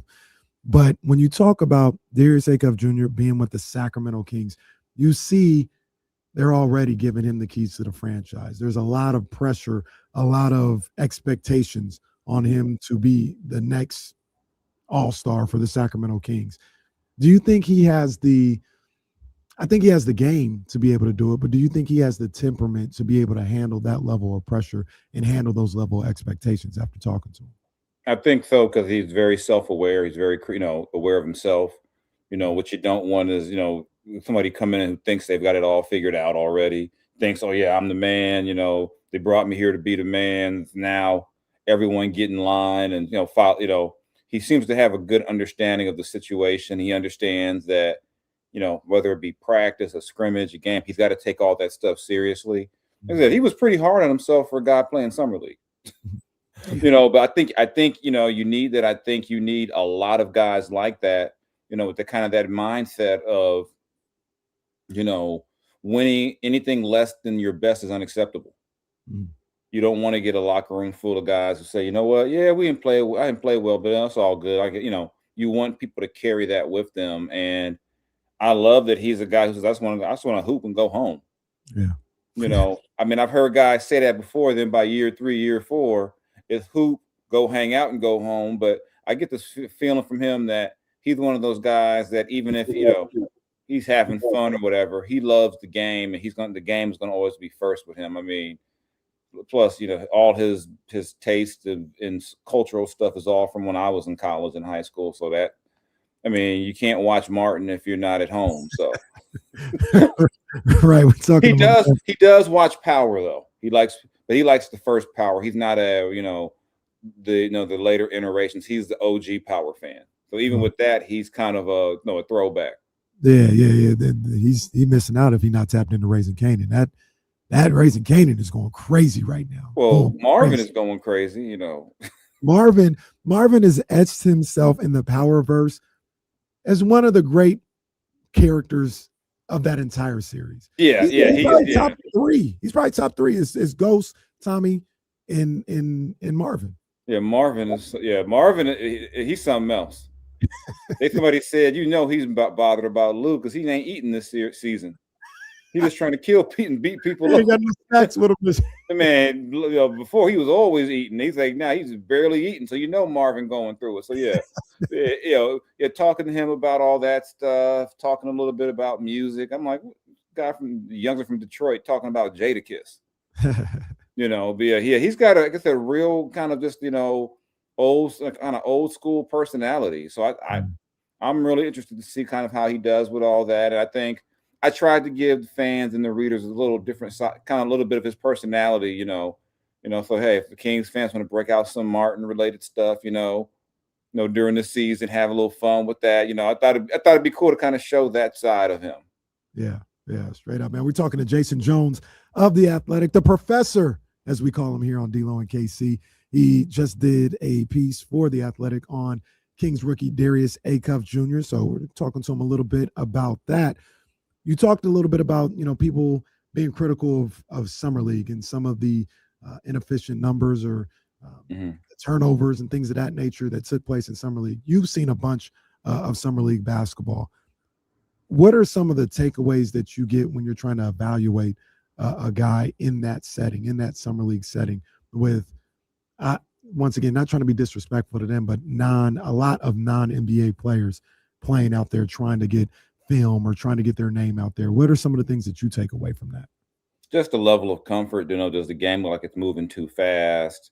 Do they just look overwhelmed? But, especially with a lot of the rookies now, they're 19, 20 years old. And some of these Summer League teammates are going to be 23, 24, 25, stronger, have a lot more, world experience in terms of basketball. I like to see if the guy just kind of looks like he can be himself. And I got the feeling from Darius that he wasn't overwhelmed by the competition. He might not have shot well. He might have made mistakes, but it wasn't like one of those, his head was spinning because it was just too much to handle. And I guess that's why I said, too, that's why I'll bank on a John Calipari guard every time. Those guys tend to come in and the game is not too fast for them. So I look for stuff like that. When I'm watching some of the Summer League, you just don't want to see a guy get overwhelmed, like where it's like, oh my God, he just doesn't look like he belongs here. And even if that happens, you have to take into account, the roster. Like you said, so it can be really hard on big men because the guy wants to go on the low block. Other guys trying to get a job. The ball's going up, unless you were Caleb Wilson, you can go out there and snatch it. And, some of them big guys, they be out there just starving. Like, come on, somebody get you. They're like, man, get the rebound. I'm trying to get signed by somebody too. You already got drafted. I'm not about to waste my time throwing the ball to you. This shot going up, big dog. Like I said, I'm sorry, man. If I miss it, I'm giving you a chance at a rebound and a score. That's 2 stats. Offensive rebound, 2 points. Look, you say my bad after you take the shot. Like, oh, my bad. My bad. Big I got dog. you next time, big homie. I got you. You know, yeah, I got to look for you. I'm gonna look for you next time. That's it. That's it. Now, to kind of go back on one of the questions that I asked you, as far as does Darius Acuff have the right temperament and the mindset to be considered a franchise guy at this point in his basketball career, only being 19 years old? I'll flip that question a little bit and say, do you think that the Kings should be doing that, with a guy that young, even at that position, right? Like, he's a smaller guard. That's a lot on his shoulders. Do you think the Kings should be looking at him as somebody that they give the keys to at 19, 20 years old? I think he's going to have the keys just because of the position he plays. But I think you're also got to be smart about it, where you're not expecting him to win every game. You're not going in saying, okay, Darius, I need you to average 25 and 8 for us to have a chance. You're not going in like that. I think you have to give him the keys early and let him figure out some things, and for whatever how anybody feels about who's still on the team, him getting a chance to play with a guy like Zach LaVine, he can learn some things. Him getting a chance to play with Sabonis, he can learn some things. So I think you want to give him the ball, let him go out there and kind of figure things out. But I don't think he'll have the quote unquote keys, because it's not like this is going to be a 60-win team. It's right. That kind of pressure isn't on him. The pressure for him is really to learn, develop and get better. So I think they have to do that. I mean, this isn't the old days where rookies were signing like 6-7 year deals and you could like spend a year or two letting them learn. Right. These guys got to be ready to go fast. And I think, you drafted him. You have kind of the fortune of you needed a point guard in a point guard heavy draft. So don't wait around with this. Go ahead, let's see what he can do and let him go through some of those growing pains and get better. Yeah, we're talking to Jason Jones, a.k.a. the professor of The Athletic. Wrote a really nice piece on Darius Acuff for The Athletic. Everybody go check that out when you get a chance.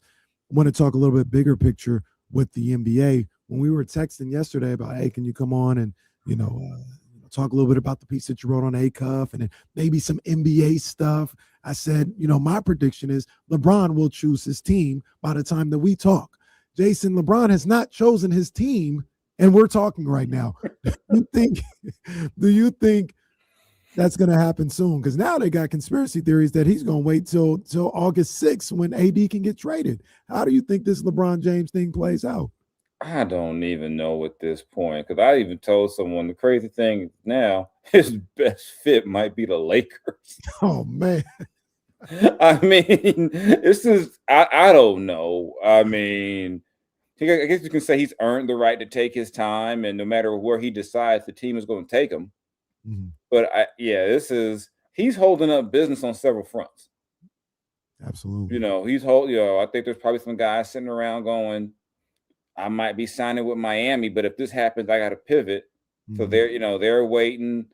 People probably looking at Philly, whether it be just signings or trades and other things that's kind of held up till LeBron makes his decision. I mean, I know Adam Silver probably wasn't joking when he said the schedule is getting held up. Mm-hmm. Because what if they don't have any Christmas Day games with Cleveland and he's in Miami? Right. What if he decides, I think Philly's going to be on TV, Christmas no matter what, but I think some of this other stuff is just not going to work. Yeah. I was talking earlier today, because we actually had a conversation about the face of the NBA, but I said LeBron is probably holding up who the Knicks kick off the season with.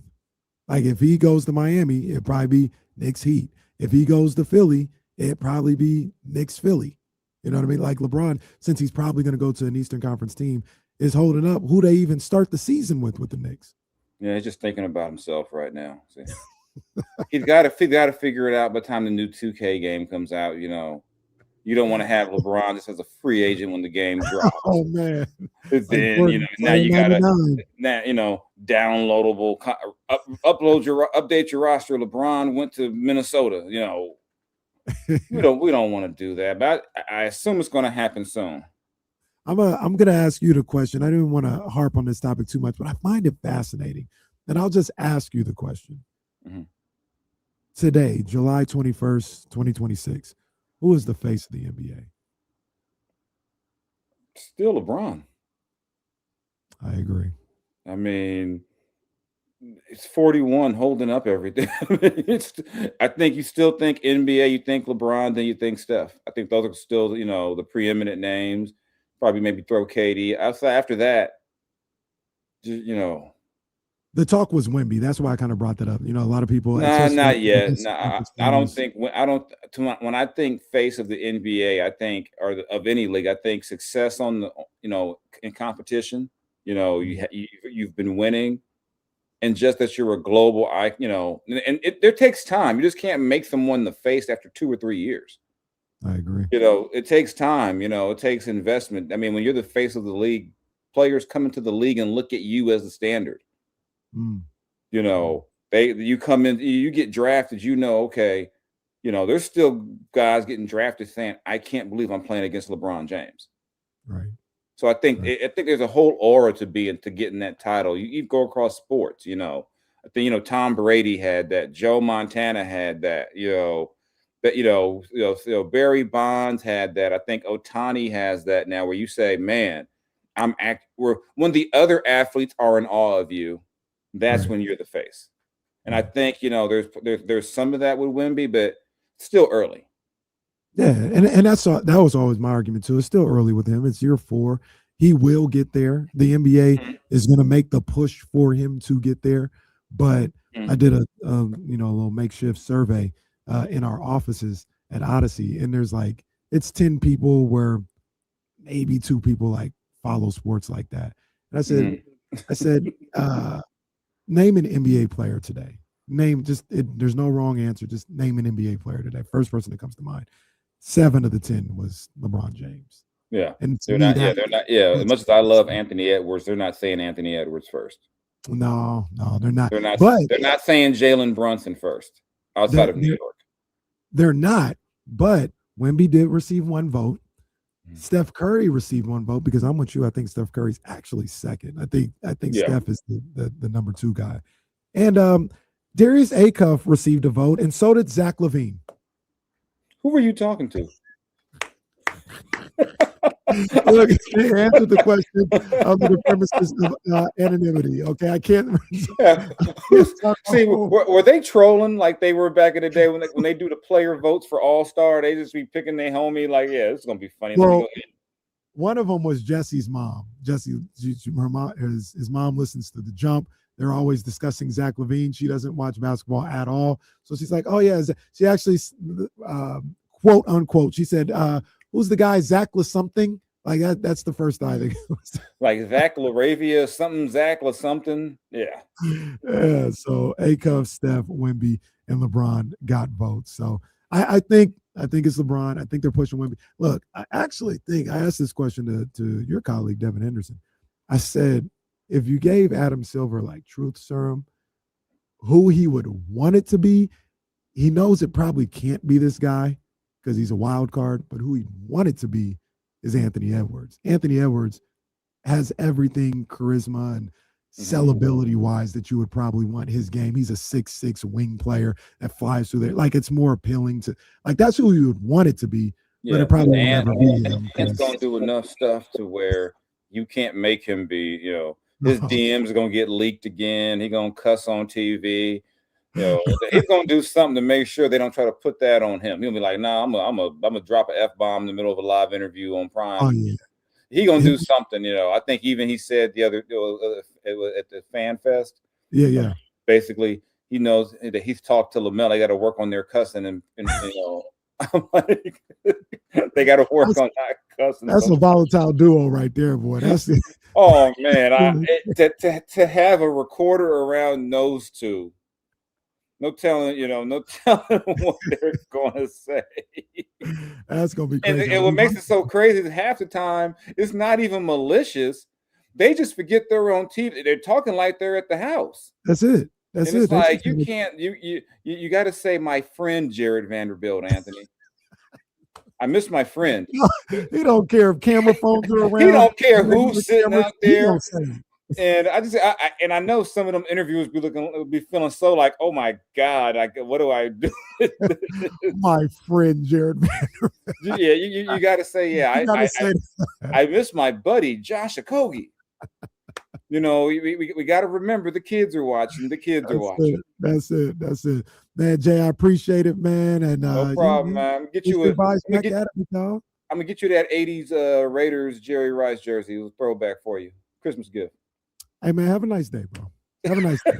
I mean, it'll go with. I ain't buying you the Seahawks when he was a good Raider. The Broncos joint. Oh wow, let's not do that. Let's not do that to Jerry. He might go chase you down like he did the old man at the golf course. That was a classic. I like my man Jerry. That was a classic. Man. I'm like, well, what did they say, Jerry? Jerry flipped out on that boy, man. Hey, go to The Athletic. Check out Jason Jones' piece on Darius Acuff Jr. And Jay, we're gonna talk to you soon again, man. I appreciate it. All right, man. Y'all take it easy. All right, man. That's Jason Jones, the professor of The Athletic here on D-Lo and KC. When I come back, I want to still hear from you. The grades that I have for the players this summer, I got to give a couple grades to Scott Perry in that front office. I'll talk a little bit more about that. I want to hear what you guys got to say about that. It's up on the ESPN 1320 Mojo's Talking Text line, 916-909-1320, or call in. I want to hear from you, man. It's D-Lo and KC. It's KC and Friends right here on ESPN 1320, Sacramento's #1 sports station. Oh, man.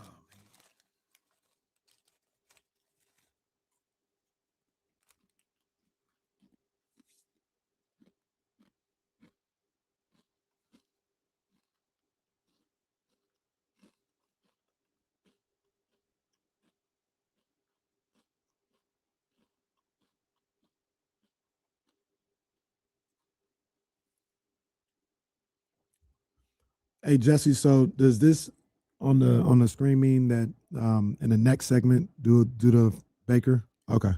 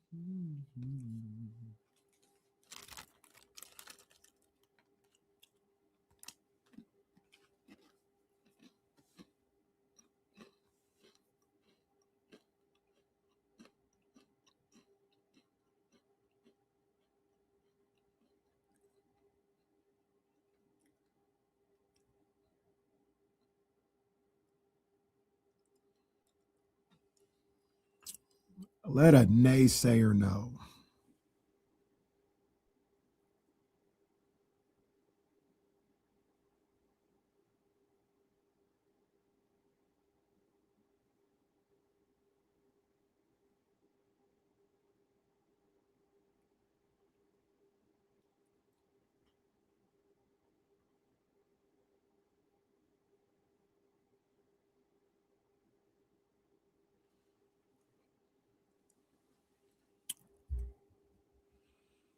Let's see. Excuse me.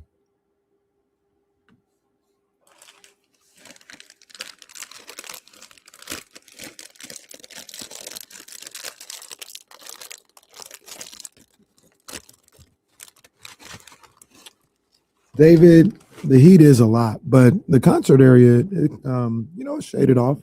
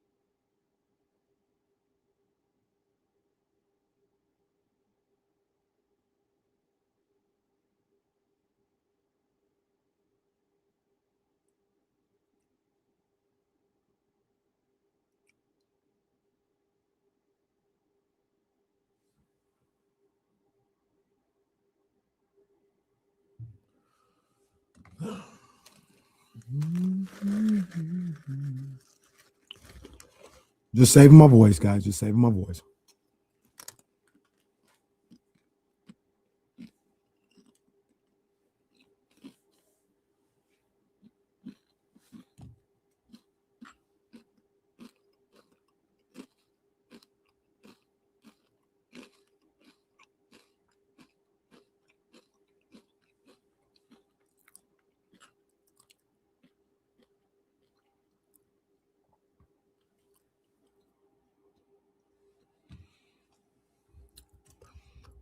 Oh, David, I hadn't heard that. I don't like that idea. I understand why. I don't. Not a fan of it though.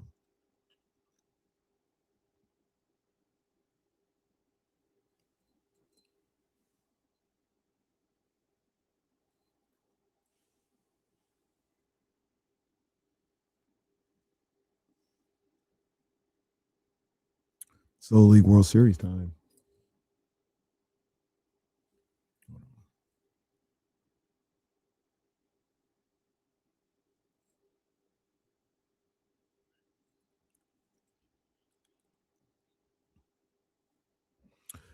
From the baseball diamond to the vineyard, Dusty Baker's journey is as legendary as his swing. Baker Family Wine celebrates Dusty's passion for handcrafted small lot wines, crafted with care right here in West Sacramento. I really like that 755 Hammer and Hank.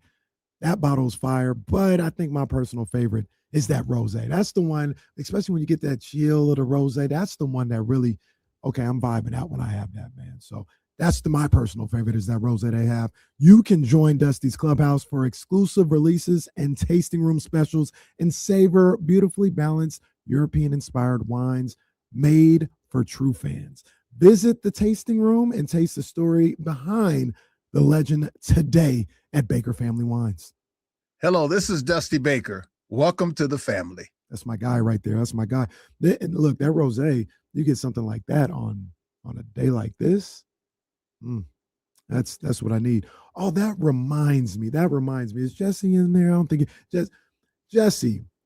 There's been an update. I don't know if that I've gotten into this, but remember I told you that rooster that was over at the house? Yeah. Did I tell you they had chickens? I think.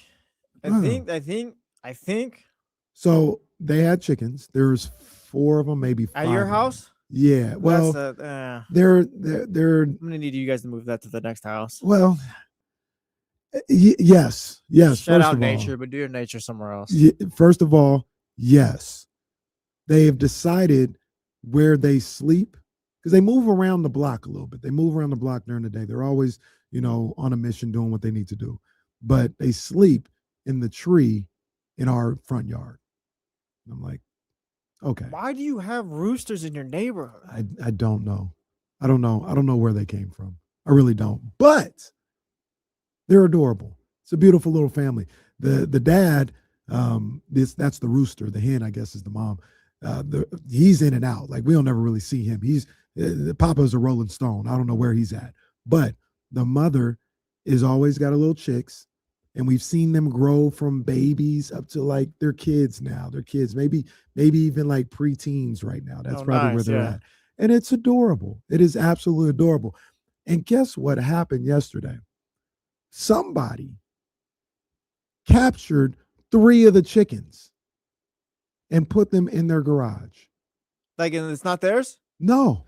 Oh, no. Captured 3 of the chickens, put them in their garage. They left one, I guess there's 4 chickens. They left one with the mom. The mom was yelling and screaming until she went to sleep last night. And no, this feels like a problem. No, it was awful. And it had the whole block in an uproar. Yeah, you got low-key got to go to that house. Let the chickens out, bro. People went to the house. Nice. People went to the house, right? And they had a little story going on about, oh no, I don't know nothing about that. I don't know nothing about that or whatever. We saw you. Dog, people went to the house. When I say it had the block in an uproar, the block was in an uproar. This was looking like Elk Grove version of Do the Right Thing. Yeah. It was in an uproar. Like, we were not happy about this. Oh yeah, shout out to the animals. I'm not for taking kids away or whatever. And it was so sad because I didn't see this, but they said that they were in the garage. The garage was kind of cracked open a little bit. They were in cages in the garage. The garage was kind of cracked open a little bit. And the mom was standing there on the sidewalk, and all she could do was look in. She was just looking into the babies. Couldn't do nothing about it. It was just heartbreaking. It was heartbreaking. No, that's insane. Now, and then to act like, oh yeah, I don't got the chick. We know, we hear them. Exactly. Right there, we see them. They're like, oh no, I don't know nothing about that. Stop. What are you scared for? Just let them out. So, Jesse, calls were made. I can neither confirm nor deny that threats may or may not have been made. And we have word that this morning the chickens were released and they are back with their mother now. As they should. Yeah, that's insane. Like, I'm all for snitching in that scenario. Like, I'm telling on you. Look, I ain't gonna lie to you. I was ready. Oh yeah, I was ready. I'm telling on you. Like, I'll tell for some chickens. Because I came in at the end of the story and I was like, all right, well, who we got to call to get people knocking at these people's door? What are we doing? I'll be neighborhood watch if I need to in that scenario. Yeah, what are we doing? But like I said, calls were made. Threats may or may not have been made. Okay, they weren't made. I'm just being dramatic. Of course. But yeah, the message was delivered. Good. Release the chickens. Oh yeah, that's insane. Yeah, and they released. Yeah. That had me feeling some type of way. Like, what are you doing? Yeah, shout out to my wife, beautiful Jazz. Wife, 2-3 years now, going to be wife forever. They're been labeled her grand chicks. That's what they've been labeled now, her grand chicks. And she said, free her grand chicks. And she may or may not once again, not putting anybody out there, may or may not have been the driving force, and may or may not have been the one making the threats to get those grand chicks released. So salute to Jazz. Yeah, it needed to happen. It needed to happen. Look, and this always happens. I'm not even a nature guy. But all of a sudden, got these chickens here. They're here now. They ain't bothering nobody. They're out here just trying to live. All right, they're my grand chicks too. Like, relax. No, that fight from Jazz is what a certain New York team has been missing every October. That is that. Look, salute. All of a sudden, salute. His team went 14 in a row, and salute. Now you want to talk. I didn't even say the team. Salute. Glad the chickens are free. That was a shot. That was I just said it'd be nice if they showed that same fight. Oh man, that was an absolute shot. Yeah. Speaking of, real quick, this is something that you mentioned that, and it reminded me. Max Kellerman and Rich Wall, they got their podcast or whatever.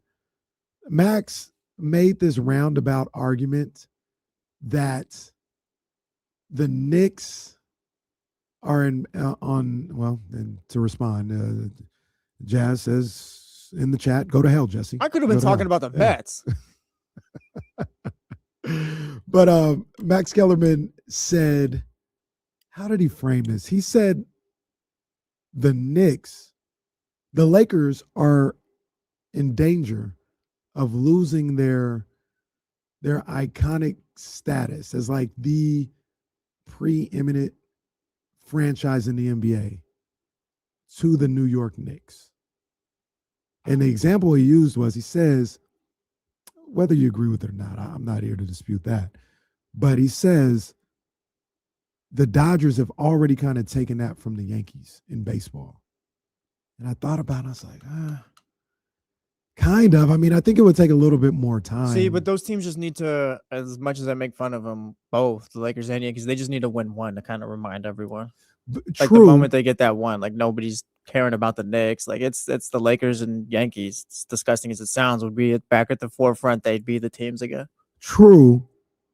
But I think his argument was like, hey, what are you guys doing talking about like the Lakers? What are you doing to be able to get close to getting that one?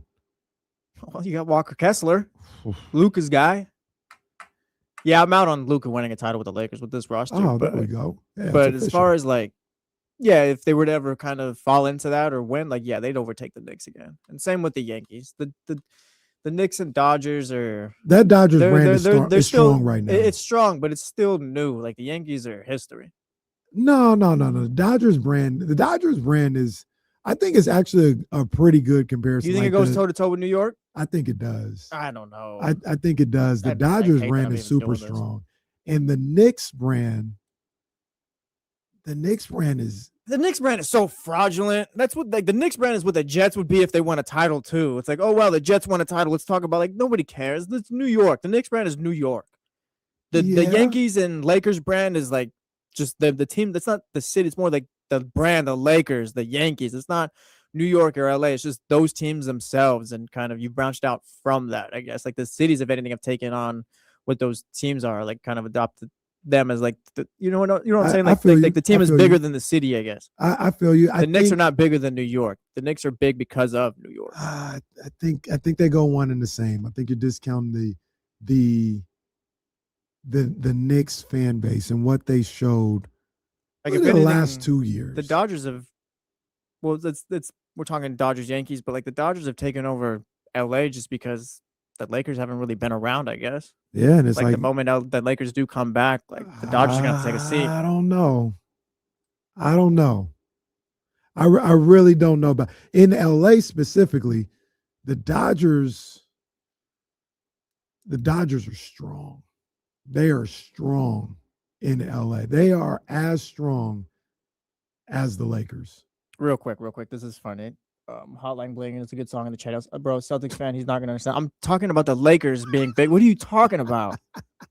Anyways, I'm only defending the Lakers right now. The comment, the username, the Avi, yes. all hilarious right Yes. there. All hilarious. That was a 3 for 3 right there. Salute. But Celtics fan defending the Lakers. He's never gonna get it.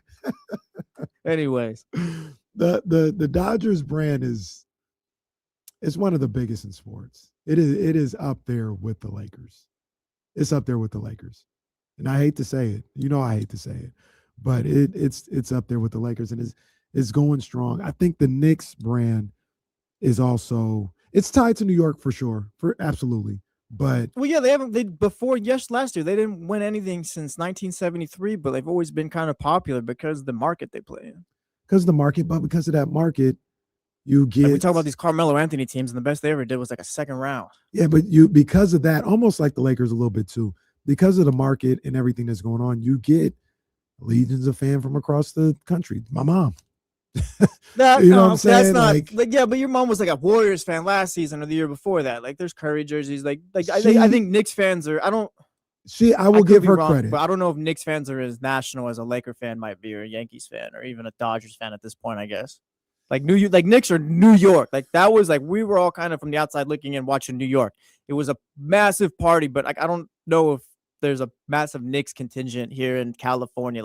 Do Knicks fans take over when the Kings get here? The Celtics do, the Lakers do, the Bulls fans, the Michael Jordan fans do. Lakers isn't fair because it's California. Well, we know the Lakers is national though. We know wherever you go, there's gonna be Laker fans. It could be in Atlanta. Sure, it doesn't matter. Sure. I'm just only using Sacramento because we're here. But again, are the Knicks fans out here the way the Lakers fans would be in Atlanta or anywhere else? Off the top of my head, even before I think what Max is saying is it's going to grow at this point because they are a winning team now. But even without them being a winning team, I would say they were top 5 already. They were top, you would go into different buildings, Knicks go into different buildings, and they got some people here. Obviously, it went through the roof because they started winning and stuff like that. But I think it's top 5. And if you add winning with kind of the Lakers on the downturn, I think his argument, I see it. He's like, be careful. Be careful. I think they've got the spot right now, but I'm curious to see how long they hold that for until those other teams step up. Yeah. We'll see. And then the baseball one the Yankees are just a sleeping giant to me. As soon as they win that one, it's oh my gosh, Babe Ruth, 1927. Yeah, all the history. It's all back. Aaron Judge or whoever did it. All-time great. That's just a sleeping giant at this point. You know I hate this. Hotline Bling is a good song. I'm a Giants fan. Okay? I'm a Giants fan when I said so. This is kind of akin to what you were just talking about with Jesse being a Celtics fan. I think the Dodgers, I think they caught them. I think they caught the Yankees. At the very least, they are on the same level.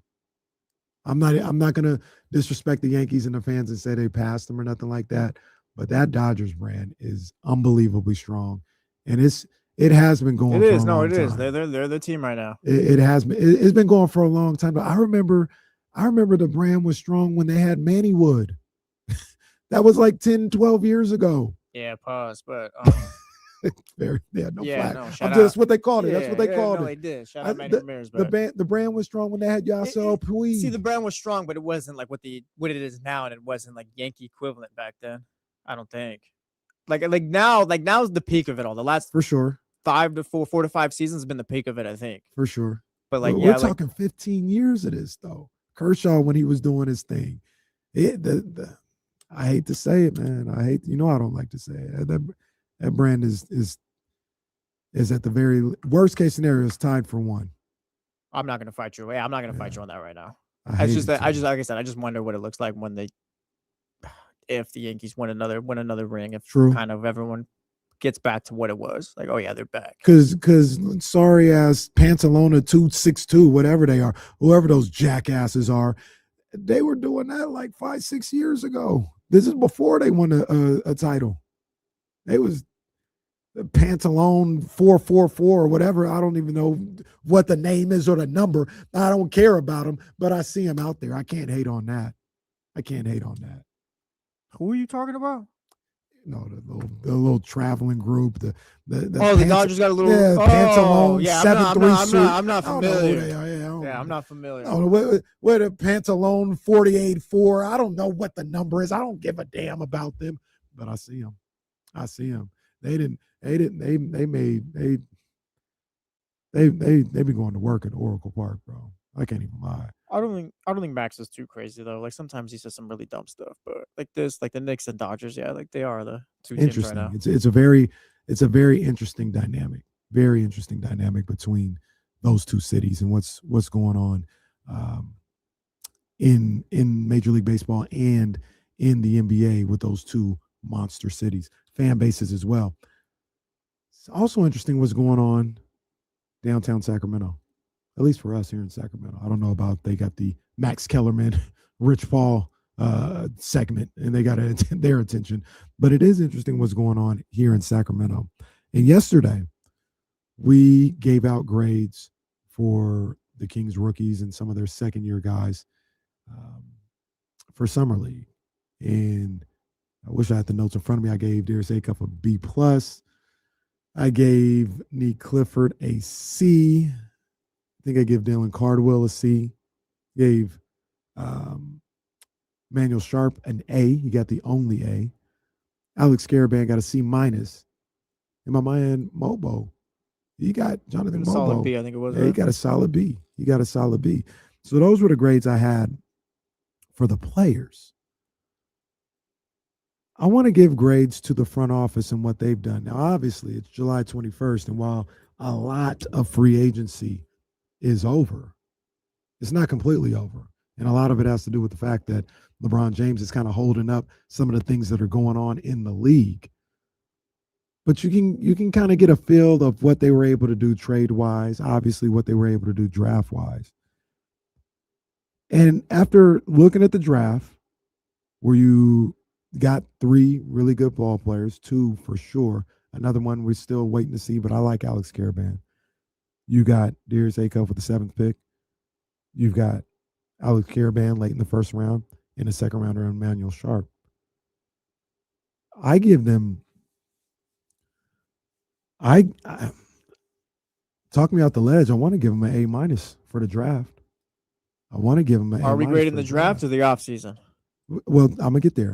But the draft portion of it, I give them an A-. The offseason, you effectively, it's not official yet. You're still figuring some stuff out. You moved on from DeMar DeRozan, got under the tax. You weren't able to sign any free agents of note. You weren't able to make any trades. You weren't able to get off of Zach LaVine's contract or Domantas Sabonis' contract, if that's something you were trying to do.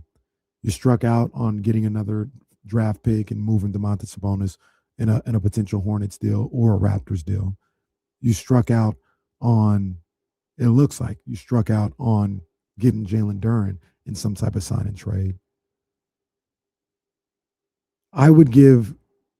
I want to say B, but I'm gonna say a C plus for the rest of what happened. That's tougher than I thought. The Jalen Duren thing, you kind of went up to the batter's box, but coach told you to go sit your ass down. Like, that's what that was. Like, you didn't strike out. You just didn't get the chance to bat. Like, sorry, this Domantas bat doesn't work here. Like, that's kind of what that was. No disrespect, but again, like, you tried. But I think I'd go B minus or. See, okay, I'm glad you. I wanted to go B minus too, but I thought I was being too nice of a grader. Yeah, I thought you were going to go a little bit higher, but Stevie B916 in the chat says Scott gets a solid B. I don't think we get Acuff without him. How this all plays out, we'll wait and see. Sharp is looking good. I'm stuck on the Acuff thing. Like, if Scott did use relationships and kind of help maneuver Acuff falling to 7, or like maybe the Nets passed on him because of like, oh, he doesn't want to be here. He wants to be in Sacramento. Like, I think maybe that bumps it up to a B, but I'll stick B minus for now just because I do like the draft. Precious is back. That's fine. You cut DeMar. You did the things you were supposed to. I'm not going to knock him too much for Zach and Domantas Sabonis being here, but they are here. So I guess that's kind of where the B minus comes from. Yeah, okay. Because all right, I'm gonna change my grade a little bit after further consideration. I'm gonna give him a B minus for what he did outside of the draft, combining that with an A minus with what he did in the draft. And the entire offseason for me gets a solid B. It's an 86%. He's got a B for this offseason. I think you brought up a great point when you talk about him leveraging his relationships and his understanding of the market. Yeah, because that counts for something. If he did do absolutely. Acuff didn't. I don't believe Darius Acuff just fell in his lap. I don't believe that. I think there was work that needed to be done to make sure he was there at 7. And to your point, yeah, he gets credit for that. He absolutely gets credit for that. So I would give Scott Perry a B for this offseason so far. If he was able to get off one of the big contracts, there's still time. And, we'll see what happens. I think it's a long shot, but there's still time for it to happen. That would easily move it up to an A. The fact that they were able to get under the luxury tax, I know most fans maybe don't care about that, but he was able to do that. That's a feather in his cap. Traded Devin Carter. Now, some people would say that's a negative because then they have to attach something. They attach the 2nd round pick to him. Yeah, that might be. The old Davion Mitchell. That might be I think you said Sasha with him as well, but point being, yeah. Yeah, I didn't like that. But the Devin thing was fine, though. Yeah, it's fine. It's fine. Scott gets a B, and you combine that with, the draft last year, people were happy about, but the offseason, especially after Dennis Schroeder and all this other stuff, they didn't really give him credit for. But, if we did a grade last season, probably another B, maybe a high C or something like that. That's back-to-back good off seasons.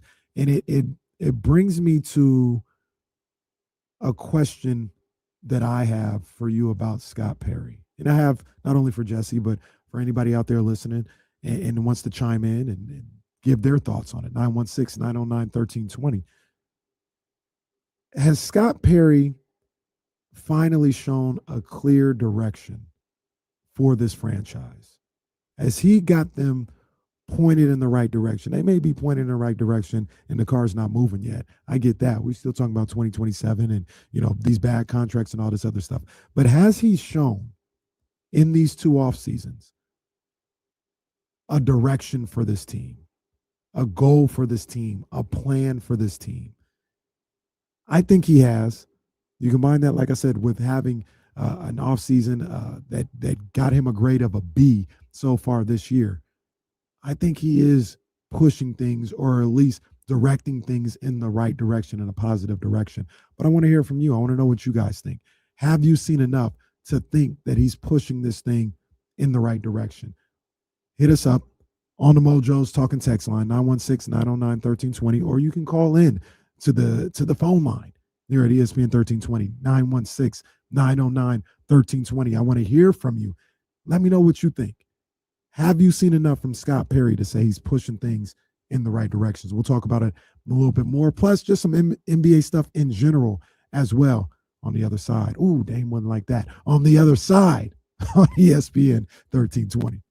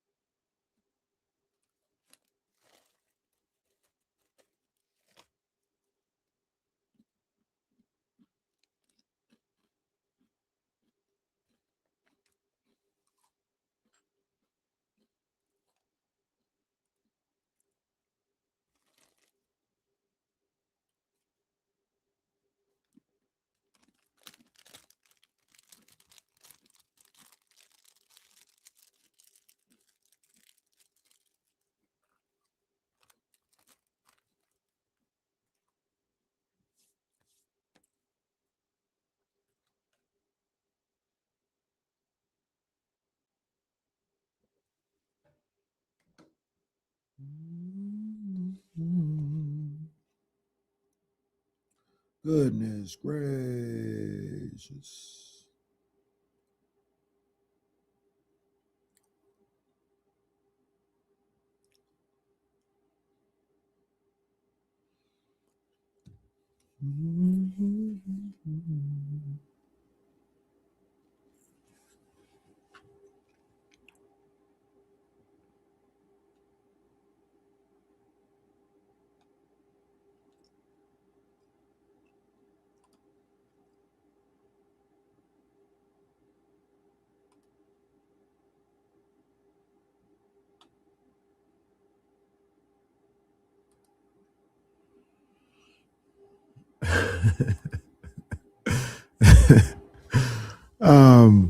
I think somebody yelled during his backswing. Or like made a noise during his backswing. And he wasn't playing. He wasn't playing with that. What's up? What's up? What's up? What's up? What's going on?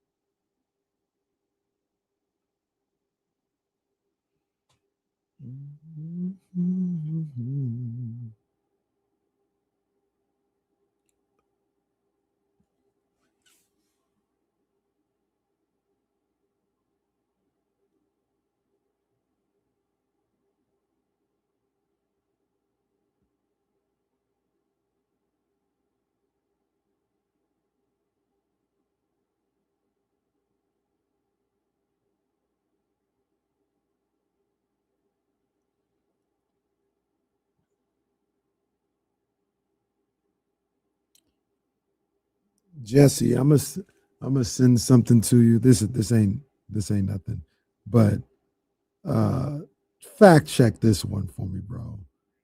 Ain't no way, bro. Oh Lord, ain't no way.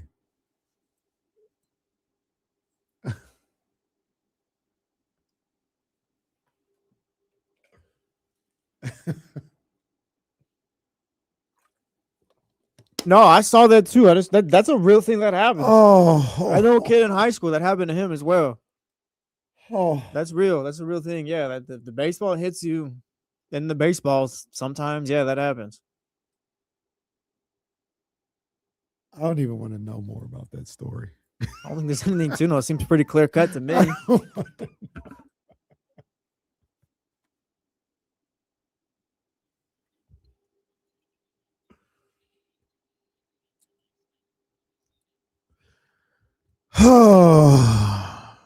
Baseball's a crazy game, man. Baseball's a crazy game. I don't even like.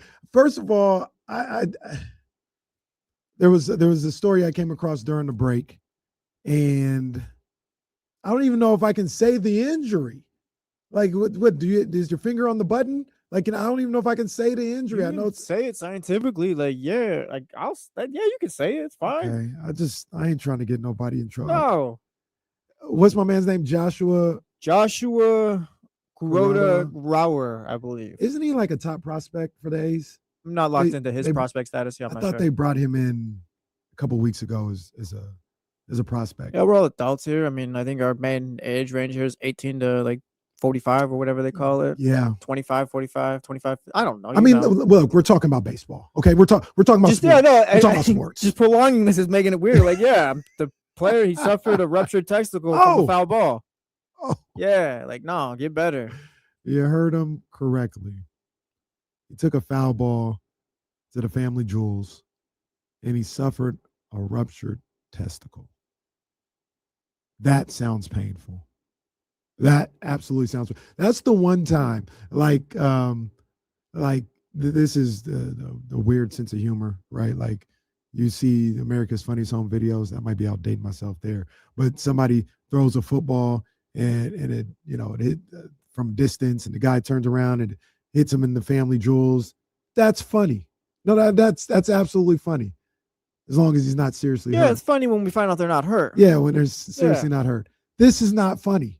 This is painful. No, yeah. He'll get better. Like, yeah, I'm sorry this happened to him. Hope he gets better. Been a bad year for the A's so far. Really bad year for the A's. I want to talk about that a little bit because you guys brought something up the other day on the jump that I want to get into, and we'll talk about that in just a little bit.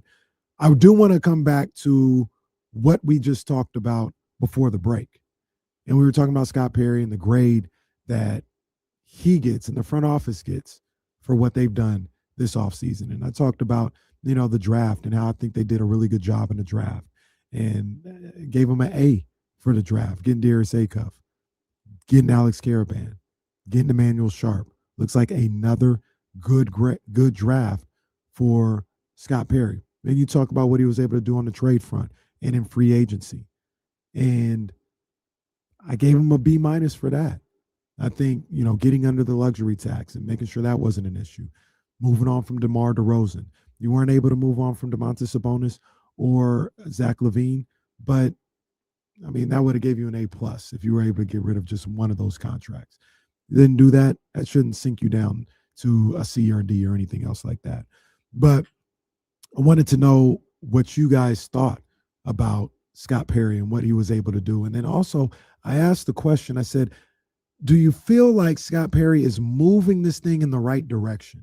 Do you see him, at least if this was a car and on a road, it's not driving backwards anymore, or he's not going east-west. He's moving. The car is at the very least pointed in the direction of north or something like that, right? Do you at least see that with some of the things he's been able to do in the last two off seasons?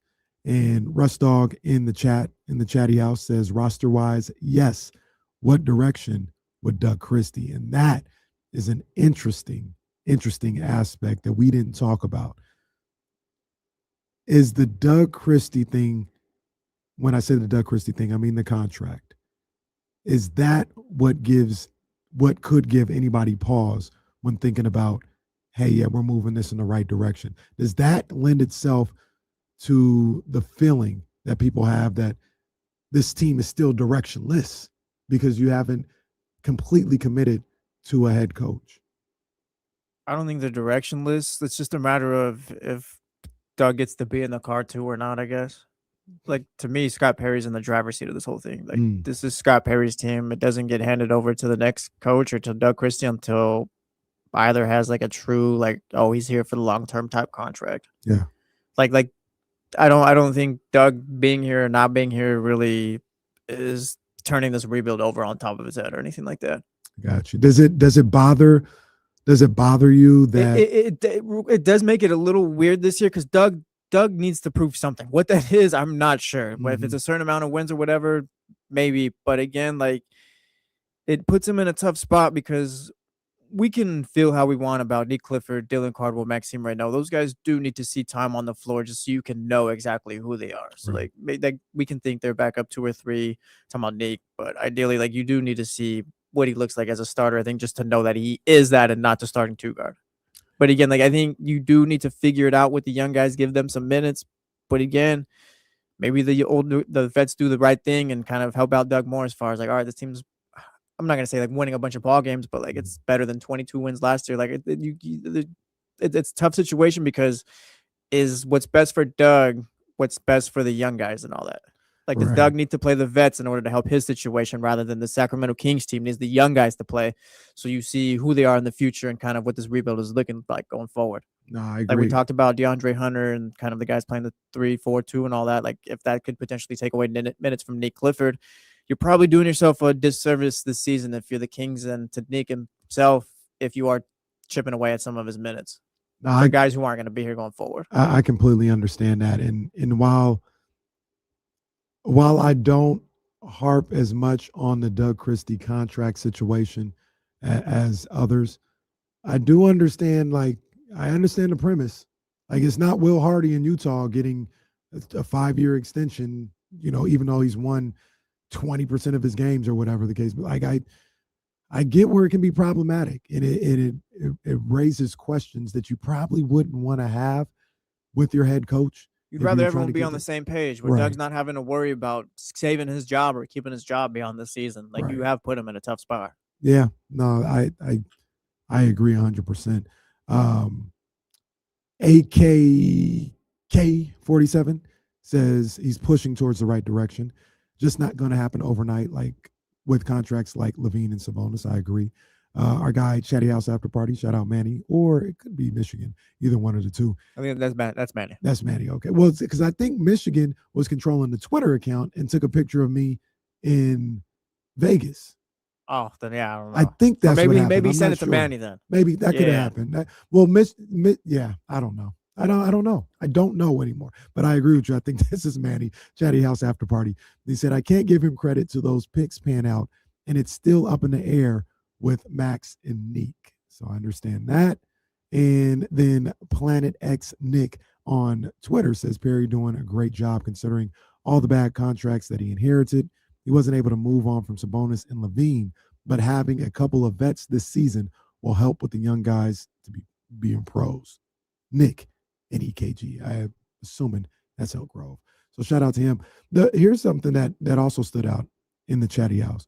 Sean Mahler, 67. He said, where was Kenny back when I was in school? Kenny be giving A's and B's like it's nothing. You can get most of the quiz wrong, and Kenny's trying to give you a B+. I'm not really tripping off him. Like, it's fine. It's not a big deal, him talking about my grading system. But the question I would have for Sean and anybody else who feels that way is, what has Scott Perry gotten wrong so far? I think he's been Talking about this offseason? just in his stint here, in his stint in Sacramento. I think he's been a little stagnant. Dennis Schroeder was bad. Dennis Schroeder was bad. That's the one, I feel. That's the one that he's gotten wrong. I think he's either been stagnant, and that's created a level of frustration, or he's made the right move, whether it's a draft pick or finding Precious draft's been Achiuwa or fine. something like that. DeAndre Hunter thing, like I guess that's maybe baked in with the Dennis Schroeder Mhm. situation not working out. But I- again, yeah, like I you did do. attach Keon to Dennis Schroeder to bring in DeAndre Hunter. It was really weird around trade deadline time with Keon. Supposedly there was teams calling for him and all, and then you ended up attaching him to Dennis, and Mhm. people were upset at that. So I think if you want to add a second strike there or just make it as a whole, like it's up to you. But I guess those are the kind of the things there. He hasn't had an opportunity really yet. Well, last season, I'm not going to blame him for not moving off the bloated contracts like he just got there. This year, I don't know if the right deal arose. You would have hoped that maybe they could work out a buyout with Zach LaVine. Doesn't seem like that's happening right now. So, yeah, drafting's been fine. Otherwise, like the other stuff, it's more wait and see. But Dennis Schroeder wasn't a good thing. No, Dennis Schroeder wasn't good. That's the one knock. But everything else, I just feel like he's just kind of been stagnant. And what he's done is he's been focused on making sure he didn't put them in any worse of a financial situation. You know what I mean? Like taking on more years in a trade for Zach LaVine for whoever's coming back, giving away first round picks in a Sabonis trade or a Zach LaVine trade. It's been one of those things where outside of the draft, when you talk about the willing and dealing and signing free agents and making trades and stuff like that, I feel like he's either been stagnant or he hasn't done anything. Real quick, Dr. David brings up a good point. Not the keeping Doug thing. Well, yeah, keeping Doug. Yeah, keeping Doug if he's not the guy. That I hate that whole thing. Not keeping Doug, but the whole we'll give him a 2-year contract. We'll see if he can give it a shot. if you're a GM, I don't understand not bringing in your guy that you'd expect to be here for 5 years, however long you are, like, to start. I don't love the idea of, yeah, we'll see, we'll evaluate Doug and see. Like, I don't love that process. To be fair, Because again, now you're in a situation where Doug has to fight for his job while I guess also balancing playing the young guys and the vets. Like, it puts Doug in a weird position. It puts your coach in a bad position. to be fair, I don't think that should be a knock because we don't know if Doug is his guy or not. I think if Doug is gone, halfway through the season or at the start of next season, I think that's when you can put that on Scott's permanent record and say that was messed up that you kept him if he wasn't your guy. The knock for me is hiring a guy that you're not even sure about. I'd hope that, like, when you hire a coach, it's like, yes, we're kind of lockstep, same page. Like, this is who I want to see this through with. I don't love the idea of, yeah, let's see what this guy looks like for 2 years. Maybe he is, maybe he isn't. Like, yeah, I don't love that process. I get you. I understand that for sure. But again, like that could turn out to be something that works out, because if Doug wins the job, then I guess it all worked out. It's fine. It's perfect. But yeah, where do we see the result with it? I get you though. I understand the process of it all and how that could be frustrating or problematic just for being in this situation that you just laid out. Like, all right, we got young guys we got to play, but this guy, because we haven't committed to him on a certain level, he's got to win games and play Zach LaVine 35 minutes as opposed to like it. I got to see what Nick looks like, but also like Zach's gonna give me 25 tonight. Like, that's kind of gonna I can depend on that for right now. I get that. Yeah, I just I don't want to say like he's been perfect since he's been here. I just look at it as, for me, for the most part, Dennis didn't work, and I understand the argument about keeping Doug if he's not your guy. But other than that, when it comes to that type of stuff, like, he's just kind of been stagnant. Like I said, he hasn't put them in any financial situation that they can't get out of. He hasn't moved on from any of their first round picks and some of their assets in that respect. And he's been able to add through the draft to this roster and try to build this roster and bring in a certain type of player. So I think, I don't know, I feel like the grade that I gave him of a B is pretty justified for his entire tenure, and especially this year with the offseason and the draft that he was able to have. So I also think Scott Perry is moving this team, this franchise, in the right direction. I think he's got them pointed in the right direction. When you look at getting a guy like Darius Acuff, or today, we do a lot of, wait and see. Even I absolutely could do a wait and see with Darius Acuff, just like I said when people were mad about winning games at the end, and wait and see what happens in the lottery. Wait and see what happens when you draft somebody. Wait, like, the whole premise of what I believe when evaluating this guy is we won't know a whole lot for 2 or 3 years, but I'm not going to do that here. I'm not going to do that. I will go out on the edge. I think you found a franchise guy in Darius Acuff. That is something that you didn't have when you took over this franchise. So that was more of moving this ship in the right direction. The contract situation is starting to play itself out to the point that you'll have some type of relief.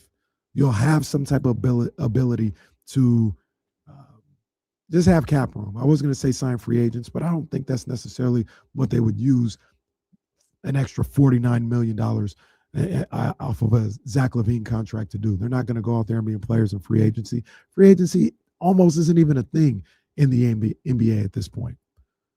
But it would give you an opportunity to match a Jalen Duren contract, because you have the contracts, or excuse me, you have the cap space to be able to sign him freely. It would give you the opportunity to be able to absorb contracts in a trade. Maybe you're taking on Jeremy Grant's bad contract or anything else like that. That's what the cap space would be able to give you. And you're closer to being able to do that. And I think that's also a feather in his cap.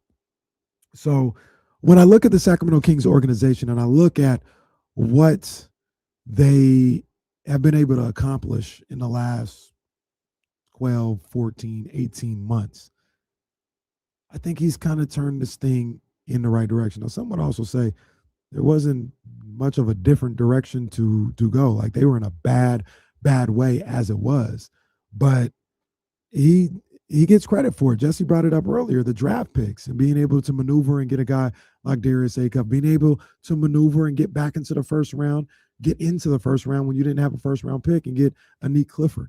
You know, that's something that he gets credit for. Recognizing Maxime Reynaud, recognizing an undrafted guy in Dylan Cardwell, recognizing and targeting a guy like Emmanuel Sharp as well. And that was early on because Caravan and Emmanuel Sharp, they were here in the workout process early on. So I think I see his vision. I see where he's going. Now the next step is to add to that vision and then be able to move things forward. That's what's next.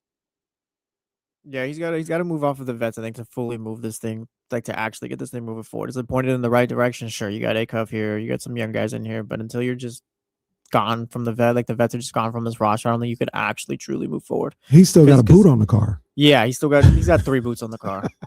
But again, who's the third, Malik? I don't know. I just threw on a third just to make it, just for emphasis. But again, Zach can contribute. He can buy in and all that. Domantas Sabonis can contribute and buy in. But at the end of the day, it is 2 guys who aren't going to be here going forward, taking minutes from guys who are going to be. Like, yeah, they can help out, but I mean, how is it a disservice to the other guys who need minutes? Are we sure Domantas Sabonis isn't going to be here moving forward? I'm talking beyond his next contract. I'd assume so. You guys laughed at me and yelled at me for bringing up the 3 years 90 deal like a month ago. It's like, hey, if he's making 30 mil per, like, would you guys be okay with that? Oh no, are you insane? Wow, you really want to bring him back? Like, yeah, for cheaper, maybe. Like, that's just a thought. I was just driving to work and thought about it. You're driving past Scandia and you thought about it. Oh, that reminds me, like, I've been driving. I always got to drive past Scandia to get here. Like, the little ride where, I don't know what it is, where it's one end and another, you're just kind of in a circle. Yeah, that ride is insane. And people have been riding that the last couple of times I've been coming to work. Like, I'm just ready to go. I think this could be urban legend. I don't even know what you call that ride. I don't know either. It's not a slingshot. I'm not sure what it is. Somebody tap in with me on the phone line, 916-909-1320 in the chatty house on the text line. I think somebody said one time it got real windy one time. There were no people on the ride, but it tipped over a little bit. And people were out there riding that thing. Maybe, I don't know. Point being, Pause. like, yeah, that's what I play on for right now. We're talking about Scandia and stuff. Like, yeah, that's a crazy ass ride. It's just been people enjoying the summer, I guess, on there. Yeah, I enjoy the summer in different ways. But yeah, I'm not expecting Domas to be here beyond his contract. It just wouldn't make sense. Yeah, it just wouldn't work for me. It would work here? Did you make anything of Domas and Zach LaVine showing up at Summer League games? Yeah, look. Wow, they did the bare minimum. Let's give them a round of applause. I'm not trying to disrespect Zach and Domas, but like, yeah, you're vet. You should be. Like, I'm not gonna do the whole, they're at Summer League. They're bought in now. They're ready to go. Like, come on, we gotta raise the bar a little bit. Did Austin Reeves show up to any of the Lakers games? I don't know. I don't care if anyone showed up. It doesn't mean anything good or bad. Like, yeah, if you don't, fine. If you do, like, yeah, that's fine. You should be there supporting the young guys. Like, if Zach LaVine didn't show up to Summer League, I wouldn't have an issue either. But I'm not going to sit here and be like, oh, yeah, Zach's bought in, Domas is bought in because they are there. Like, that's great if they want to help out, sure. But I'm not going to be like, oh, yeah, now I know it because they were at Summer League. Domas.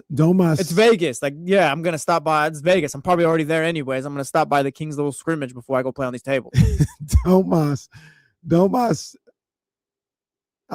Neither one of them, to be perfectly clear, neither one of them say a whole lot to me. Like, it doesn't change everything to me. But Domas says a little bit more than Zach does. I think Zach was just kind of there for the vibes. I think Zach has a decent relationship with all the decision makers with the Kings. Like, I think he's got a fine relationship with Scott. I think they know what it is. Like, they know what the situation here is. Like, you need to be professional for the time being. Yeah, so it's not a lot of tension. Yeah, Zach LaVine cannot want to be here and not hate Scott Perry as well. Right, Doug Christie as well. Because was he sitting with Doug and Scott Perry, or was it Scott Perry and B.J. Armstrong? I can't remember. I don't remember. I don't remember. I don't think it was Doug. Yeah, I don't think it was just I just remember Perry. Doug and Acuff at that one time. Yeah, So like I just not that like he was just like, oh, I'll just show up or whatever. I think that was fine. That didn't say nothing to me. The Domantas Sabonis one did raise my eyebrows a little bit because we haven't heard from Domantas Sabonis directly or indirectly that he does not want to be in Sacramento anymore. Like, get me out of here. It's always this indifference with him. It's always like, well, like if you guys want me, or if I'm here to try it, if you guys want to try, like it's always something like that. And I just wonder if maybe he wants to stick around. And he's a guy that like is it I would like for him to do something else as a leader, as a guy who's making almost $50 million a year. I would like to hear him say it with his chest, stand on 10 toes and say, I'm trying to be a king. Like, I want to help turn this around. That's what I would like. But I might be being unfair when saying that I want that. I think you are being a little unfair because, like, I'm not going to expect the guy to turn around and be like, yeah, I'm going to help turn this thing around while they're actively trying to trade me as well. Right. Like, I think that's kind of like we can, I think. But maybe they're saying that because he hasn't said, I want to be here in 10 toes. So they're like, well, all right. Well, fine. He can say he wants to be. He can say he wants to be here 10 toes, but I don't want you here at 45 million per at the numbers you're at right now. Like it doesn't work. That's the thing. Like he can want to be here as well, but we can just go back to what it was. Beam team didn't work. Him being the number 2 on a team doesn't work. It won't work. He doesn't take enough shots. He doesn't go out and get a bucket. Like it will never work. Domantas Sabonis being the number 2 on a team. Yeah. So like he can want to be here as well. Like that's fine. I guess. Hey, I'll get the $3 and $90 million contract out from the back. We can sign it if we want. Like, yeah, if he wants to play here for about $30 million, be like the 3rd, 4th best player on the team, or just kind of not 3rd, 4th best player, but like that's kind of his rank on the offensive side of things. Like he's get your little 13, 15 shots a game and we'll move on there. Like maybe you can think about that. But for now, I think just being realistic about the situation, he doesn't have a future here. And I think we can all, like I said, just be professionals and work together until you find a spot for him where his contract runs out. That's tough. Yeah, I'm not gonna ask him to be. Oh yeah, I'm 10 toes. I want to help this team turn it around. Just because, like I said, like we've seen the Hornets, Raptors rumors and all. Like I think if the right deal arose tomorrow, Domantas Sabonis would no longer be a king. I agree, but my argument is, I think that's kind of what happens because he hasn't committed. So if you're not going to commit, like, all right, well, I got to go out there and do what's best for the team because I have a hostage, not a, what do you say? You want volunteers, not hostages. I got a hostage. So I asked you if you wanted to be a volunteer and you're like, whatever. Well, I got to treat you as a hostage at that point. So yeah, you're going to be in trade discussions. But if you were to say, I'm a volunteer, I want to be here, I feel like maybe all that stuff might stop. Again, I just disagree because I think it's there's still the on court, the money he's making and all. I just don't think it works here anymore. I got you. I think once Beam Team didn't work out, it was time to move on from everybody, and Domantas Sabonis has just been the one that's kind of lingered on. I guess it's not a bad player, but again, it just doesn't work here in Sacramento anymore. Yeah. No, I absolutely understand what you're saying, and I fully expect him to be here when the opening night starts. I think everyone who's on the roster now is going to be here game 1. I think so too. I want to shift gears a little bit when we come back. You guys had an interesting discussion the other day on The Jump about the A's and baseball in Sacramento. I want to touch on that just a little bit. Plus, I don't talk about them often, but the Giants did what they did last night. They did what they did last night. I'll talk about it all in depth. It's your boy KC. It's KC and Friends on D-Lo and KC on ESPN 1320.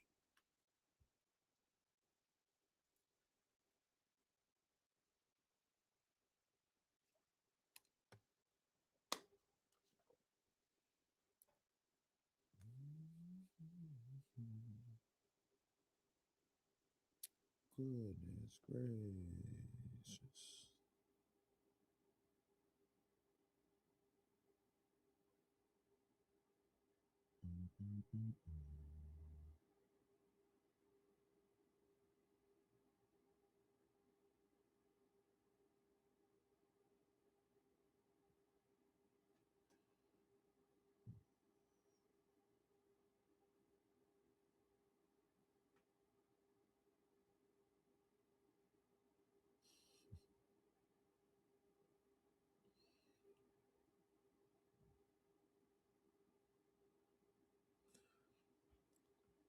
My little cousin got his first dunk today. All right. Let's see you, Cam. Let's see you, Cam.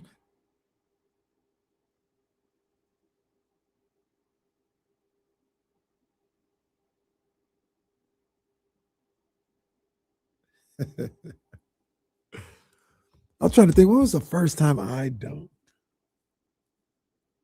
First time I dunked.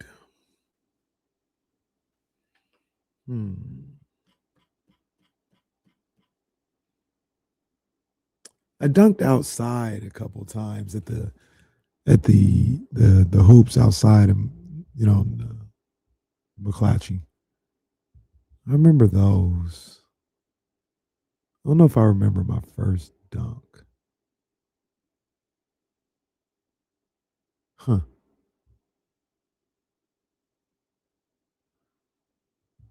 That's gonna bother me. I should know what my first dunk was. Don't remember it though.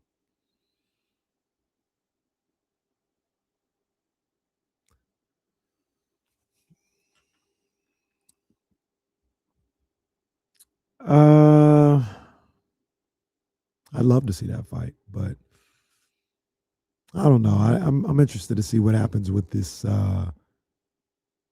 Shakur situation.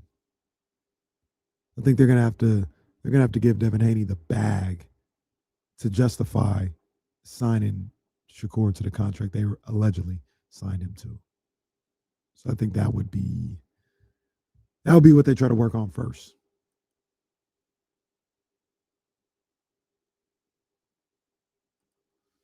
Oh yeah, man, right on, man, right on. Shout out West Park for sure, for sure. Yeah, I'm gonna try to get to a few more McClatchy games this year.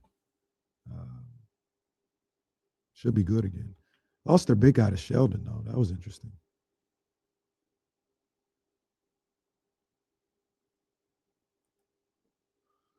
What are we doing for our birthday? 4 more hours. Do you mean our birthday as in like you just talking to me, or is it your birthday as well? Cancer season, stand up.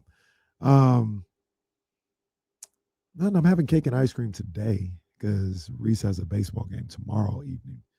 So having cake and ice cream today. So I'll be around all my people, all my loved ones in a couple hours.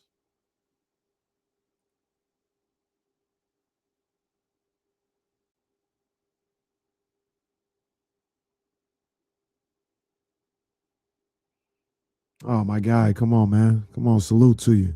Hotline Bling is a good song. I agree, first and foremost, and happy birthday to you.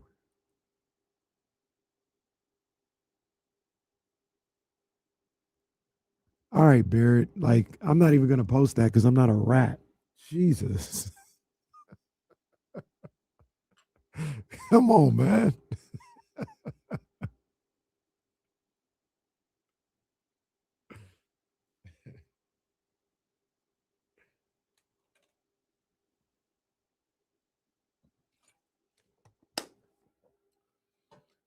All right, Don. Nobody even cared about what the name of that stupid club was.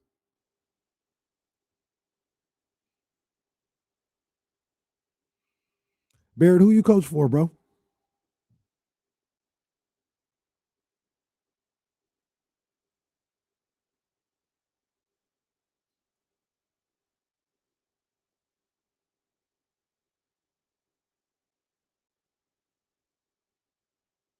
Goodness gracious.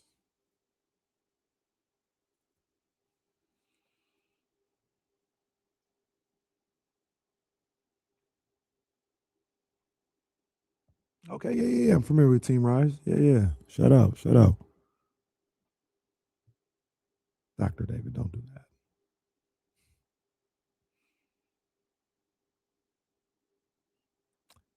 He's on vacation.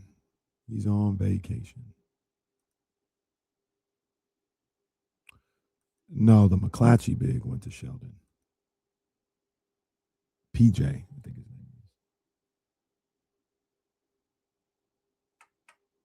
Sheldon gonna be a problem this year. They were already gonna be a problem with Sabir doing his thing, but They're going to be a problem this year, boy.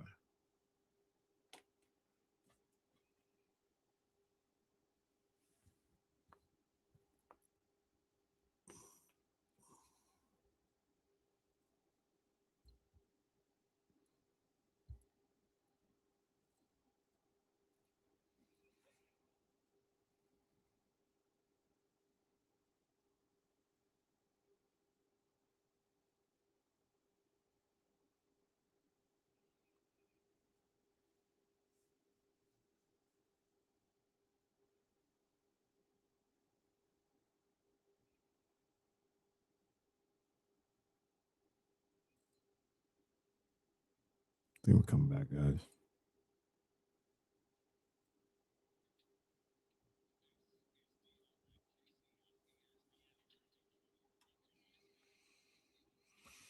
Yes, indeed. It's your boy KC. Riding Dolo. Well, I got my man, Jesse Tapia, super producer Jesse Tapia, doing his thing as well as we're rocking all week long here on D-Lo and KC, a.k.a. KC and Friends this week.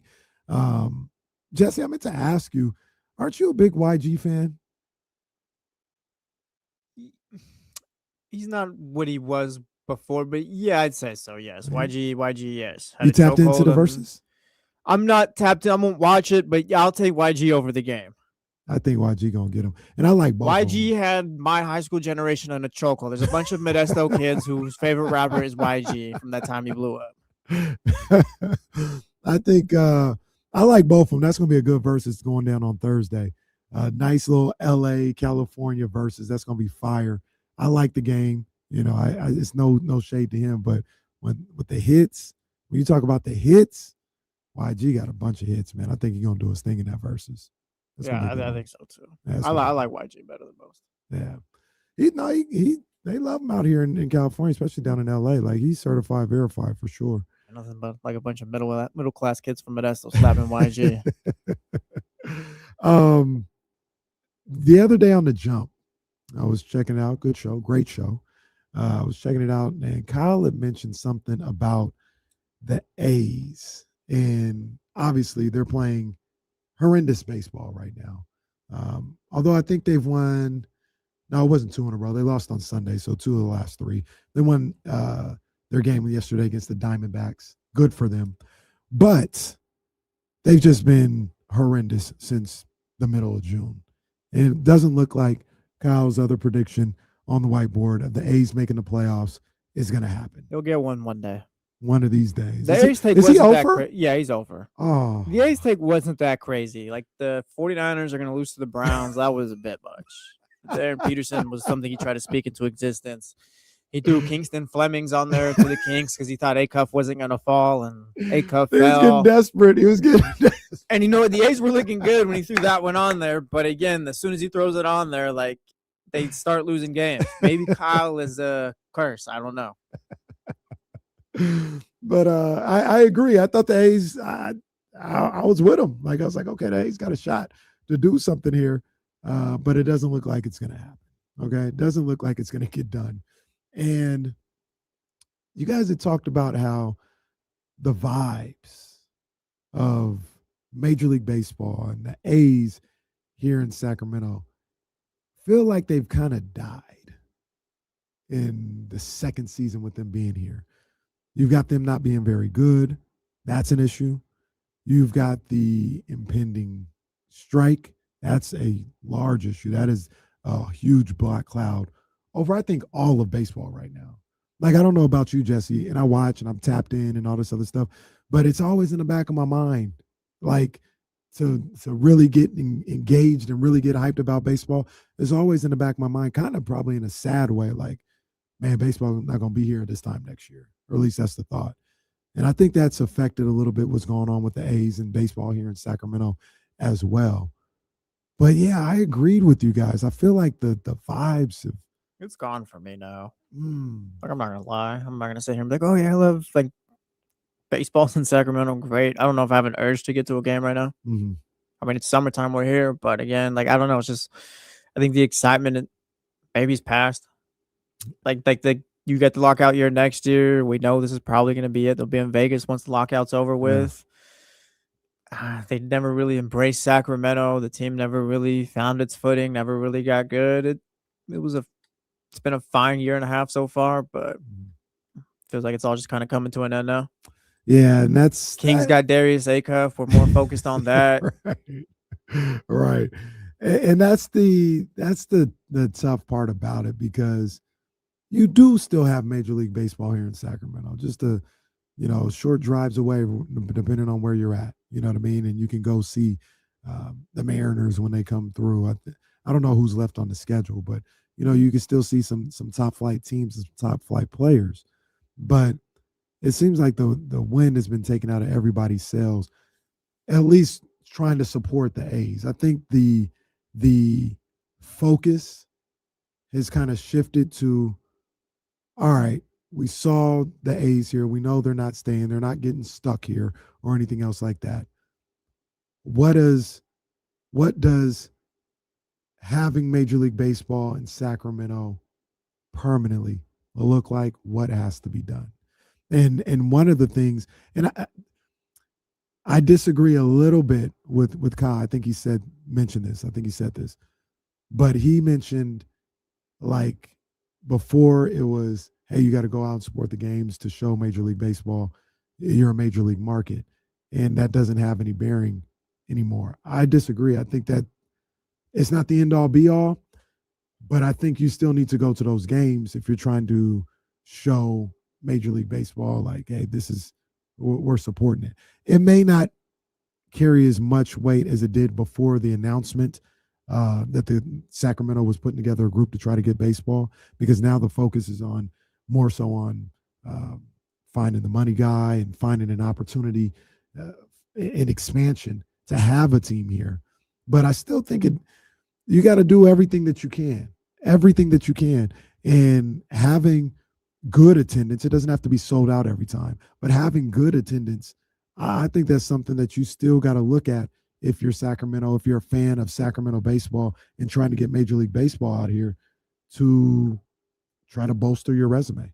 I think, yeah, it helps. It's something that you can do that maybe the group in Portland, I think, that's looking for a team in the MLB or Utah, like, can't do right now unless you pay attention to what they're doing in AAA. Like, you have, I guess, product you can put out there right now. But again, like, as much as they could help, like, it's not, like, as long as you show, like, what, $4 billion in a stadium plan, like, that's ultimately what's going to matter. No, for sure. It's not the end all be all. It's probably not like the A's could, the A's could have sold out every game here. But again, if Utah were to pony up more money and have a better plan or whatever, like, the A's or the next expansion team would go there, I feel. No, it's like I said, I don't even know if attendance is top 3, but in a situation that's as close as it is, when you're talking about trying to beat out Utah, Portland, you need everything that you can to get a leg up on them. A's attendance is up about 1,000 too this season. Mm-hmm. Yeah, give or take, like 4 fans right here. It's at 10,483 last year. It's at 9,487. So,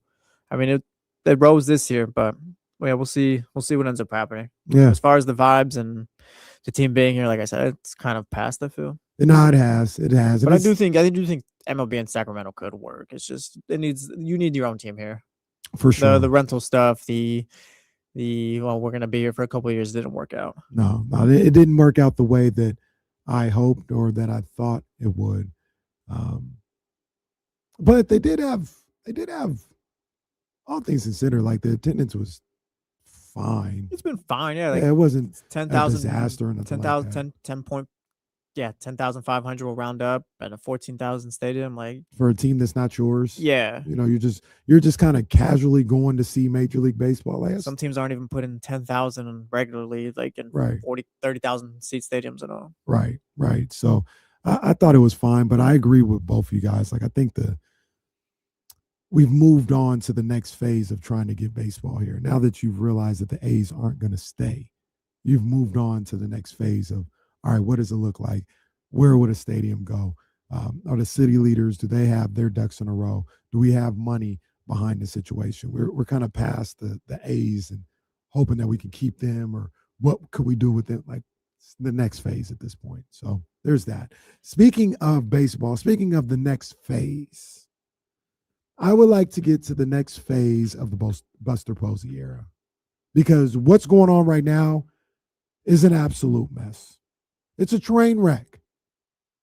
I haven't talked about my guys in a while, and they're still my guys. Don't get it twisted. All right, don't get it twisted. Still love me some San Francisco Giants, but it's nasty work right now. It is nasty, nasty work. I'm gonna tell you about what happened last night in this crazy stat that I saw yesterday. It's, at least to me, it's crazy. This is a crazy stat. I'm gonna tell you about all of that. But first, I got to get to the phone lines, and this guy gets moved to the front of the line because he's celebrating his birthday. Big shout out to my guy, HAL. Shout out to my guy, Leezy. Happy birthday, big dog. Come on, man. Air horns for you, man. Happy birthday. Let's go. Let's go, man. Turn up KC, boy. July cancer season. Today's my day. Tomorrow's your day. It's our month. Let's get it, KC. That's right. That's right. Now, shout out to Leezy. You know, he is a little bit of a mid-carder when it comes to cancer, because the main event is tomorrow. The final day, the main event of cancer season is tomorrow, July 22nd.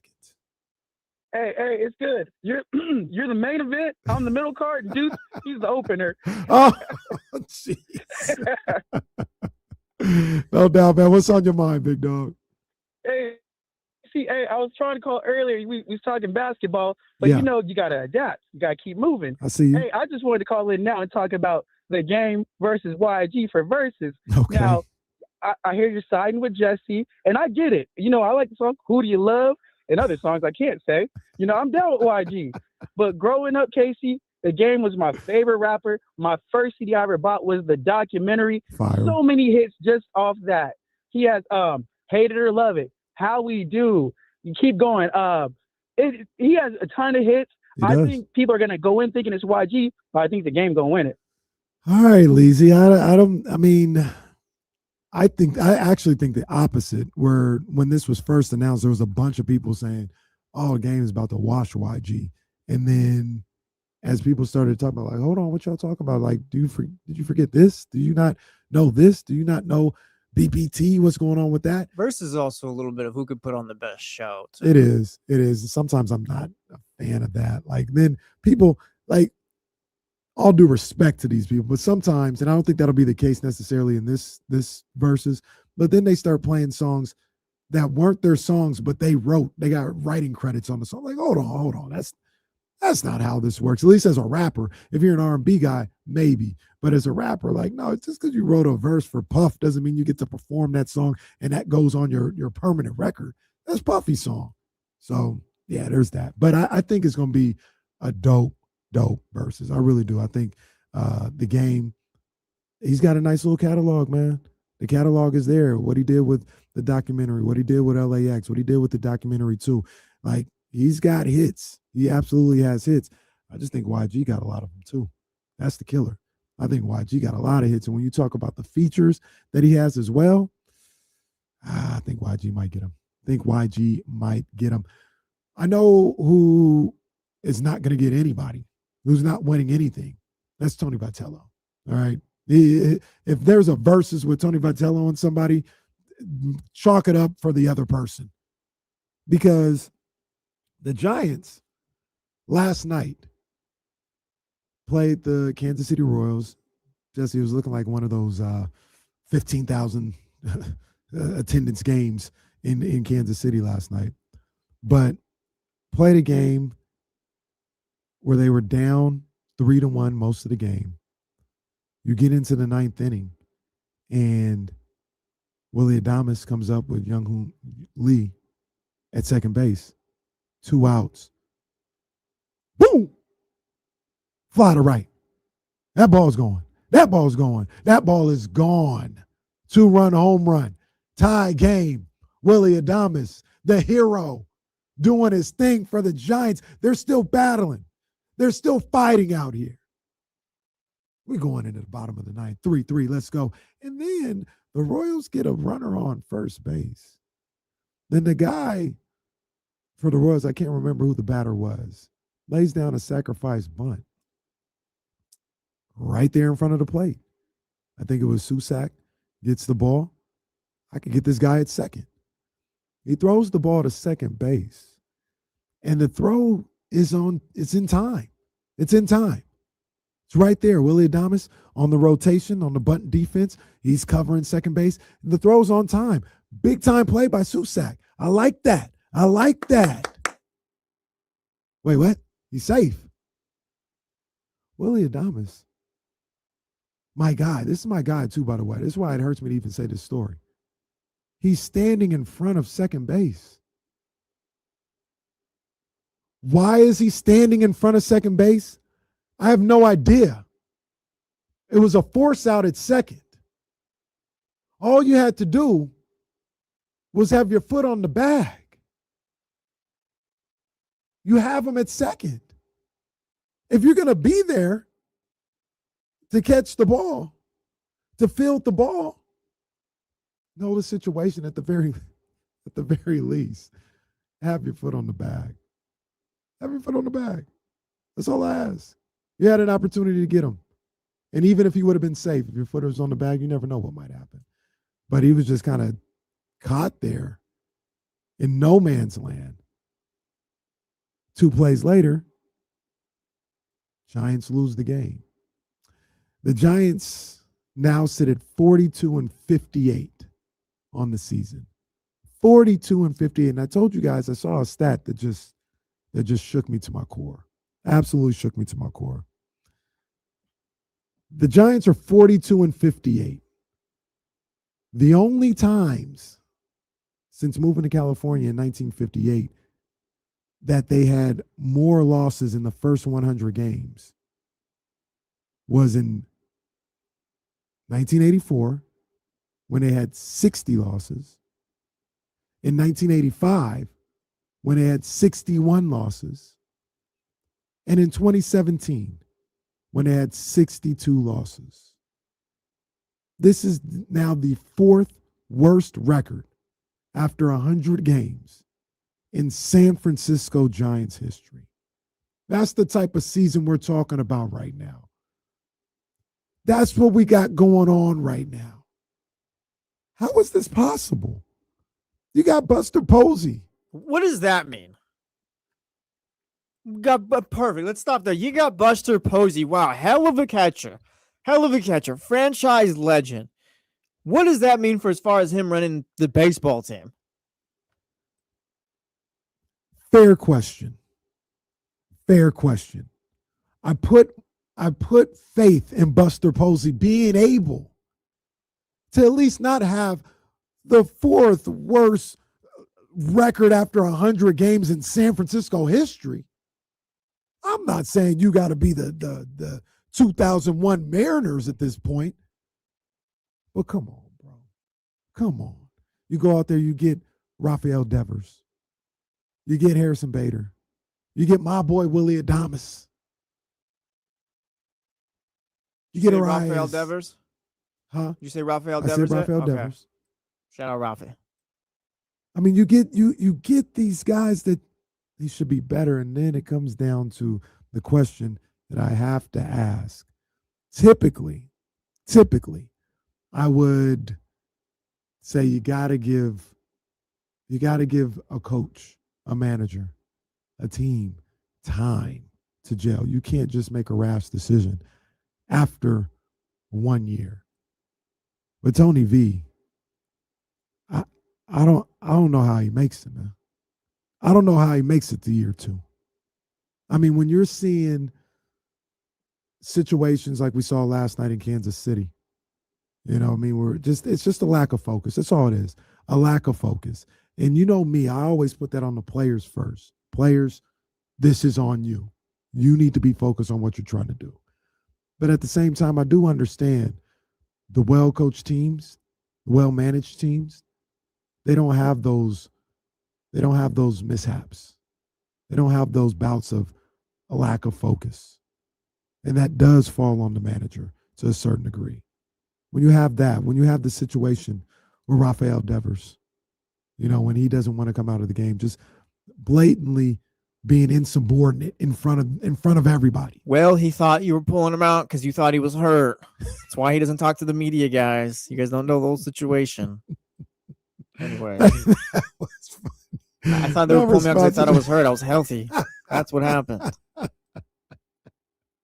That's actually a good little cover up right there. I didn't think about that one. I didn't think about that. That was a good cover up. So shout out to him or whoever came up with that one. Maybe Buster came up with that one, but they did good job there. That's another thing too. Like we're talking about Tony Vitello. Yeah, you can get rid of him. You're not even wrong. It's the job seems too much for him, but we're gonna give Buster another year, and like he hired Tony. He made all those deals for the guys that aren't working out, and like Rafi Devers, like great player at one point, still is, I'm sure, and all that. But like none of those deals have really worked out. That's on that guy who's making the decisions usually. It is. See, and this is where But the again, patience comes in. It's 2 years. Not even 2 years. It's a year and a half. Every time that guy goes on the radio, too, there seems to be a story coming out of there. It feels like, if I'm going to say the job is a little bit too big for Tony V, it might, from what I've seen, it seems like it might be that for Buster Posey a bit, too. I understand. I'm not, don't have an argument against it. And again, it's I the don't have an franchise argument legend. against You're it. going to give him a little bit more time to work it out because, again, we don't want to do I think Zabo was the one who came up with this. Maybe someone else, but the Buster Divac, the Vladdy Posey. Like, we don't want to turn them into come that. Come on. Because look, I think Vladdy has recovered a little bit nicely since. But, has he? It's not as like there's not so much vitriol, I guess, anymore. Like he shows up at games, like, oh, Vladdy's here. It's not like, oh, Vladdy's here. It's like, oh, Vladdy's here. It's kind of like, all right, Vladdy's here. All right then. Again, I wouldn't say it's great. Look, man, you know how I feel about that. I say, hey, Vladdy, when he comes you back, defended him still. Yeah, he still needs a legend. standing ovation for what he was able to provide to this organization, not as a GM, but as a player. Show some respect. That man's number is in the rafters. I would hate for Buster Posey not to be able to come to Third and King anymore, not to be able to come to Oracle Park anymore. I would hate that. He can't. No, man, I can't. One more year. That's fine, but like the guy, everyone's here. Willie Adames, Rafi Devers, everyone's here already. If you're counting on them stepping up next year, I guess, and maybe you fix up that bullpen a bit, and maybe then the next manager is the one. I'm depressed. Let's go to break.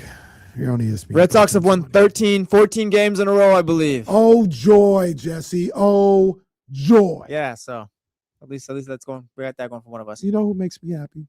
You know what makes me happy is the San Francisco 49ers. They're starting training camp next week. I've got some thoughts.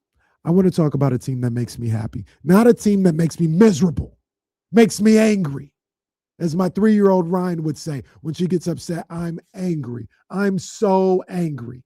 That's what she says. That's how I feel when talking about the San Francisco Giants in 2026. I'm so angry. I'm so angry. It's KC, Stilo and KC here on ESPN 1320.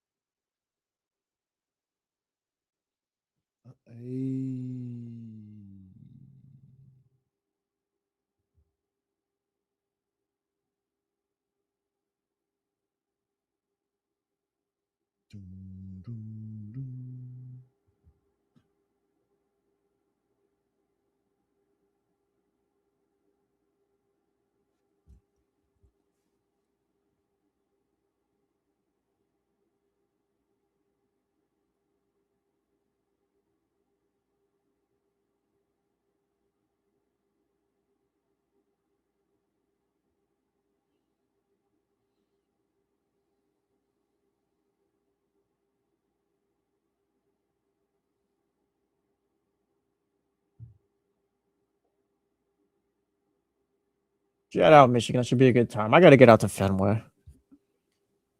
Never been to Fenway. That's like me never attending a game in Michigan.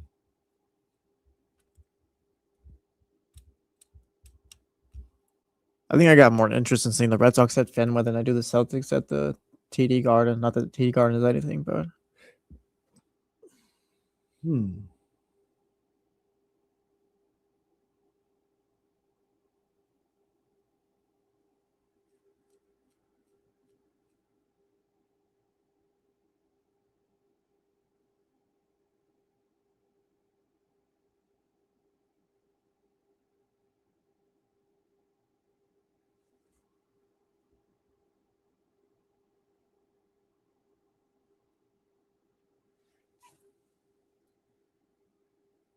Bro, what in the world? Hold on.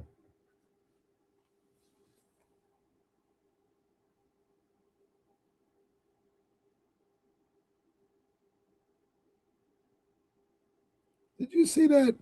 Did you see that clip of the Raptors Summer League? And it talks about still thinking about this game-winning block. No. Okay, it's the third time I've watched it. I think it's real and it's not 2K, but this is crazy. Go to the Raptors. Well, it's crazy. This camera view and what they were able to do. This is like this. I'm not sure if it's 2K or not. It's real. It's real. It's not the video game. But that is crazy. What the? How'd they get that camera in there?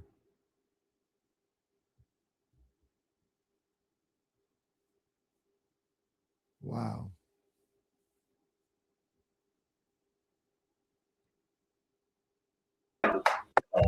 I'm feeling great. I'm feeling excited. I can't speak for them, but I know they is too. But that's crazy.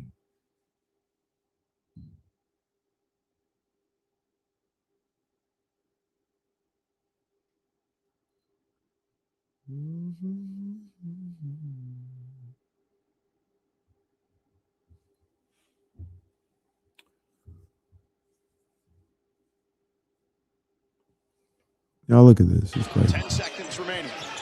Smith. 6 seconds. That's Braden Smith right there. I don't know what this is. I think it's some just super editing, I guess. That's real life, ain't it? You think, but like I don't know, like I'm not like I don't know how you would have the camera, like the drone or something. Like I don't know if you work with cameras, come talk to us. I don't know. Yeah, I don't know. I thought maybe that's just a bunch of editing, but again, like no, you got to capture all the camera angles still. I am perplexed. Now, see Barrett saying it's AI, and at this point, like I don't know, is it? I would believe it because that's the thing. Everything's AI now. I don't know. Now, one thing that happened at the end of that clip, oh, you probably already put it down. At the end of the clip, the guy that's coming off the bench to hype him up, he disappears. So I don't know how they did that. Did you get us both chatty house? No, the Raptors tweeted it's real. It's not AI. Well, they could have tweeted something. I don't know what they did. We'll get someone on with the Raptors. Yeah, Stevie B, I they're wouldn't say talking about it's AI. The Raptors. Well, if it's AI, the Raptors are behind it.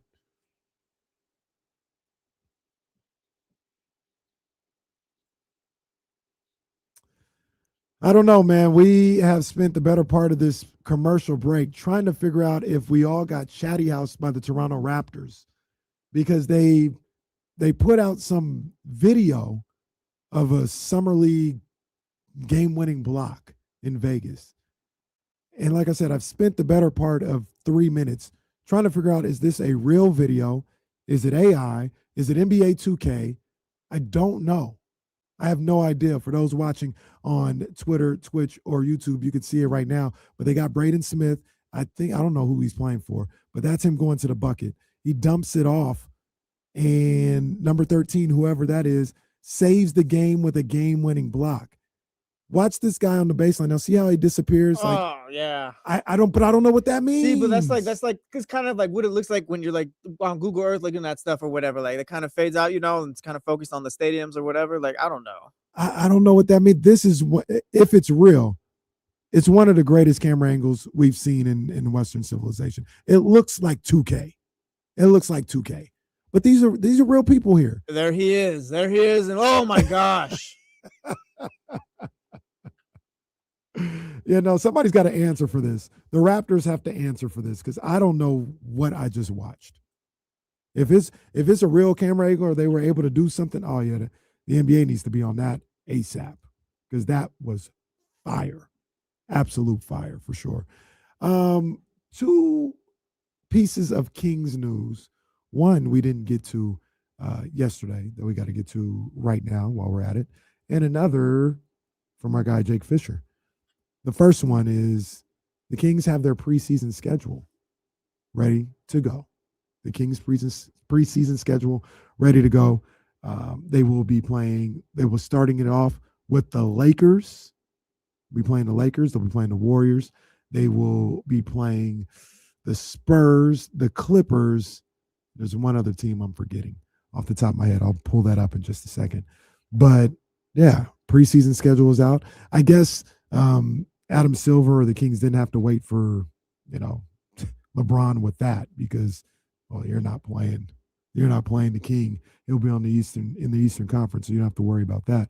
But let me see. Let me have it for accuracy. Here we are, October 5th at the Golden One Center. The Kings take on the Lakers. On October 8th, the Kings go down to Crypto to take on the Lakers again. On October 10th, the Kings take on the Warriors at Chase Center.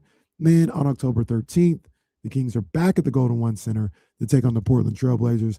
And then on October 16th, they take on the Western Conference champion, San Antonio Spurs, to end the preseason. Another bit of news from this was the Kings announce team was announced, no pun intended. But Mark Jones, the Louis Vuitton Don, will be teaming up with Katie Christensen again. So salute to them. And Deuce and Mo will be on every pre and post game this year, man. So salute to all four of those guys and girls, for getting ready for another season of Kings basketball, man. So we got that going on. The other thing that I was talking about was reported by our guy, Jake Fisher. He said about 30 minutes ago, it is believed that the Sacramento Kings do not want Russell Westbrook back, per Jake Fisher. We kind of knew that. Now, I also say, I don't know if they don't want him back is accurate. Scott made it seem like they could afford him. Yeah, that's the way they kind of put it out there. Like, we like Russ. We love what he was able to do with us, but he might have outplayed the contract, is what he said. Yeah, said he outplayed the minimum. Yeah. So the wording there, I don't know. And I don't even know if Jake Fisher said those exact words. This was Dunk Central, who's on the up and up. They tagged whoever, but yeah, I don't know if the Kings don't want him back. I just don't know if it's in the works, which makes sense. I think Russell Westbrook at this point in his career, if he's willing to move out of California and play with a team that could be playing in the postseason, he showed last year that he can still bring something to the table. So if he were to sign with Miami, if he were to sign with Philly or something like that, I think that'd be great. I think that'd be great for Russell Westbrook. I'm a big fan of my boy Russ, and I want to see him in a place where he can play and he can play some meaningful basketball. So he did some good things for the Kings and good things for us fans, gave us some good moments, but it's time to move on. The San Francisco 49ers, a team that brings me joy for the most part. I've had some heartbreak. I did have the situation after the Super Bowl when they lost, when Jesse, I was done with football for about a year and a half. I was like, nah, I'm kind of good. Like, football is I'm not really tripping on football that much. That's how much that one against the Kansas City Chiefs hurt. But I'm back. I was back last year. I'm back now. And for the most part, they give me a lot of good moments. They start training camp next week on the 26th. The rookies have already reported. Everybody reports, I believe, on the 24th, and the first day of training camp is on the 26th. And, you're starting to hear different stories and different things about, some of the things that people are looking at going into training camp. And you hear different stories around the league and around the NFC West. Aaron Donald, private workouts. Looks like he might be coming back to the Rams after they already got Myles Garrett, and they're bringing back Matthew Stafford, and they got Puka, and they got Devontae Adams, and they upgraded in the secondary and all this other stuff. And then you got the defending champion Seattle Seahawks and what they've got coming back, and McDonald at the helm, and Sam Darnold's a made man now. He's won a Super Bowl. That defense, even though it took some hits, they're going to be formidable again, and they're going to be looking to repeat. And everybody just kind of looking at the 49ers, and yeah. They got Mike Evans. They got Mike Evans, but he's old. He's old. He only played eight games last year, and George Kittle coming back off an injury, and they missed Brandon Ayuk, and the receiving core is what it is. And McCaffrey's a year older. Trent Williams a year older. It's just this old team. And I think the 49ers are just laying in the weeds. They're just laying in the weeds. And I like it like that. I thought about this a long time ago. I used to get all charged up, amped up, when I didn't think respect was being given to a potential championship contender. Respect wasn't given to, one of the top quarterbacks in the game.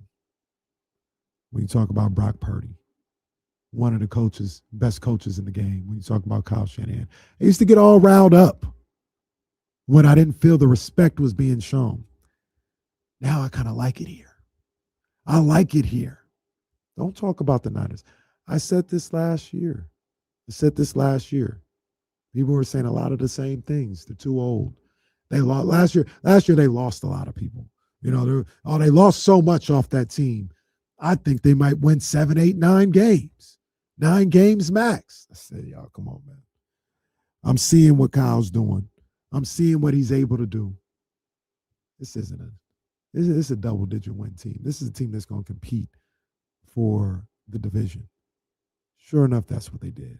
And some people would chalk that up to, KC just being a homer. No. I'm tapped in. I'm locked in. When it comes to the Niners, I'm locked in, both good and bad. You didn't hear me talking big after they lost the Super Bowl. I knew what that year was going to be. I knew. I said, that's you don't just rebound from that.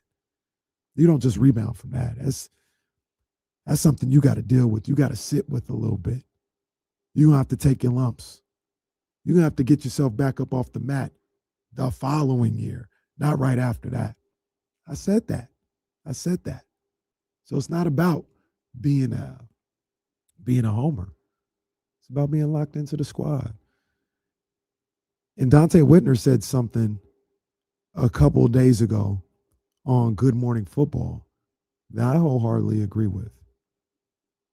He says the 49ers will have the number 1 offense in the NFL.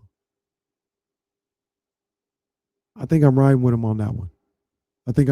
Now you have Christian McCaffrey, who is going on the back nine, so to speak, of his career. He's not the same as he was in 2023. You got George Kittle coming back from an Achilles tear. He's not going to be the same George Kittle that he was before. Mike Evans, he's on the back nine as well. Even though I think he's very productive, he's on the back nine as well. Say the same thing about Trent Williams. Questions on the offensive line. Can they hold up against the Seattle Seahawks and Myles Garrett and the Rams and all this other stuff? I get all the questions. But when you got Kyle Shanahan and what he was able to show last year when that team was decimated with injuries, and it didn't matter. It didn't matter week in and week out. They were able to go out there and compete. They were able to go out there and handle business. You lose all your big stars. You lose Nick Bosa. You lose Fred Warner. You lose Brock Purdy for half the season. George Kittle wasn't healthy last year either. We lost him after the first drive of the game for about 5-6 games. Ricky Pearsall was in and out of the lineup. I could be wrong. I don't want to jinx myself. This is granted, but I'll knock on it anyway. The injury situation can't be any worse than it was last year. And they were still able to win 13 games. Maybe 12. I can't remember. 12 or 13 games. Have a chance to win the NFC West on the last game of the season. Brock Purdy's going to be playing better. I love everything that I'm hearing about Deshaun Stripling and what he's did in minicamp and what he looks like. Fred Warner will be back. He's not one of these guys who is old and injured. He's a young dude who was, situations landed right, was going to try and get back for the NFC Championship game or the Super Bowl if they were able to make it that far. He'll be back leading that defense. I'm just, Niners just sitting in the weeds. They just lay back in the weeds right now, and I like it like that. Shout out Cardi B. I like it like that. I think the 49ers have an excellent chance to win the division. And with the way the NFC is in general, the conference, I think they have absolutely a really good shot to get to the Super Bowl. And more importantly, I think that's how Kyle Shanahan and John Lynch look at it with the moves of going to get Mike Evans, being aggressive and taking another offensive playmaker in the first round into Deshaun Stripling, or first pick of the second round. They're going for the gusto. They're looking at this situation like, we got Brock Purdy here, who is one of the top quarterbacks in the NFL. We got to get more playmakers around him, so we're not stuck in a situation that we were stuck in last season at the end of the season where Ricky Pearsall, the only playmaker he had, wasn't available. And Juwan Jennings is more of a station-to-station guy. And if you're looking at him as your number 3 receiver, number 4 receiver, we're cooking. If you're looking at Juwan Jennings as, he's the primary receiver, that's tough. We can't have him in that situation again, talking about Brock Purdy. You got Jordan James ready to make his ascension and do what he can do as a backup to Christian McCaffrey, because I don't think you can have Christian McCaffrey leading the league in touches again. You don't want to do that again. You got away with it last year, then he was able to make it all the way through the season, and even he got hurt in the last game of the season. But you don't want to do that again. They went out there, they went for the gusto. I believe the reports that they're out there trying to get Max Crosby. I don't think it'll work. Like, they're not getting Max Crosby. Max Crosby actually just made a new Raiders song. Did you hear that song, Jesse? It's song actually kind of nice. I hate it. It's not. You know what? Do what you want. Make music. I don't care. If it makes you happy, great. I don't need to have an opinion on it, I guess. I'm not. That's not on my Spotify playlist. I'll say that. But if Max Crosby wants to keep rapping, go ahead, Max. I understand what you're saying, but the song is actually pretty good. That's all I'm saying. What you're saying is correct. The song is actually, all right, I see you, Max. I see you doing your thing. Yeah, I see you. But the song, the video, and all this, another day, maybe at Bourbons and Basketball, maybe I'll tell you guys the problem that I may have with that song and that video. But there are reports that the Niners were making inquiries about Max Crosby. I don't think it's going to happen. But even without Max Crosby, I like where the Niners stand right now. That's the moral of this story. I like where they stand right now going into training camp. And once again, I think Kyle Shanahan looks at this as an opportunity. And part of the opportunity as well is the fact that I don't want to say the NFC is wide open, but the gap between, let's just say the Rams, for instance, because they're the favorites. The gap between the Rams and the Niners, Seahawks, Bears, Cowboys, who won the East last year? Was it Philly? Philly they're on the downslide.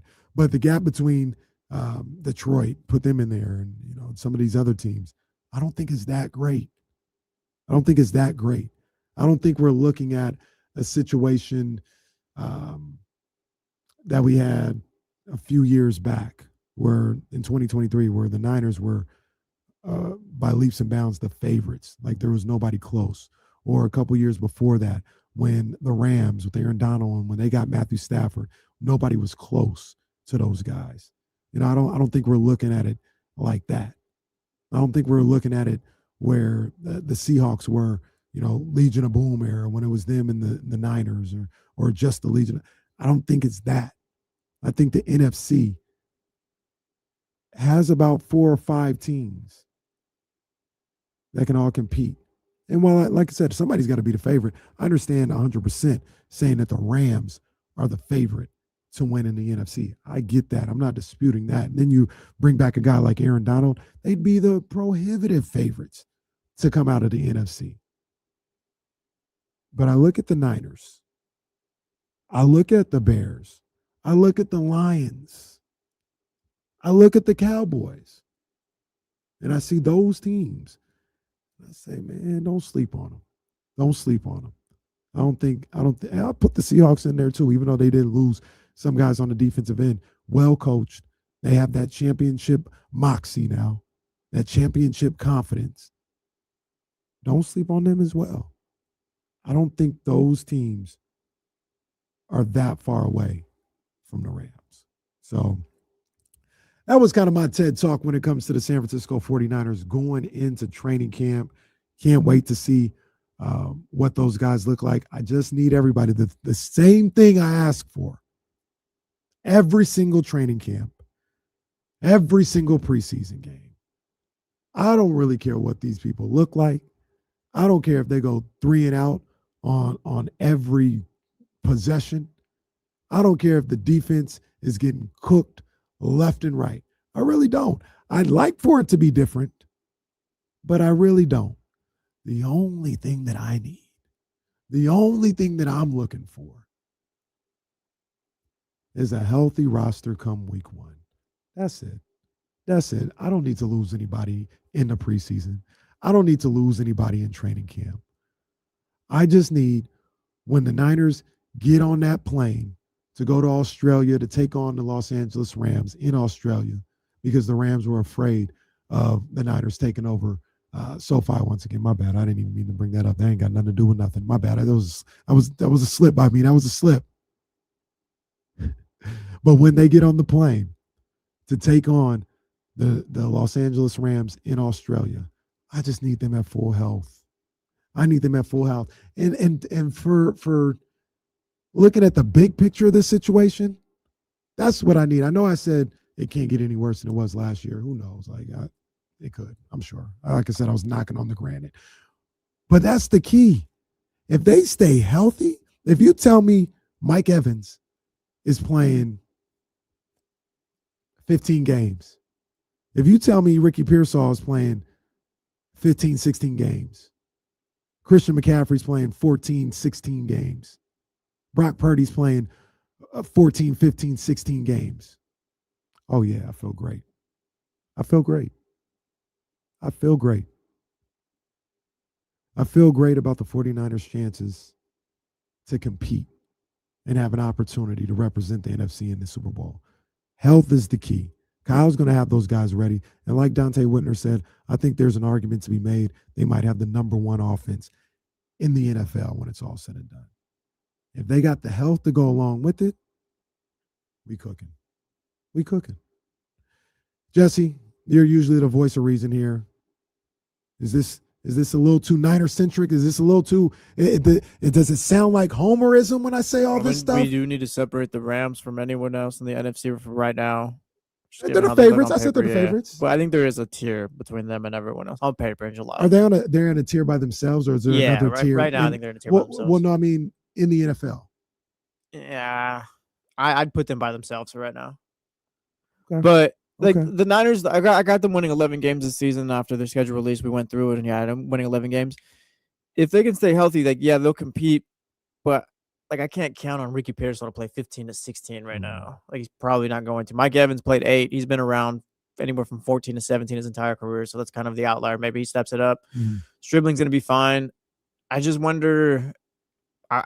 And maybe I wonder what Christian McCaffrey looks like this year.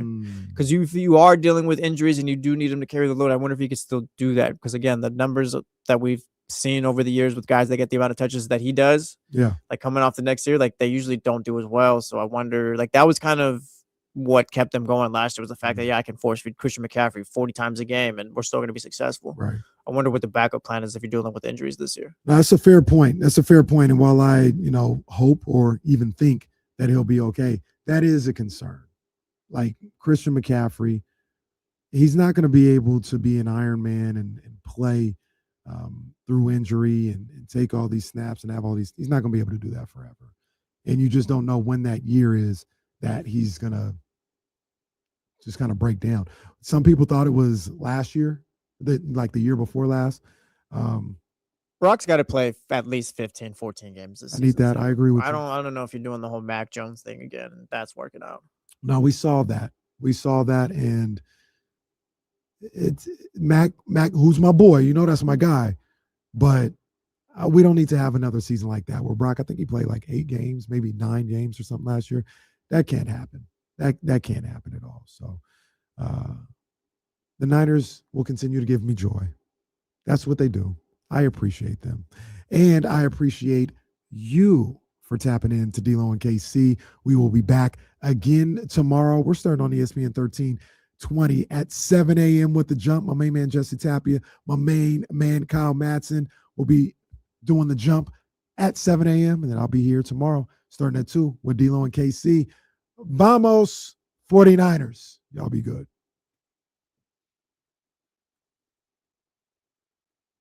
Yes, sir.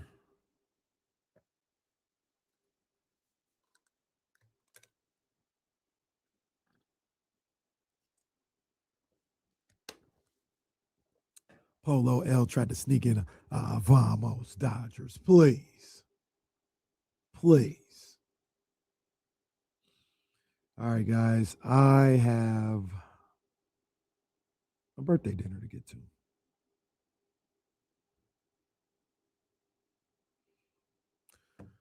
So I will see you guys tomorrow. Lazy, once again, happy birthday to you, big dog.